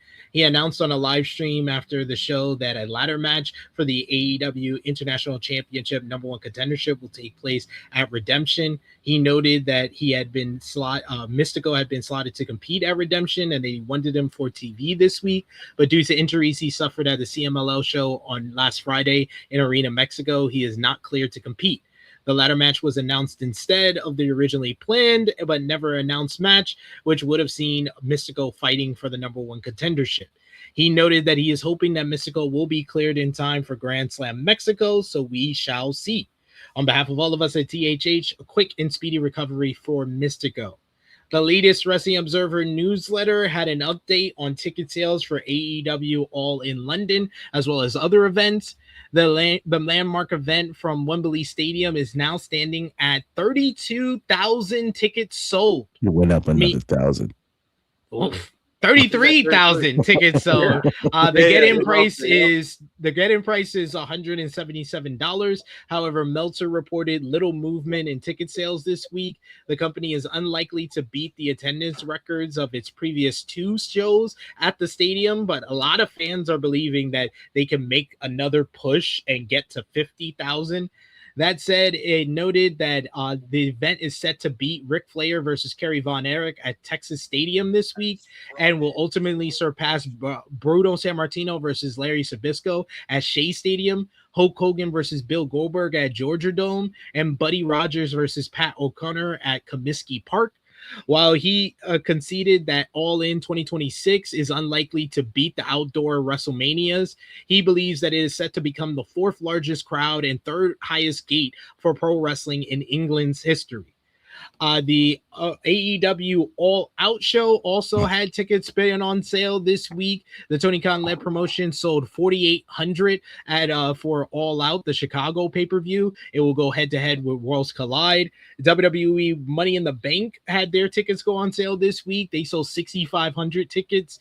All Elite has major plans for fans as well at All In this year, as they'll be presenting a showpiece event, an All In fan experience. tickets on Friday, August 28th and Saturday, August 29th. According to the announcement, the capacity for each session has been limited in order to provide a more personal experience for the attendees. This is something that Top Guy JJ actually mentioned on last week's flagship podcast, that he said he wanted AEW to give more to the fans for All In Weekend, and they listened to the podcast.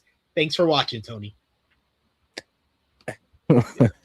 They've been doing those Action Dean shows around, like, outside of their major events. I just kind of had a feeling they were test running.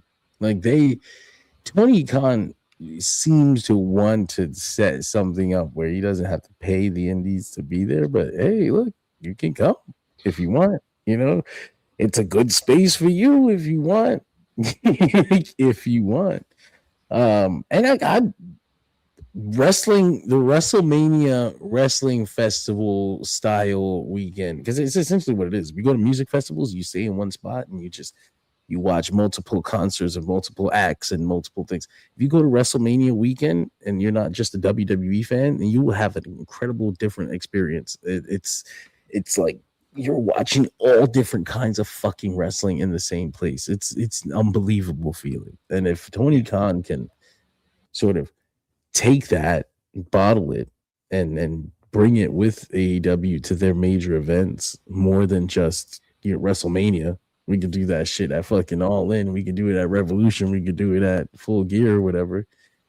That's a part of the market that not only was WWE not interested in, they were actively pushing away. Tony Khan should absolutely try to work with people like that. And watch, as soon as it becomes apparent that he is when Nick Khan and WWE will start reaching out to, oh, GCW, we have the collective now. Oh, we made a deal with Mojo Rawley, and we have his Slam Fest events and our fucking thing. You know, but for now, Tony Khan will do his own thing until they steal it. And I'm interested in seeing it come together. Yeah. So Josh, final count as of now for about 5 weeks or less than 5 weeks out ahead of the big show coming up on August 30th. Where are you at? Where do you think the AEW All In tickets will fall? I think they're gonna do 50,000. For me, the goal was maybe 40, but they've been moving tickets very well the last few weeks, especially after the Kenny Omega win. Ever since that week, they've moved over 5,000 to 6,000. Usually the last week of these shows, like I mentioned, that's when they usually do the best. There was that one pay-per-view for AEW that moved like 5,000 tickets within that week. It could happen with All In too. So I think 50K is realistic. 5 weeks away, need about 16,000 to make that. I think they could do it. John, what about you? I don't think I'm that optimistic.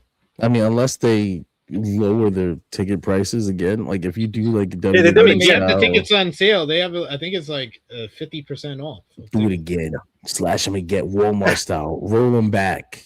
So if you, I feel like at some point, if you just abandon all fucking hope and just be like, we're going 75% off, bro. We're filling this fucking thing out. Like, hey, they just need to do that, and they need to take my idea from yesterday, John, of the New Day vignettes going into All In. No, that was, I felt like it was like an hour after we were done. I thought to myself, I was sitting on my couch. I was like, I kind of cooked with that idea. the second Kenny picks up the trombone, they're selling like 1,000. Yo, and then aren't they like available soon? Like by what, like a week or two? August 2nd. August. So by next weekend they'll be available. You can do real teases. I prefer they just kind of surprise us, but I like the teases. I want the teases to be teases. I don't want them to be like the New Day will be at All In. Yeah. Don't announce it. Don't announce it, but tease it. Do like you did for Punk. You gotta do like some funny shit. You gotta do like the unicorns, rainbows. You gotta do like we gave the idea already. We're gonna do vignettes where you just see the first vignette is you see the sun come up on a day.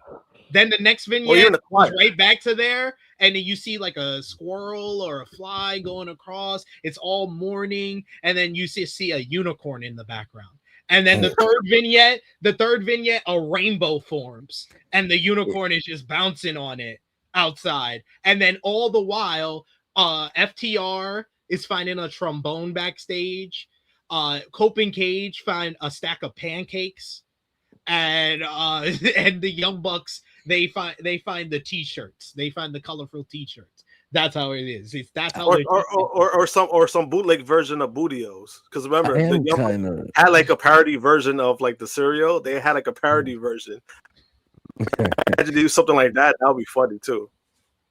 I am kind of curious in how they will be used beyond that initial moment. You know, I because they're technically the three of them somehow are one of the greatest tag teams in WWE history, but it was the three of them, and a lot of times it was the Xavier Big E combination as far as like tag team. I mean Kofi Big E. Kofi was always involved in like their big matches. Other than the Hell in a Cell against the Usos. Yeah. That's I'm tired. But my point was Xavier and Kofi as a tag team was the more rare combination. It just became common towards the end because Big E got injured. But no, even before that, Big E was getting pushed as a single star. When they separated for the first one, like a good year and a half, 2 years, it was Kofi and Xavier because they were pushing Big E as a single star. Yeah, that's right. Like towards when Big E separated, then obviously they split them up and put them on two different shows or whatever. Yeah. But so I don't know. They're fine. They're gonna be fine. But I'm kind of curious in what kind of stuff they do outside of tag teams in AEW too. Like I'm interested in seeing Kofi Kingston have a couple of high level singles matches in AEW, man. That first Kofi Kingston Will Ospreay match is gonna change some people's lives. They're gonna be like, "What the fuck? Like, what? This is Kofi Kingston?" I'm telling you. But let's finish up with AEW. Moving on to New Japan Pro Wrestling. They had the G1 Climax 36 this week, week 2. The show, you had day 3 last Sunday featuring a B block action, which had one of the best matches of not only the tournament, but the whole entire year from New Japan Pro Wrestling, as Yuya Uemura defeated Zack Sabre Jr. in one of the most superb technical wrestling clinics to happen in New Japan in a very long time. You also had Ren Narita picked up an upset win over former IWGP heavyweight champion Callum Newman. You had Hanare beat Drilla Maloney in singles competition, while Gabe Kidd picked up a victory over Oscar. Day 4 earlier this week, you had Sanada pulling back one of his best matches in years as he pulls off the biggest upset of the tournament so far, beating IWGP heavyweight champion Yota Tsuji in what was a great match. You also had Jake Lee on the show. He scored a victory over Hiroki Goto in singles competition. Konosuke Takeshita picked up a win over Yuto Ice via submission in a hard-hitting affair. Roye Uyawa scored a win overcame Great Okan, as well as Bolton Oleg defeated Shingo Takagi in a banger of a main event. Day 5, featured more B block action as Callum Newman got his biggest win of the tournament so far, beating former IWGP heavyweight champion Zack Sabre Jr. in yet another tremendous main event. Drilla Maloney scored a win over Yuya Uemura in what was an upset. Very good matchup, though. Gabe Kidd defeated Aaron Wolf in singles competition, while you also had Hanare scored a victory over Oscar. Then you had day 6 this morning, had some more A block action, as Yota Tsuji picked up a huge win in an absolutely phenomenal main event against Shingo Takagi. You also had Yuto Ice beat Ryohei Uiwa in a splendid slugfest. You also had Hiroki Goto picked up a win. Oh no, Great Okan picked up a win over Hiroki Goto. Sanada scored a victory over Jake Lee, and Konosuke Takeshita overcame Boltin Oleg in a certified banger of a matchup. And as far as New Japan news, well, Japanese news, Shingo Takagi's wife and Stardom wrestler Natsupoi has announced her retirement. She will be retiring from in-ring competition in January 2027. She wrote in a post, "I've been running as a professional wrestler for 12 years, and I had the chance to challenge myself with various things and gain so many experiences. I also announced my marriage this year, which got me thinking about the next chapter of my life.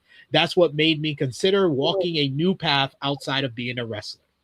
Congratulations to Natsupoi, but man, what a start to the G1 Climax. This has been probably one of the best tournaments they've put on in years, and today was probably the best show so far. John, I know you've been keeping up with it. Any thoughts? Yeah, I gotta agree with the people that say this has been one of the best G1s in a while.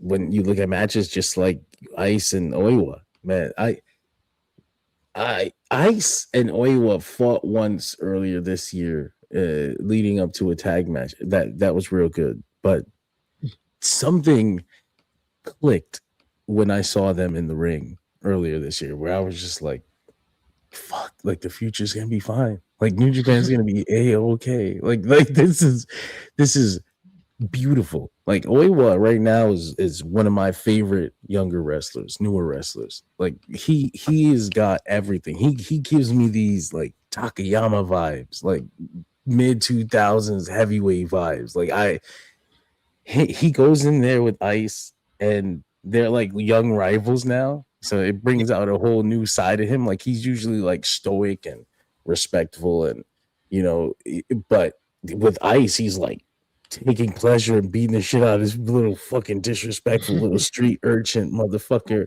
And it's like a whole new side of him came out in this match on day 6. And I was like, this is fucking awesome. Like, I can't wait to see these guys continue to grow.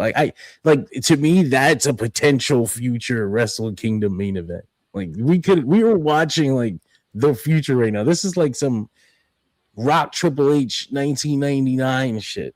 Like these guys right now in this position having this kind of match. Like this is awesome. And then fucking Boltin Oleg has been like one of the best stories of the tournament. Because for me, I always looked at him like I always saw the potential in him. But it feels like finally the rest of the world is like, who the fuck is Boltin Oleg? Like, look at this guy go. Yes, that's Boltin fucking Oleg. He's a beast. He didn't even want to wrestle when he started, and he loves this shit now. He's a fucking beast. Him and Takesha, him and Ice, he had to do some bullshit with Great Okan, but that's fine. Everybody gets a rest. Everyone gets a rest day, yeah. Takeshita will get his next. I was like, it's so disappointing. He has his big match with Oleg, and I was like, yeah, this is fucking awesome. And then the little graphic comes up, like, he'll be fighting Great Okan next. Deal with the fucking block that has Great Okan and Jake Lee. He gets 2 off days. They get 2. You get 2 off days as a wrestler in the G1 in A block. You get a Jake Lee match, and you get a fucking Great Okan match. Now they got 2 in the B block. The B block would have been the better block, honestly, if Shota Umino doesn't get injured. But now you have to deal with 1 less matchup and a Ren Narita match, so it's all fun. Maybe I was always down for A block more, just because it had Oiwa, just because it had Ice to catch. No, I think the guys up top was always going to make A block better, but I thought that B block was more top to bottom consistent than A block. A block was top heavy. A block was very top heavy, whereas B block was more spread out. Shooter really balanced it. When they lost Shooter, they lost the whole balance. Yeah. Yep. They lost the whole foundation of their block. They've got some good stuff going on in B block too, though. Not for nothing. Like the Uemura Zack Sabre Jr. matchup. Yeah. I need to do like a whole video on that match. That match is just fucking beautiful pro wrestling that is technical wrestling to its core. And they told their story. Like I love when we just tell that story, man. It's the G1. These matches, we might not see each other again. You know, we don't got no shit built in, so we can tell our story right here, right now. Of fucking Yuya Uemura needing to find the technical wrestler within himself to keep up with Zack Sabre Jr. in that ring, and then finding it, and then finding an opportunity to win. Like that is, it was so good. You're like, I'm like half asleep watching these fucking matches, but it's great matches like this that like yank me right out and bring the energy right back in. It was great. It was so good. I didn't even expect Meltzer to go 5 stars. When he went 5 stars, I was like, yeah, man. Yeah, I kind of knew he was going at least 4 3/4. I went 4 3/4 myself, but I knew he was going at least 4 3/4 when he was talking about the match. But final shows to mention. Well, we'll give you the A block and B block standings right now. We got basically everyone at 4 points outside of Takeshita at the top of the block with 6 points. Then over in B block, we got at the top of the block right now is Drilla Maloney, Gabe Kidd, Hanare, and Callum Newman, all at 6 points. Everyone else is at 4, 2, or 0, being Shoto Umino. So it's just fucked up that they all get that extra point from Shooter being gone, because it kind of fucks up the visual. Like, okay, like, or Takeshi's supposed to be impressive because he has 6, and like there's 5 guys on the other team sitting on the other block with 6. You ain't because they all got a free fucking win. But final notes for what we missed. ROH TV on Honor Club. The show featured this week Blackheart Leo Rush picking up a win over main man Aura to retain the ROH TV title. Post-match Action Andretti came out to attack Leo. Brian Keefe scored a victory over Alan Angels. You also had Billy Starks beat Becca, while Hayan defeated Lacey Lane. The Premier Athletes overcame the Dark Order thanks to interference from Beef. RPG Vice scored a victory over Alex Zane and Mance Warner. Post-match, they attacked Zane and Warner until Eddie Kingston and Ortiz made the save. Adam Brooks got his first ROH win over Nathan Cruz. Commander beat Tommy Billington, and Skyflight scored a win over Shane Taylor Promotions in an 8-man tag team matchup. And then finally, CMLL Martis Popularis and Venice Espectacular Arena Mexico on Tuesday. You had Templario scoring a victory over Ultimo Guerrero via DQ in the main event. Post-match, they set up a Mass versus Hair matchup, so looking forward to that one. El Sky Team beat El Clone and the Beast Mortos in a splendid tag team encounter. I watched that this morning. That was a late addition, even after the G1 matches. I was kind of sad that El Clone's visa is good now. I was like, no, they're gonna take him away. Like he's been doing so good. See, then you had Venice Spectacular last night. You had Commander and Masquerade Dorada winning the 5-team Tornillo Leyenda del Plata semifinal. Dragon Arroyo Jr. picked up a win over Barbaro Cavanario. Tessa Blanchard, Cara Negra, and Scotty scored a victory over Persephone, Reina Isis, and Kira. I've been really liking this Tessa and Persephone rivalry. It's actually given a lot of purpose to the multi-woman matches on the undercard that I usually don't pay attention to because they don't pay attention to it, but now it actually has something to sink your teeth into. Yeah, giving it that little bit of purpose has added a lot of value to the undercard Amazonas matches, because sometimes, and don't get me wrong, the Amazonas are real good when you give them the spotlight and they have singles matches or they have like fucking hair matches or whatever. They're really good, but then you have them out there for these like 7-minute multi-woman 8-woman matches and they don't give a fuck, and I don't give a fuck, and nobody gives a fuck. It's just, so it's cool to see something going on, although it always pains me to hear Tessa speak Spanish or attempt. It's like, oh yeah, Karen ordering her food from a Spanish restaurant. I don't have to change my accent to say these words. Like, you know what? You could try to roll the R. You know what? You Just could. try.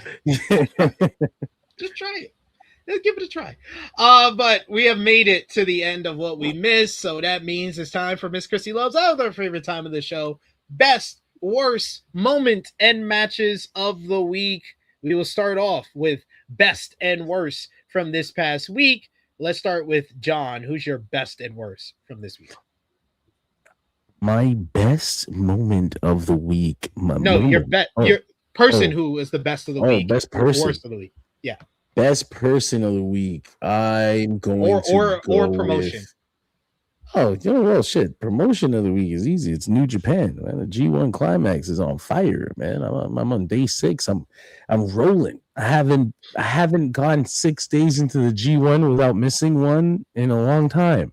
It's a rarity. Worst of the week. Worst promotion of the week. Person or promotion.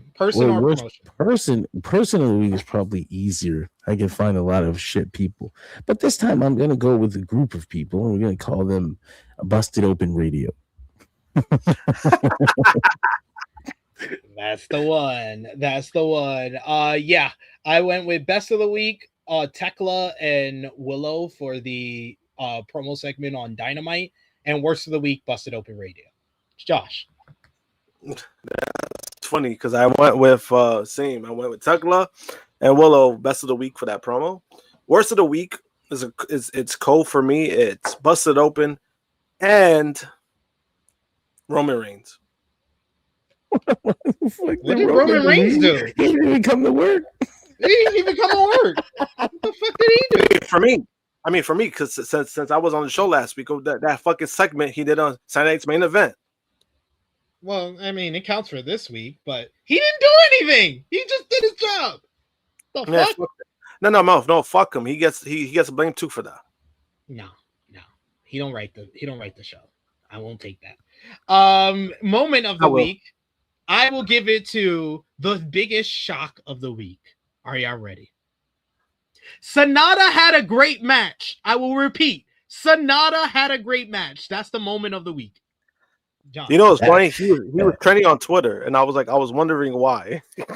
It's so funny because I'm watching that match, and he's working his ass off, and I'm like, he's gonna win.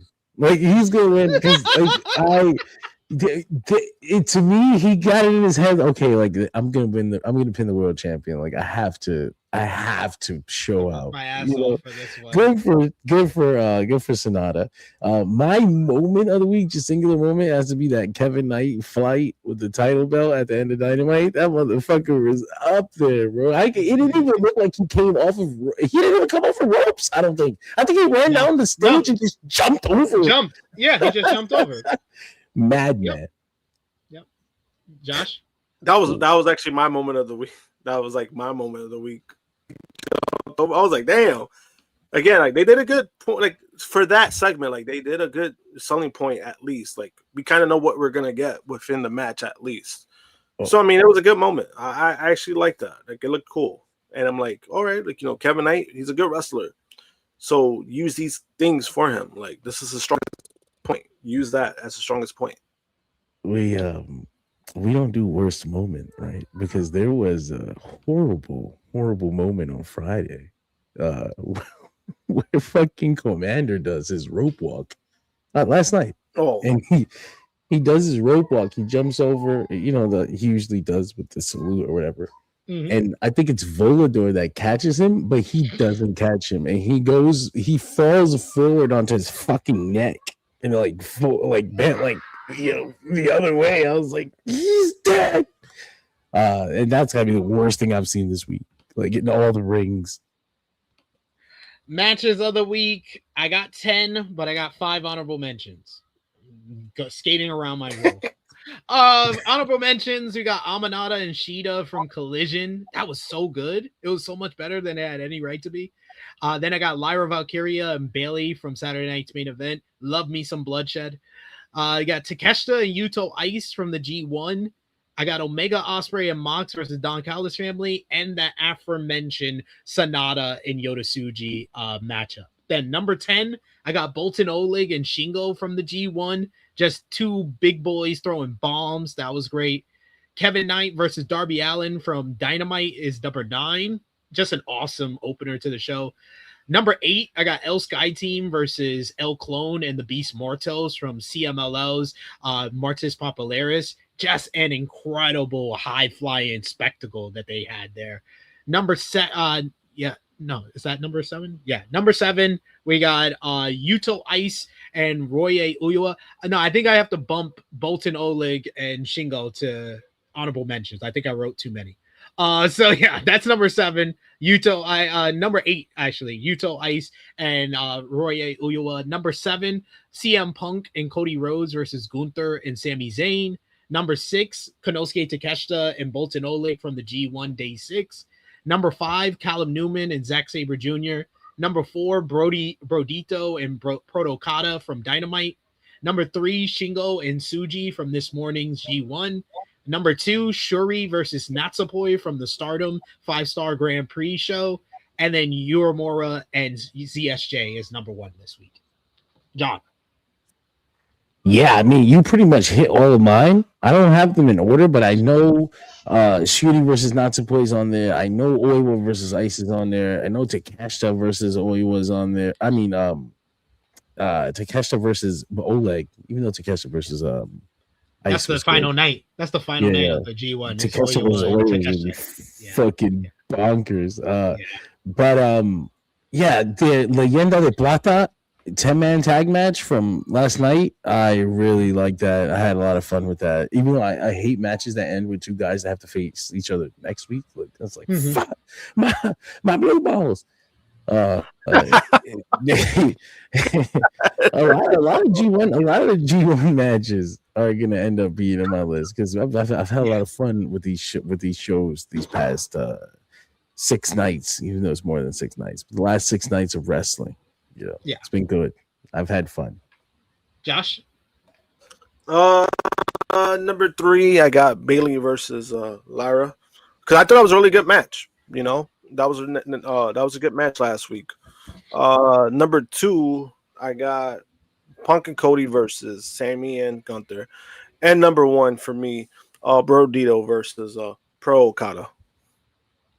There we go. That's our matches of the week. One final thing before we have to run is we have to give our predictions for tomorrow night's show, AEW Redemption. It will take place from the Bell Center in Montreal, Quebec, Canada. Not a lot of good ticket sales for this show. It has 6,300 sold of a 19,000 seat arena. So hopefully they can get a good push and maybe get close to 9,000 or so for tomorrow night's show. But rapid fire final predictions, including for Collision, because on Collision, there will be qualifying matches for the ladder match on the show. First up, Blackheart, Leo Rush versus El Clone. Who you got, John?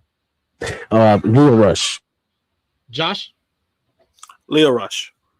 Leo Rush for sure. Then we got Nick Wayne going one-on-one with AR Fox. Who you got, Josh? I got AR Fox. John? AR Fox. I got Nick Wayne.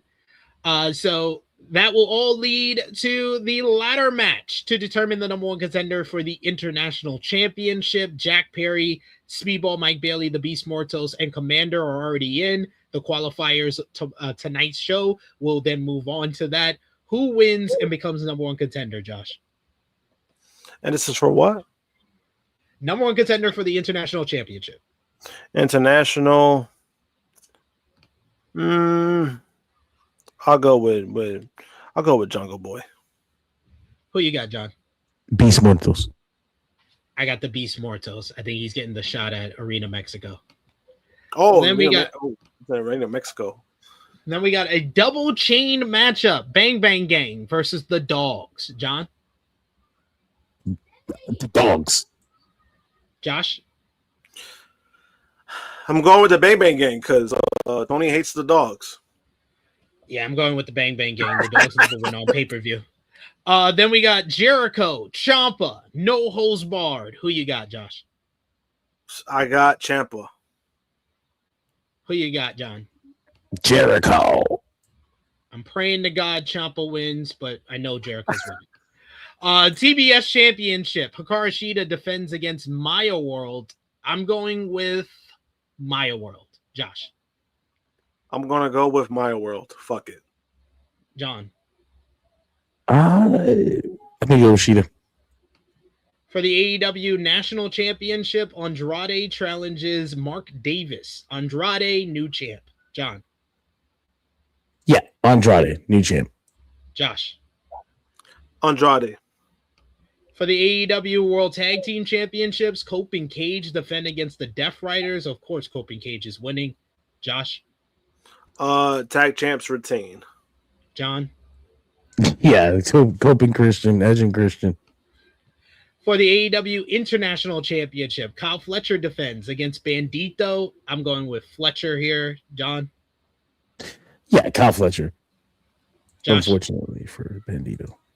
Yeah, I'm going with Fletcher. I mean, it sucks for Bandito, but you don't take the belt off of Fletcher this soon yet. Then we got the Death Riders, Will Ospreay and Jon Moxley versus the Young Bucks. Who you got, Josh? Ooh, I got the Young Bucks. I got the Bucks. John? Yeah, same. Young Bucks. For the AEW Women's World Championship, Willow Nightingale challenges Tekla. John? It's Willow's time. Josh? I think I'm gonna have to go with Willow. I don't want Tekla to lose, but I think you got to do it. Willow versus Mercedes are all in. Go all the way. And then finally for the AEW World Championship, it's going to be Kenny Omega defending against the TNT champion, Kevin the Jet Knight. Omega, of course, wins. Josh? Omega retains. John? Hey. Kenneth, by God, Omega for the victory here. AEW Redemption starts at a special time tomorrow, 6 p.m. Eastern for the buy-in, 7 p.m. Eastern for the main card. It should be a good show despite all our reservations on the build. But we have made it to the end of this edition of the Tru Heel Heat flagship podcast. Want to thank you all for joining us live. Thanks to, of course, the True Draw Josh for joining us always. But thank you so much to John. He got a late call to join the show, and he avoided sleep to join us today. So give you the floor, sir. Let the people know where they can follow you on social media and when they shall see you again. It is San Diego Comic-Con weekend. Kevin Feige's doing Hall H this afternoon. We've got updates all day long. We've got G1 updates every single show. We've got pro wrestling news updates. As soon as it happens, follow us. Follow me, Dirt Sheet Radio. It's that simple. Just Google it. Boom. Josh. JM Punk 321 on X and Instagram. And also follow my YouTube channel. It's just my name. I got all the clips from Fanatics Fest. You can check all that out. And yeah, you'll see me next weekend. You can follow me on the Twitter machine at TrueSB3. Follow the gang, Facebook, Twitter, Instagram, TikTok at Tru Heel Heat. Patreon.com/Tru Heel Heat. $3 a month gets you exclusive content. The best way to support us when we are not live here. And also, you can become a member of the channel by hitting the join button. And for $1 a month, you get exclusive content as well. Check out our AEW Redemption 2026 preview with myself, John, and Jay News, giving our complete knowledge and thoughts on everything going down at Redemption tomorrow night. Check it out before tomorrow night's show. And join us live over on Tru Heel Heat Sports and Entertainment. We'll be live with our X-Men 97 episode 6 of season 2, Danger.exe, reviewing this week's show from X-Men 97 tomorrow on our second channel. So go over and check that out.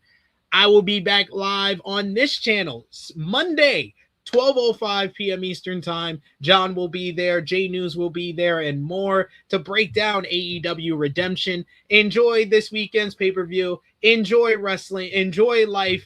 And we hope to see y'all on the next one. For John, for the True Draw Josh, it is me, your True Heel Phenom, SP3. This has been Tru Heel Heat 391, The Great Mania War. We are signing off until next time. Later, y'all.